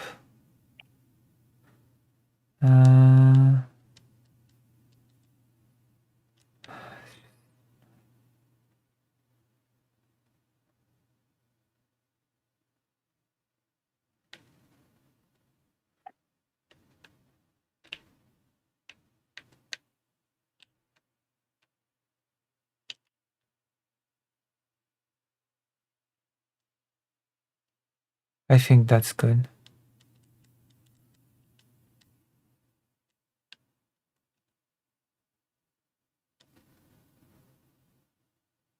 There we go. That's the appropriate height of floor.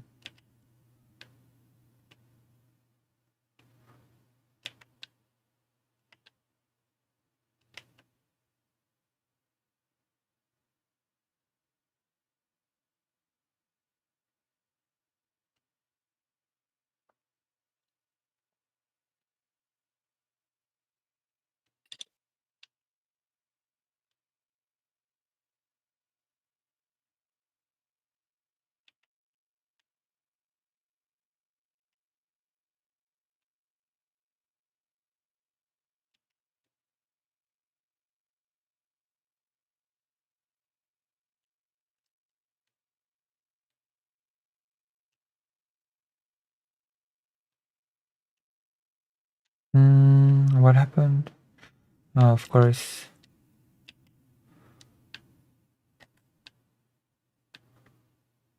Okay. So what do you think? It looks good. Nice. Okay.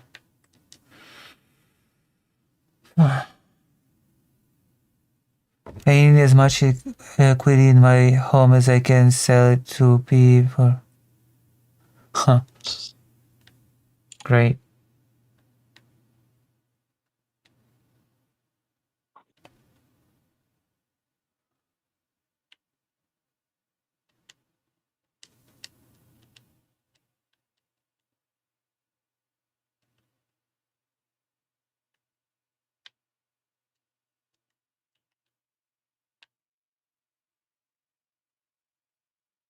I wish we had better axes because it unlocks more building materials. Oh. How do we get better access? We'll have to smelt the copper and tin. Huh. How do we get copper and tin? Let's see. Well, I found a copper deposit near where we kept dying, Okay. and tin is usually near waterways in the dark forest. Right. So let's gather those, I guess.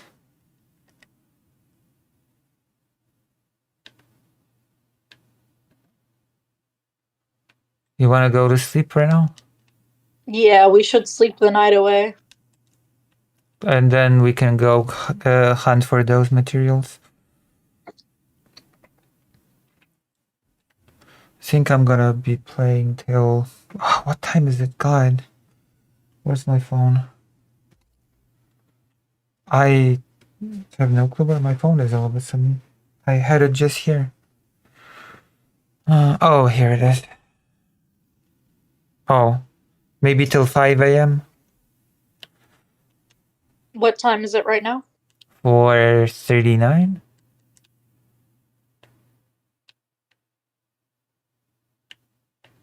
a.m. Okay, so like another half hour? Yeah.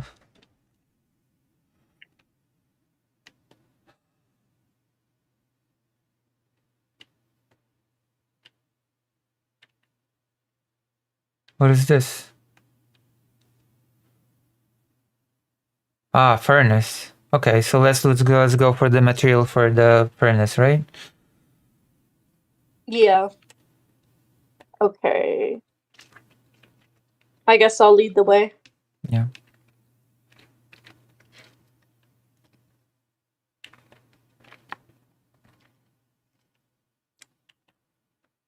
$9:40 is still pretty early.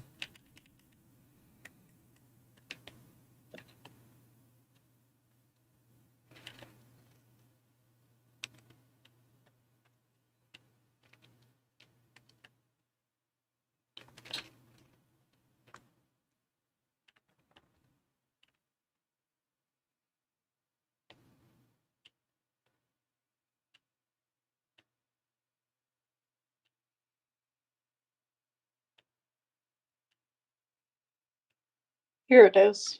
People watching? Wait, really? How many do we have now?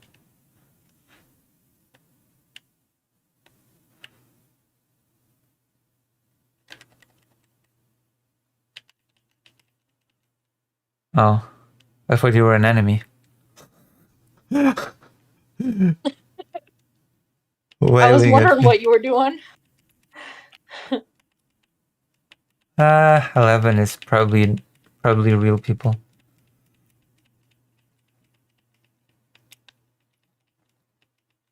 Am I getting anything? Yes. Flint. I have yeah? 5 copper. Am I supposed to be getting what am I supposed to be getting? Copper? Your inventory is totally full. No, I have 1 slot left. I picked up 5 copper.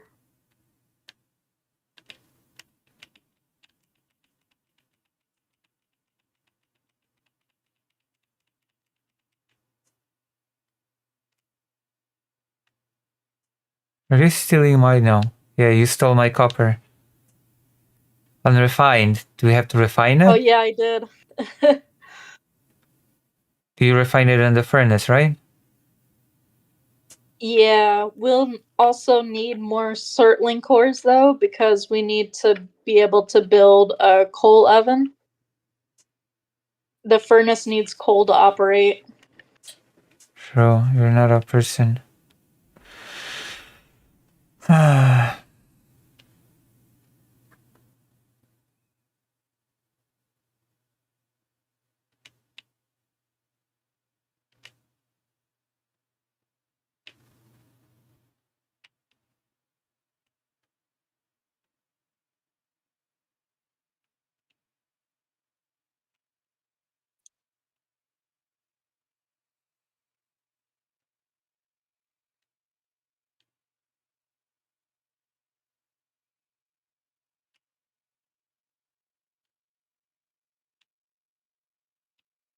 I'm putting a little chest here so we can put the ores and stone in there. Yeah? Okay.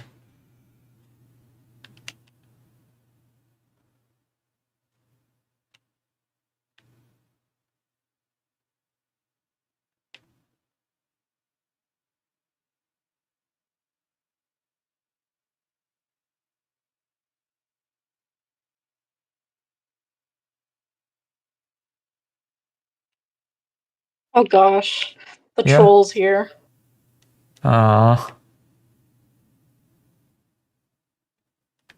Is he dead? No, he's wielding a whole tree.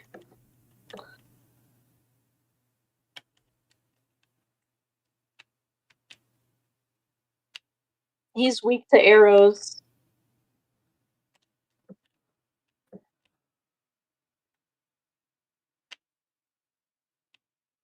He missed. If we kill him, you can get more armor.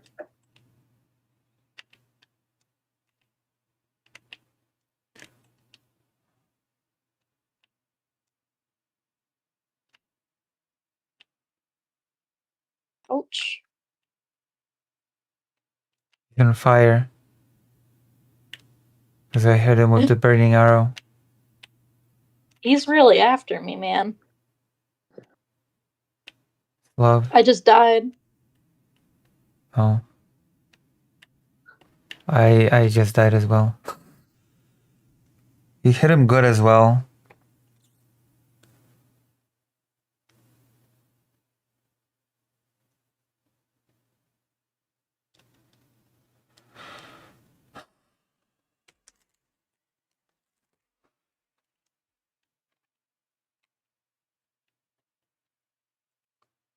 Hello.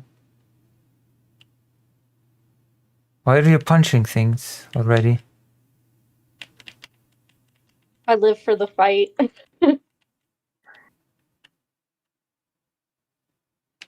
Okay. Gotta get our stuff.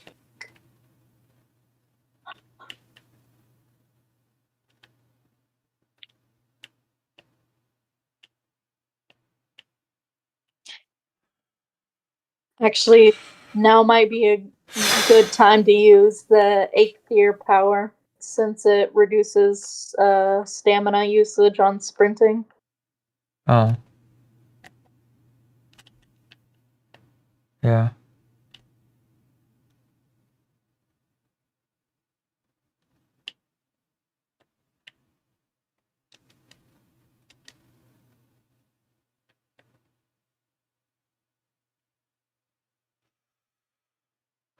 Bear too? Come on.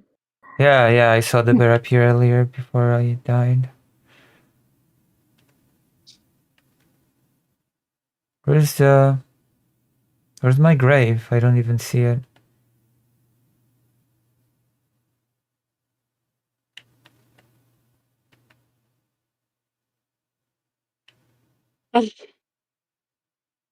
You okay? Awesome. I died.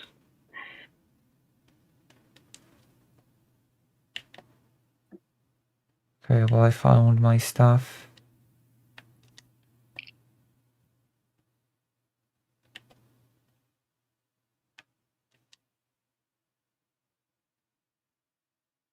The bear is chasing me.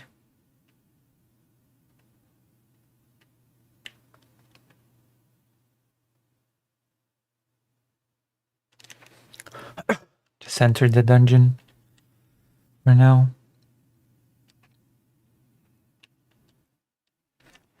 Ah.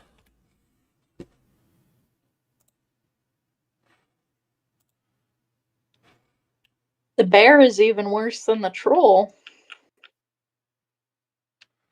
Yeah.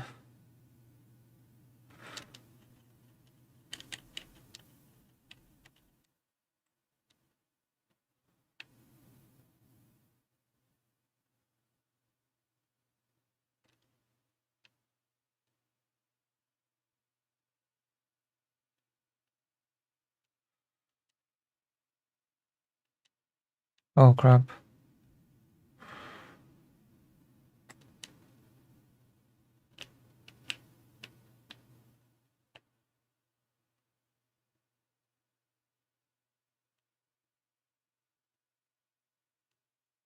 Did you kill the troll? I did not. Uh, I haven't seen it. oh, it's gone.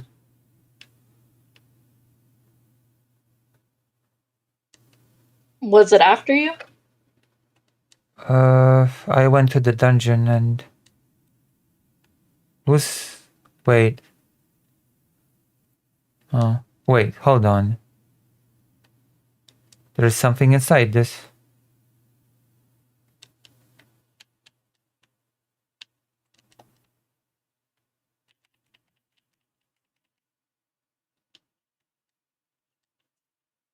Okay. Check 4chan? I guess, maybe. What's your carry weight? How do I check that? 0.1 and of 2.8 total? It's 271, I think. Ah, yeah. Yeah, that's right. Yeah.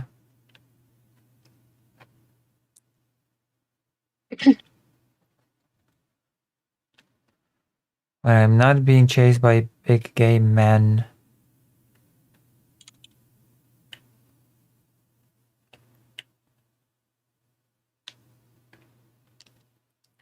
I have to put the ore in there because I can't carry it all. I got 7 ores.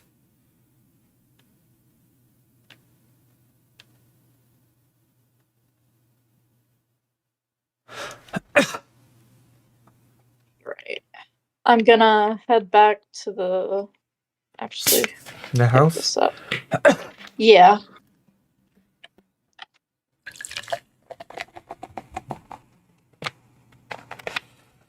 Ay.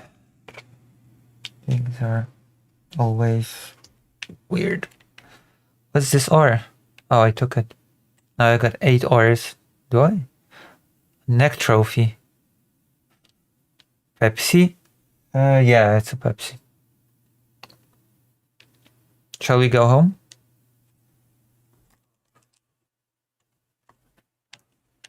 Got 9 minutes left of gameplay.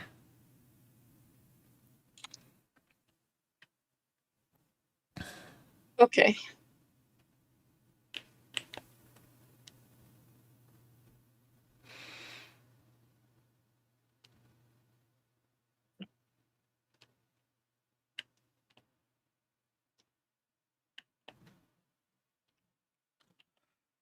Is it in your Maryland mug? No. I have to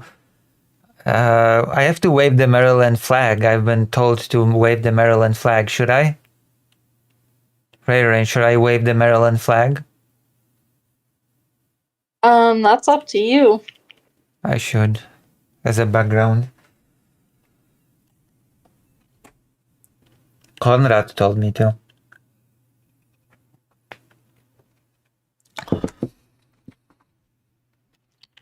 Here you go. I'm doing a roll.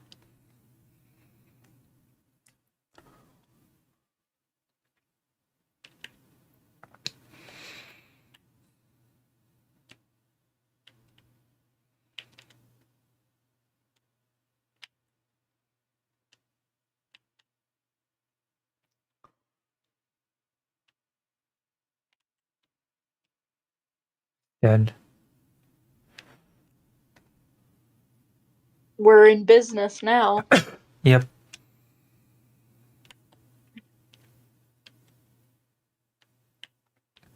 You wanna offload some of your inventory? Yeah, it's a good idea. Like, I don't know, torch.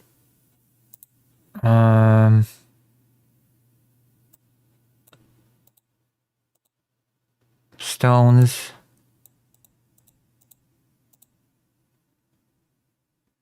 Maybe the ores as well. Yeah, 7 ores.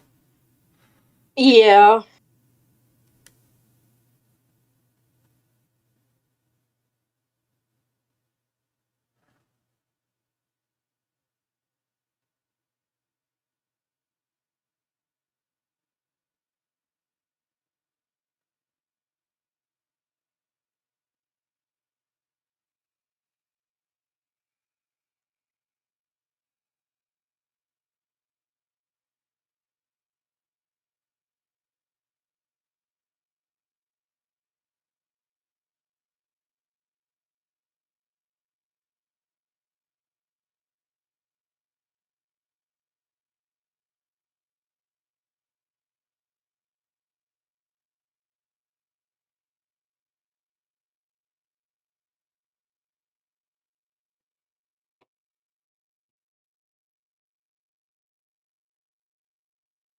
Did you fall asleep? No, I'm reading something.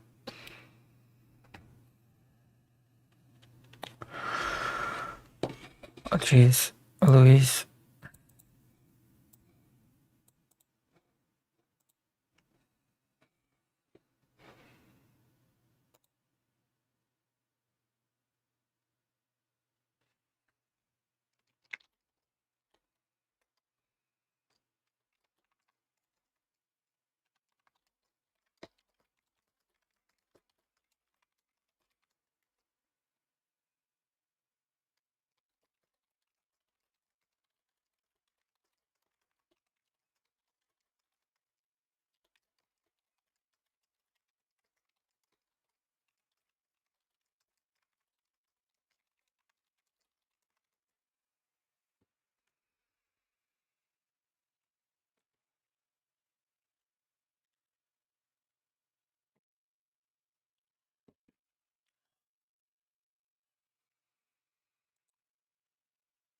Okay. Where are you? I'm by the coal oven. Oh. I'm waiting for the coal to cook. Wait, 15, 16? Hold on. 15, 16 people are watching now? 15? 16?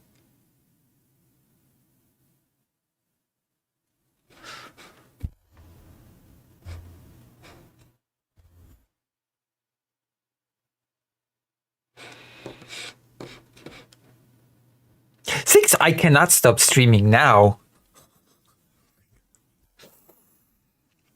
Well, now I cannot stop streaming. Seems like Valheim is popular. Yeah, with computer-generated viewers.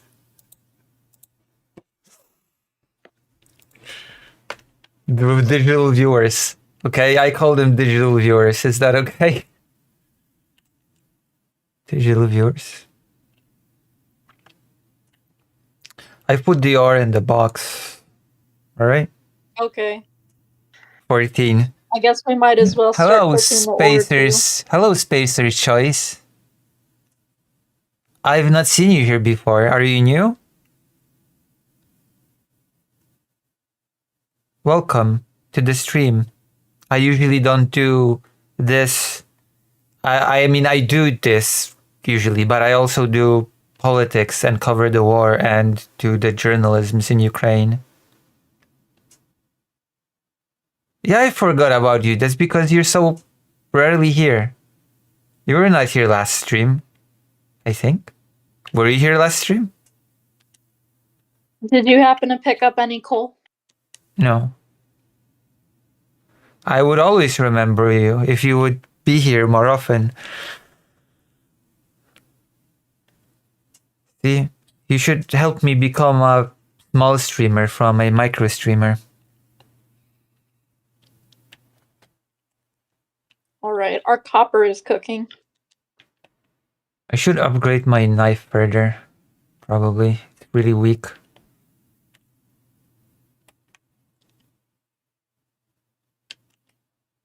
Okay, what I need is 4 flints. Do we have any flints?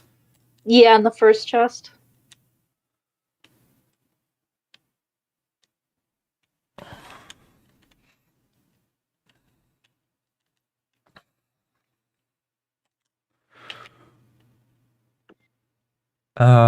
Where's the flint knife? Why can't I upgrade it? Do you need wood? It says something something free. The workbench has to be level 3. We need a better workbench. How do I level up the workbench? We'll have to hunt more deer, I think. The tanning rack is what we need to build. It costs 15 flint, 20 leather scraps, and 5 deer hides, and 10 wood.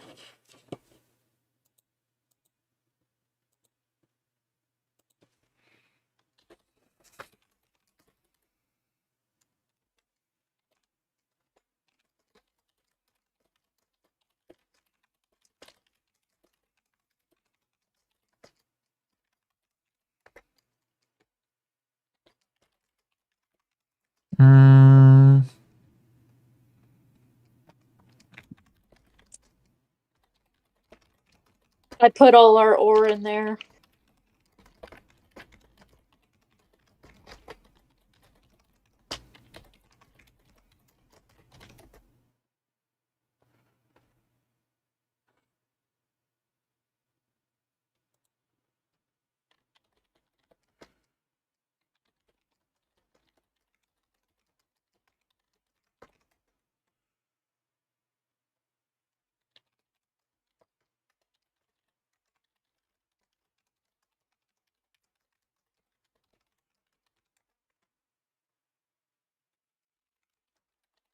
Okay.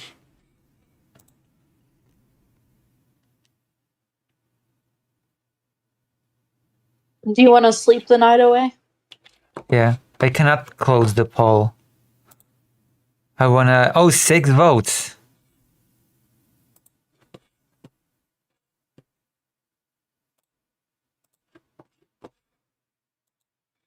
Hold on. 15 people watching. Okay, I have to stream more.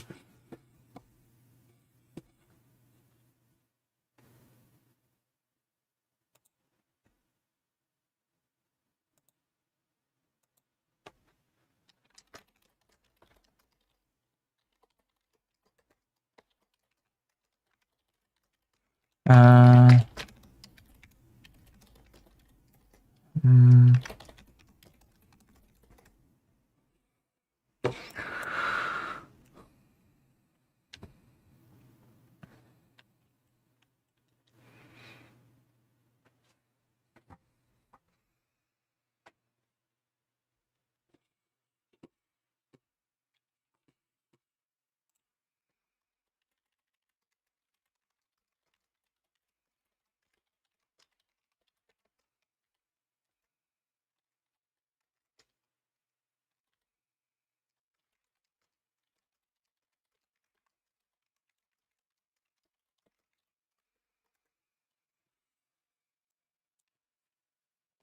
Blech.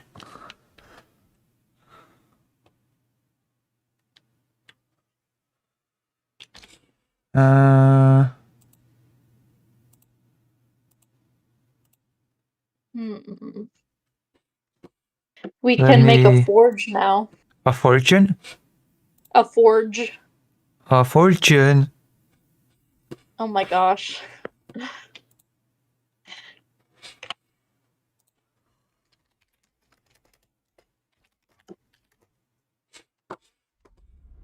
We need more wood though. I almost said copyrighted music play.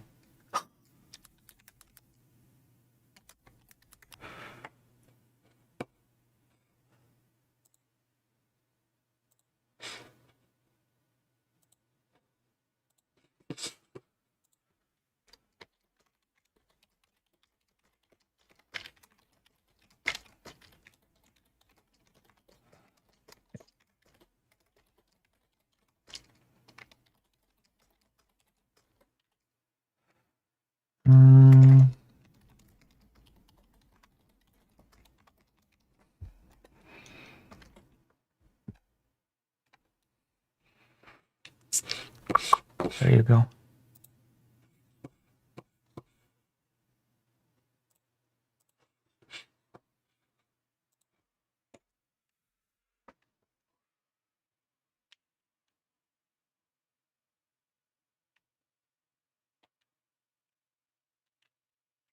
Where are you? I was getting wood. I'm gonna build us a forge. How do we get a better workbench?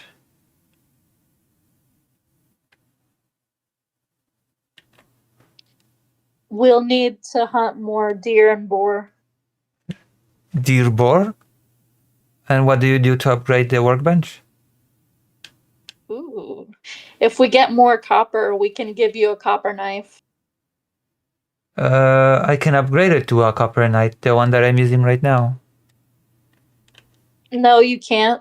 I You can cannot. upgrade it to a tier 2 flint. Oh. So how do we get the flint knife? Huh? How do we get the better knife?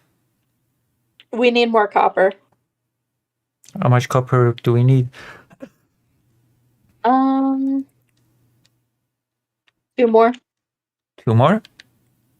Yeah. I've got like... No, do I have any copper? You put it in the chest, I thought. Yeah.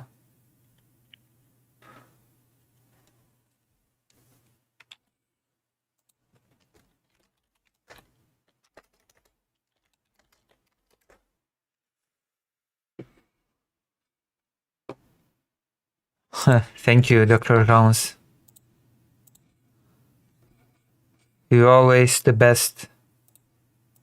Okay.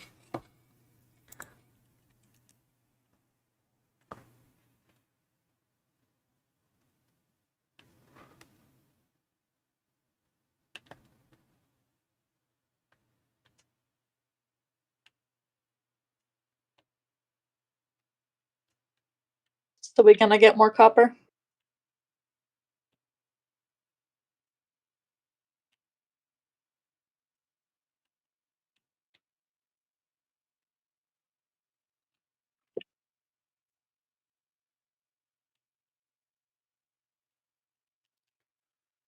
Yeah, it's gonna get ya. The daddy's gonna get ya. I'm like the protagonist of Solo Leveling.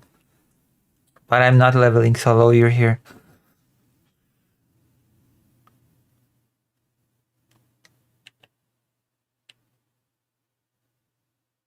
I've never seen solo leveling.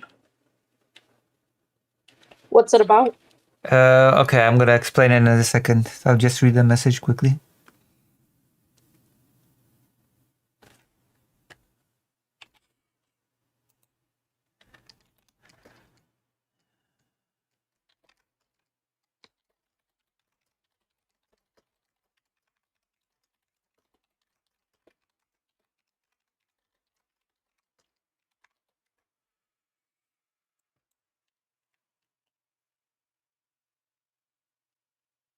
Where are you? At the copper? So, like, the premise is that in our world, one day there appeared a bunch of gates that lead to dungeon-like separate dimensions. Hello, MLS. And people have awakened special abilities because regular military could not defeat the monsters in those gates, and they became hunters. And every hunter is kind of born with a fixed amount of ability, skill, power, or what have you, right? And once you get that you cannot really upgrade it or change. You can have a reawakening, and that can change your power once, but that's it.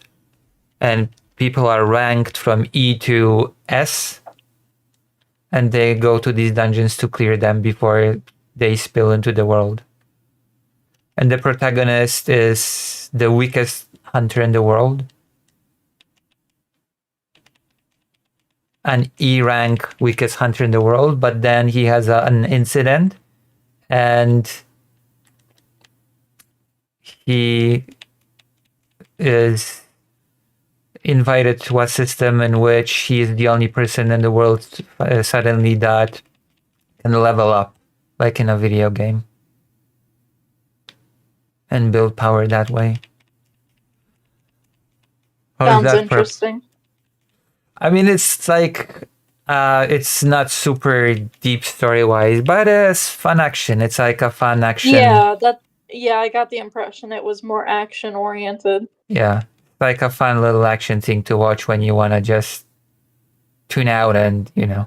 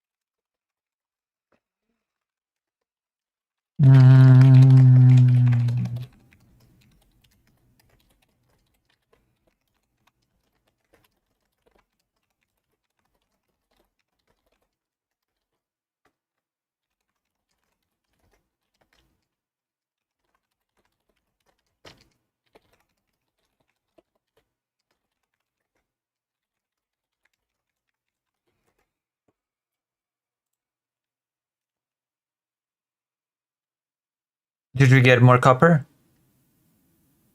Yeah, I have 19 copper. Yeah, I'm talking to the host of that show in time. I'm gonna be on Friday. Oh, that's good. So that's gonna be nice. I'm gonna be in Kiev by Friday, so that's, I guess I'm gonna be doing from that perspective. From Ukraine? Yeah.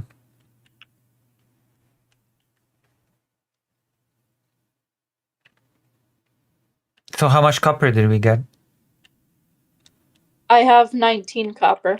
I've got nothing copper. Does that mean that we can do the better knife now? Yes. We'll have to process it though. How long does that?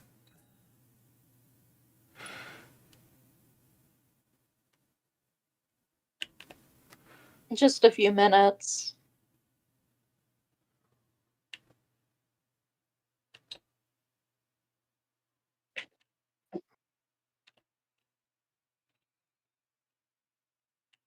I wonder if we can sleep during the day?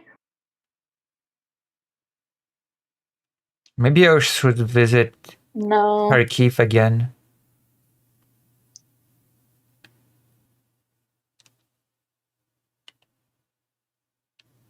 I guess I'll cook some food while we wait for that.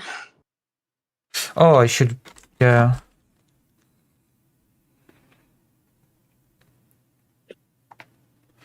I should write the lady that I work with in Galasid Dete.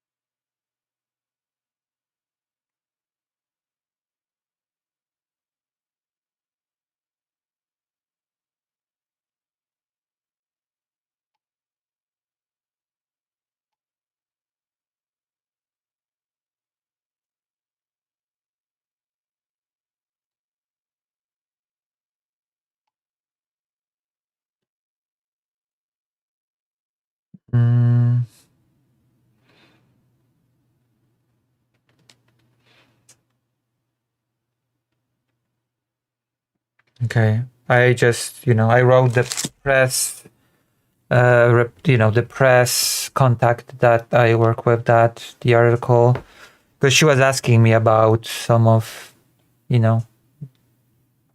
was asking me if any of the work bore fruit, so, So I wrote her that based on the trip to a village near Kharkiv. I wrote an article that was accepted.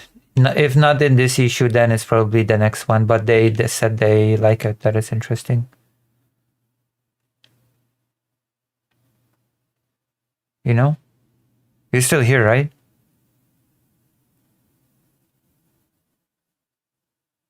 Hello?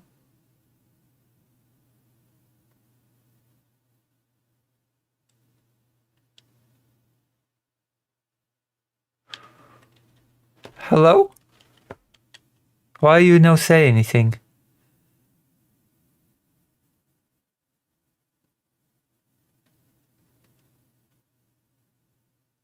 Wait, did you give me a copper knife or what? Oh my gosh, it's twice as strong as the one before. Holy crap. Greater Rain, are you here?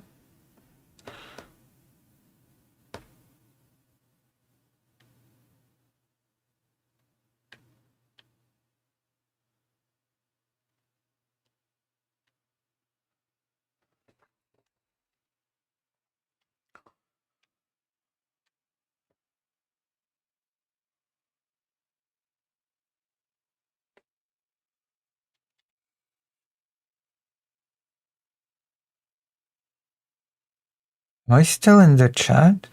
Hold on.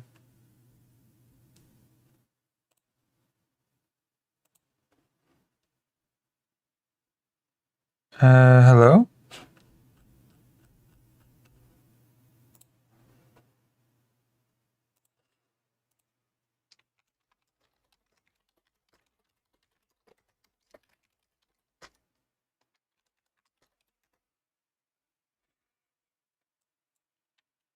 Ooh, okay. That seems powerful. Yeah, that's even this knive's even faster than the one before, I feel like. That's good. Hopefully it'll help you. Yeah. What happened? I could not hear you. Oh, you can't hear me? I can hear you now, but not before. I even wrote you a DM that I cannot hear you if you're speaking. I don't know what happened. Yeah, I've been talking to you have you been talking this whole time? No, I was cooking the food in the fireplace. Oh, okay. Okay, so I'll go to the toilet and you entertain the chat of virtual viewers. Okay. And then we'll discuss try. the next step.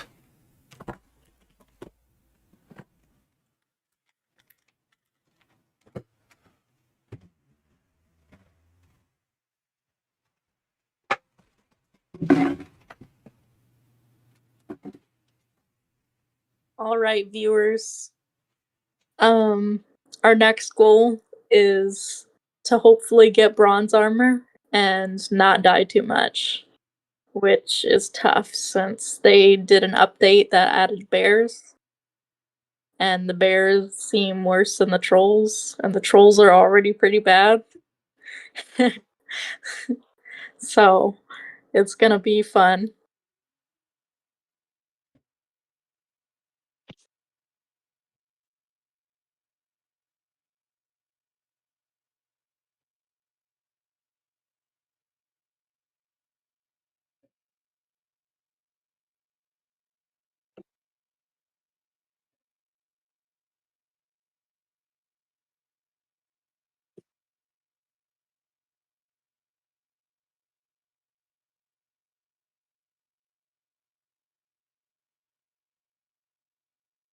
It's kind of hard to entertain an audience. I don't really know what to talk about.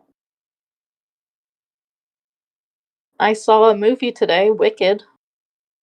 Wicked for Good. I thought it was pretty good actually, but I think the first movie was better in my opinion. But I don't know.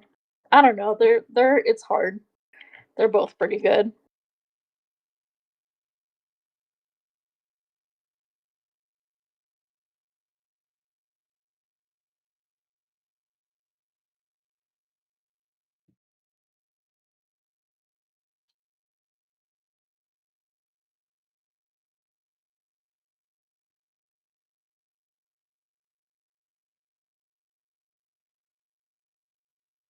I'm looking forward to Avatar, which I don't know if that's popular or if it's kind of slop material. I don't know, but I enjoy Avatar. All right. Oof, we survived that.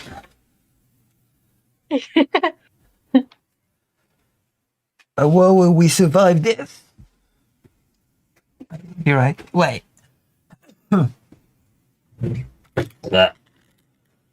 Hello. I attempted to entertain. Yeah, and I'm cold like shish kebab. I'll have to warm up in bed after this, I think.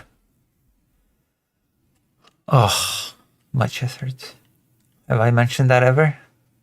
How much food do you have in your inventory? 3 meats, 27 raspberries. And that's it. Okay, I'm gonna give you some.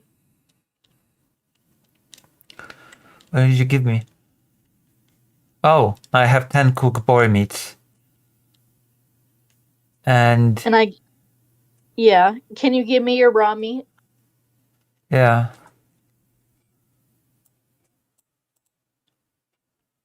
Oh, that was random.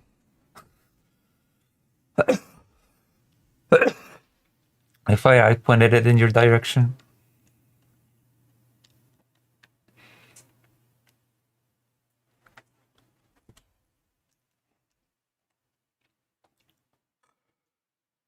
I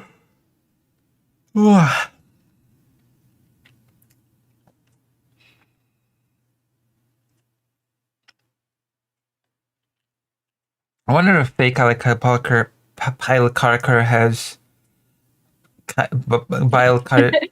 out Kyle Parker? has uploaded any new segments.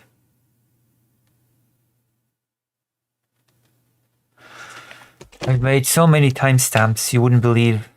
Crazy. Okay, so what do we do now? We need to search for tin. For what? Tin metal? For Timmy? Tin? Tin foil? Oh my gosh. You're doing this intentionally. Yeah. We have to fight enemies along the way, of Actually, course, right? we should sleep. Yeah, that's true. Sleeping is good, even if... Wow, this feels nice now. Feels actually pretty cool. You are wet. Well, I cannot sleep when I'm wet?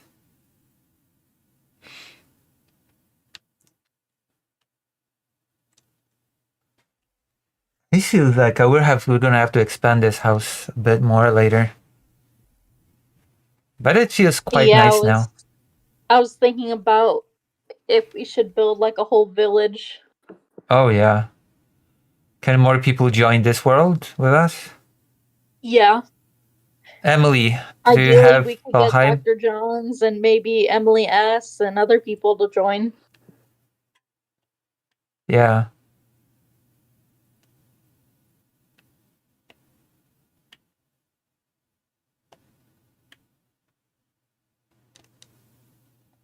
Whoa.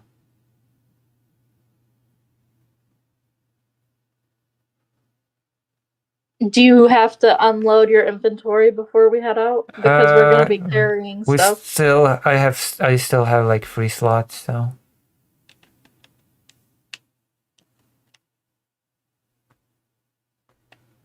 Yeah. Yeah.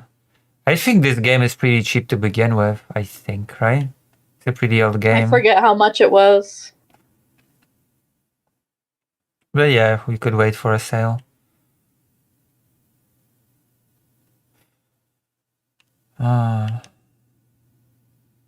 It is a fun game.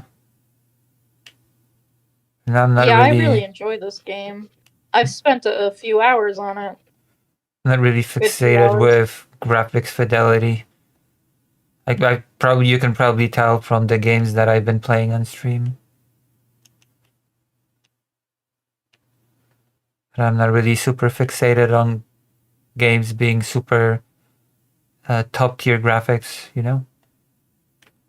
But I suspect that this game was pretty decent graphics wise when it first came out. Valheim? Yeah. This is how the graphics started, I think. Yeah, but I feel like it was probably pretty good when it came out.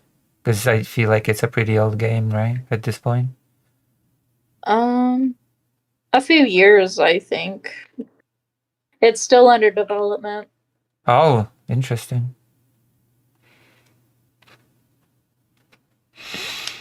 Oh, whoa. Whoa. Whoa there. Yeah. Whoa there, Mr. Bear. Interesting enough, I didn't take damage from the bear. I don't like our weapons do nothing to this bear.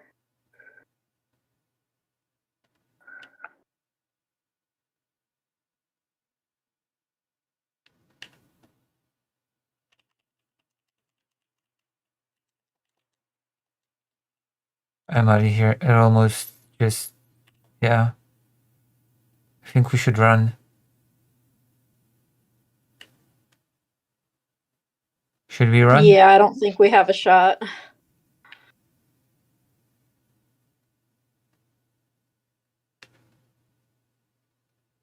Oh yeah, I could technically speaking probably upgrade this knife to tier 2, right? I'm not sure if our forge is advanced enough to. Oh yeah, I forgot about that. So tin is usually along the waterways in the dark forest, so we're gonna have to look around and hope we find some.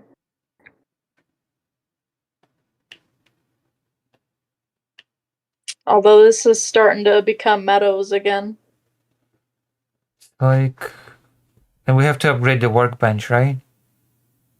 Yeah, we do. We'll need more boar hide and deer hide for the workbench upgrade. Oh, I think I found flint. Here we go. I found the flint.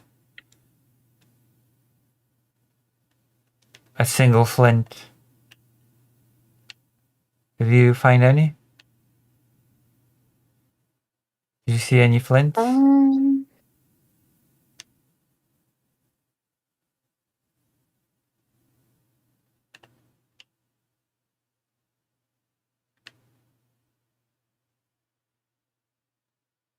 Tin deposit. Oh, you found some? Yeah, I got already one in the inventory. Like, Nice.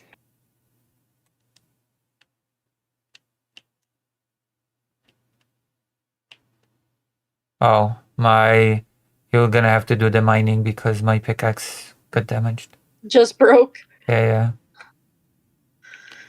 I just try to sniff out the deposits, I guess. I think I see some over here. Yeah, there's one here, yeah. I've got 5 flint. There's a bear over there. I don't know if it's the same one. Does it have a star by its name? Oh, the deposit here. That's a deposit, right? That I am looking at. Yeah, I think so. Yeah, that's a deposit. Pretty big one as well.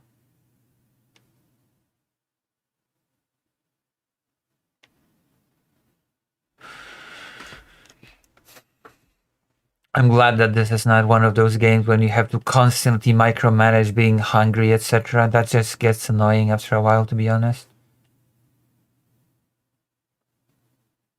You know?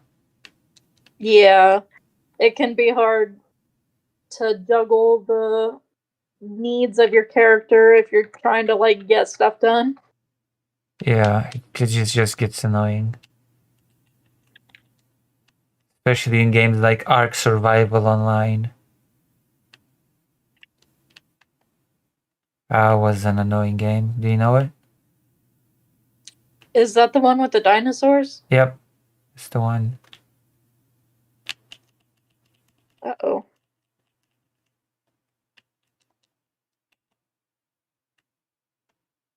Chasing you. Yeah, and de-equip my knife.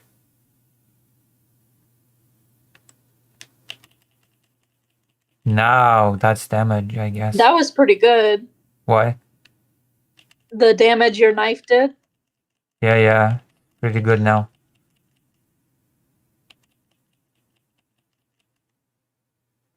Now I just have to level up the skill, I guess.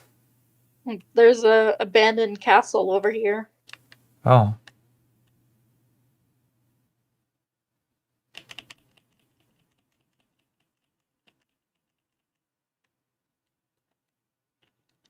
Okay, my knife skill is now 17. Oh, it's growing. Definitely.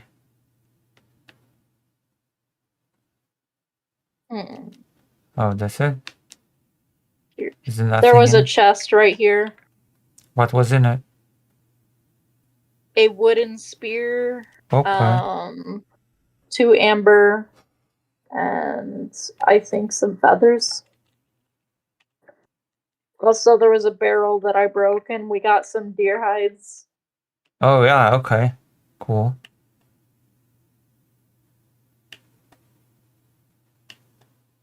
Here's another deposit. Yeah. So what can we do with these?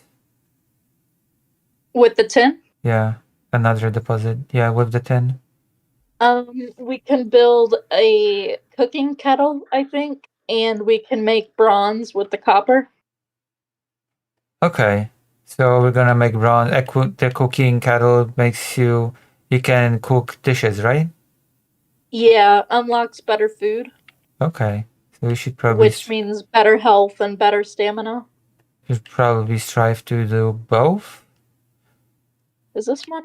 I thought I was Or the is that just deposit. normal rock? I thought it was a deposit. There's one here as well, but it's rock, I think. Oh yeah, I think that's a regular rock. Could probably head back and Steam Black melt Friday this sale right stuff. now. Oh, there is a Steam Black Friday sale at the moment. If only I could get all the cool stuff with all the money that I don't have. I'm gonna mark this on the map. I'm still waiting for the money for my first article to, There we go. But I sort of want it to be, and I still have to buy Fido food. You haven't gotten money from your first article yet? No, they said they've sent it, but it has not arrived on my account yet. That's not good. Still have to buy Fido food. His food is like close to $100. What? What Yeah, kind of food are you getting him? But it's like a huge bag. It's like 12-kilogram bag. It lasts him for a month or something. Like it's a huge bag of dry food.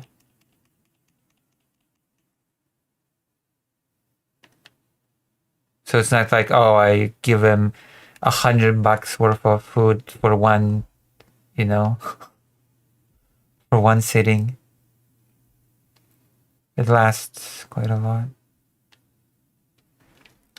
I just remembered that in 3 hours or something, I'll have to walk him. He became really cheeky now. He just comes to me and just very audibly demands things, Have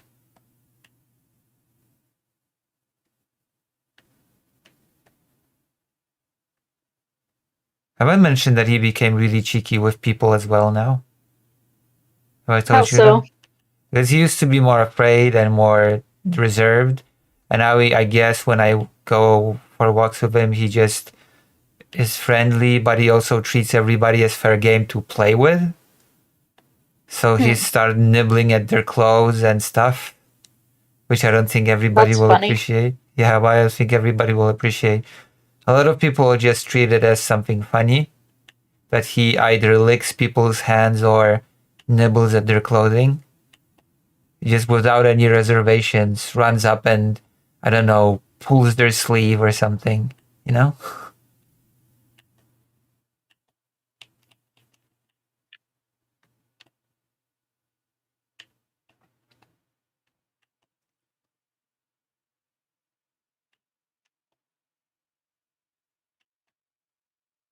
Well, some people are afraid of him because of his size. Yeah, I imagine that might be a little intimidating. But they kind of Especially since, like, you don't know the dog. 'cause people you're a usually stranger and quickly stuff. soften up when they see his attitude. That makes sense. Yeah. I remember when I went to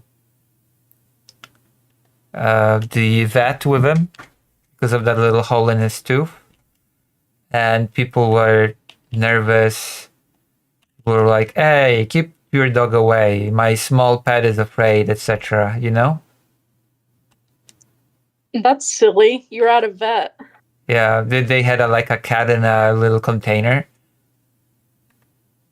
and then the cat hissed at Fido, and Fido just kind of got scared and jumped back, and people kind of laughed, and their attitude around about him changed.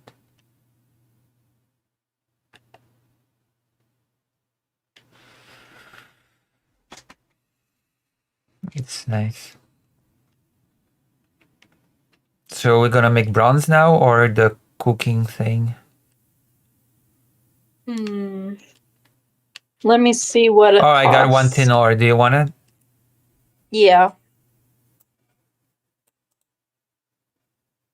I threw it. You see it? Here? Downstairs? Here. I'm gonna go repair stuff.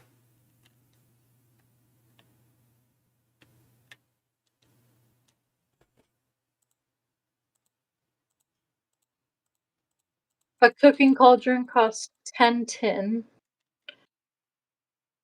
How much tin do we have? I think over 10. I think 22. And how much for the bronze? Fido! He came to me. So is Bushu not there? Bushu? He's giving the side eye. Fido. To make bronze, I think it's a 1-to-1 Okay, ratio. I'm gonna tell you a boxer's nickname, and you're gonna tell me if it's cool or not cool. Okay? Okay. The Bronze Bomber.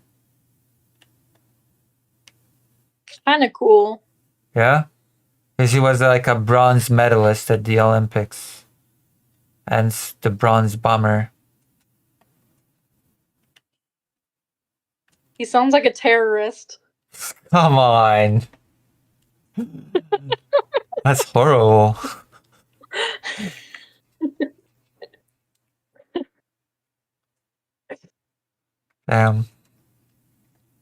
Heavyweight boxer, really strong.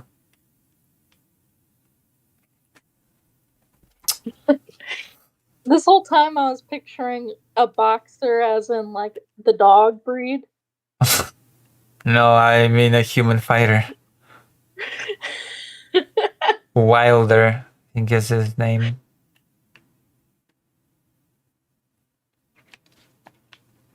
Is he your favorite? Usyk is of course my favorite. The Ukrainian, the best one that is undefeated.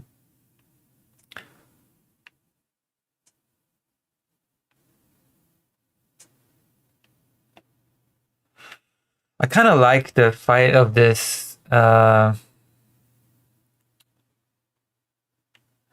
Andrew, what's his name? Keep forgetting names.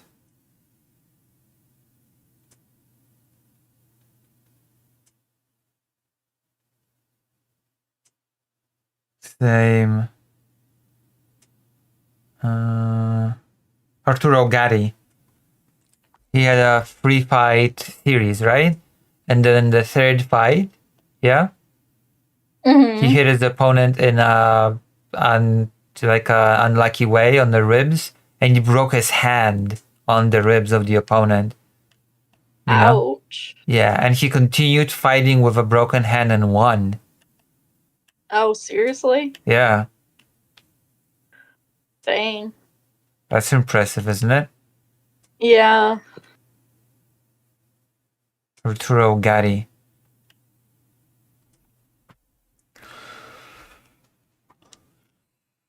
Combat sports seem, I don't know how you. Cool? I mean, they're cool and they're fun to Yeah. watch, but Yeah, exactly. I don't know how you, as a participant, can like fight through the pain and stuff. I guess adrenaline. I Adrenaline, don't know. yeah. Probably when you're in the middle of it, you just fight through the pain, kind of. Do you have coal in your inventory? I do. 5 of them.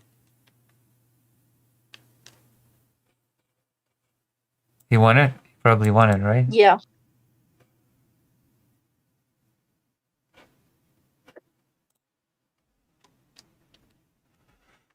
Yeah, I knew it. I knew it all along. You're a coaler. That I wanted coal? Yeah. Alright, we have enough for a kettle. That's good. I'm gonna... So what now? Oh, you put the kettle here? Is this where you put the kettle? Okay, so what can we cook here? Boar jerky. We need boar food for boar meat for that probably, right? If we find blueberries, we can make jam, which has a lot of stamina. If you're into stamina. Of course. Of course. What does the chopping block do? It's an upgrade for the workbench. It made it a tier 2. And how do we make it tier 3? We have to build a skinning rack or a tanning rack, which we need more leather for. Get more leather, then I want to upgrade the knight to... Wait, hold on, something's wrong.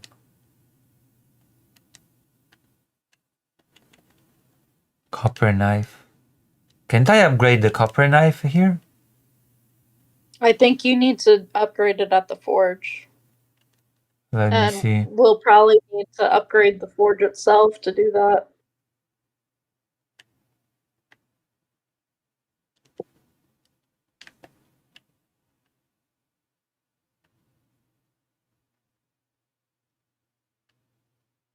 Where is the forge? Here? It's by the workbench.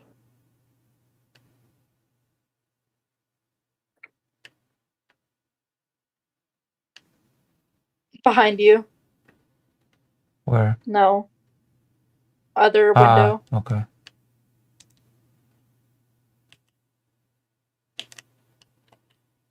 No, I still cannot use the forge to upgrade it seems the knife. Butcher knife.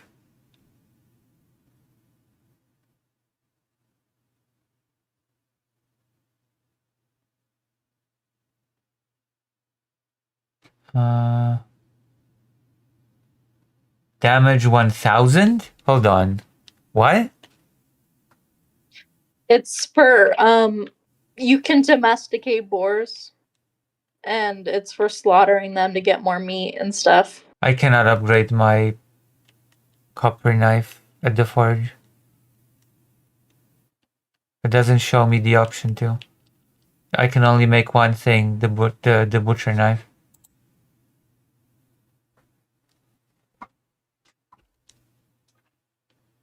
Did you make a butcher knife? No, I don't have the ingredients. Oh. But why can't I upgrade my knife?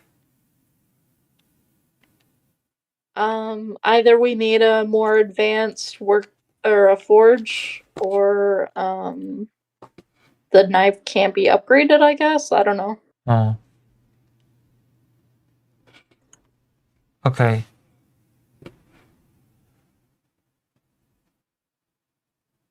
Can you have steel in this game? You can have iron. That's the next tier, right? After this one? Yes. And then after that is silver. And then after that is What are you making?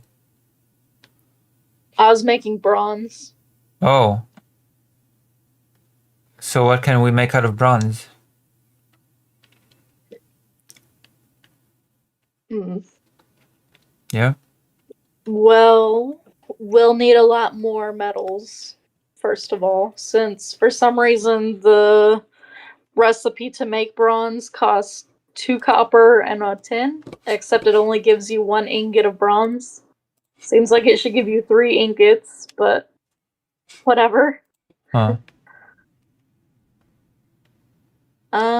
We can make a lot with bronze though. We can make axes and at gear, better armor, a cultivator. Can we make a bronze? Is a bronze knife better than a copper knife?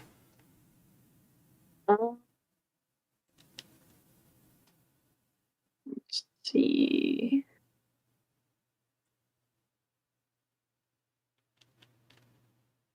I don't see a bronze knife actually. Is there a bronze armor? Yeah, there's bronze armor. That's pretty. How much armor does it have? 8. That's a lot more than what we have right now, right? It's 2 more than the troll hide.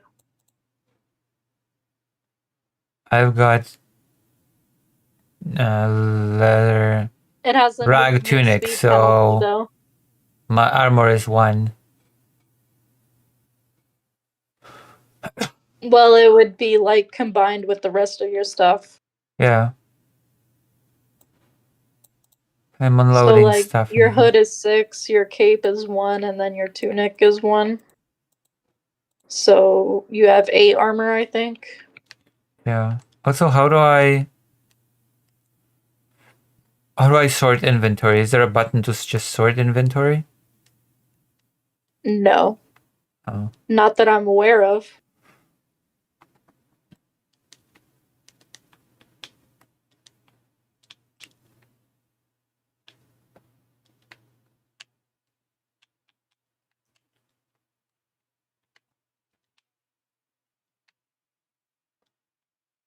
I've been like manually sorting the chests and stuff.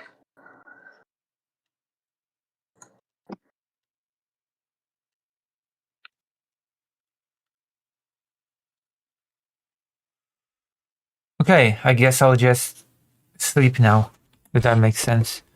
Because I have to walk Fido and I have to do the thing. Okay. And we've been playing for like 5 hours now. Who should I raid? Raidolix? Raidaholic? Sure. I'm gonna raid Raidaholics. Is that okay? We could raid food shops. Okay, Riverboat Jack. Okay, I'm gonna end stream. Bye bye everyone. Bye bye everybody. Adios. Amigos. Bye bye.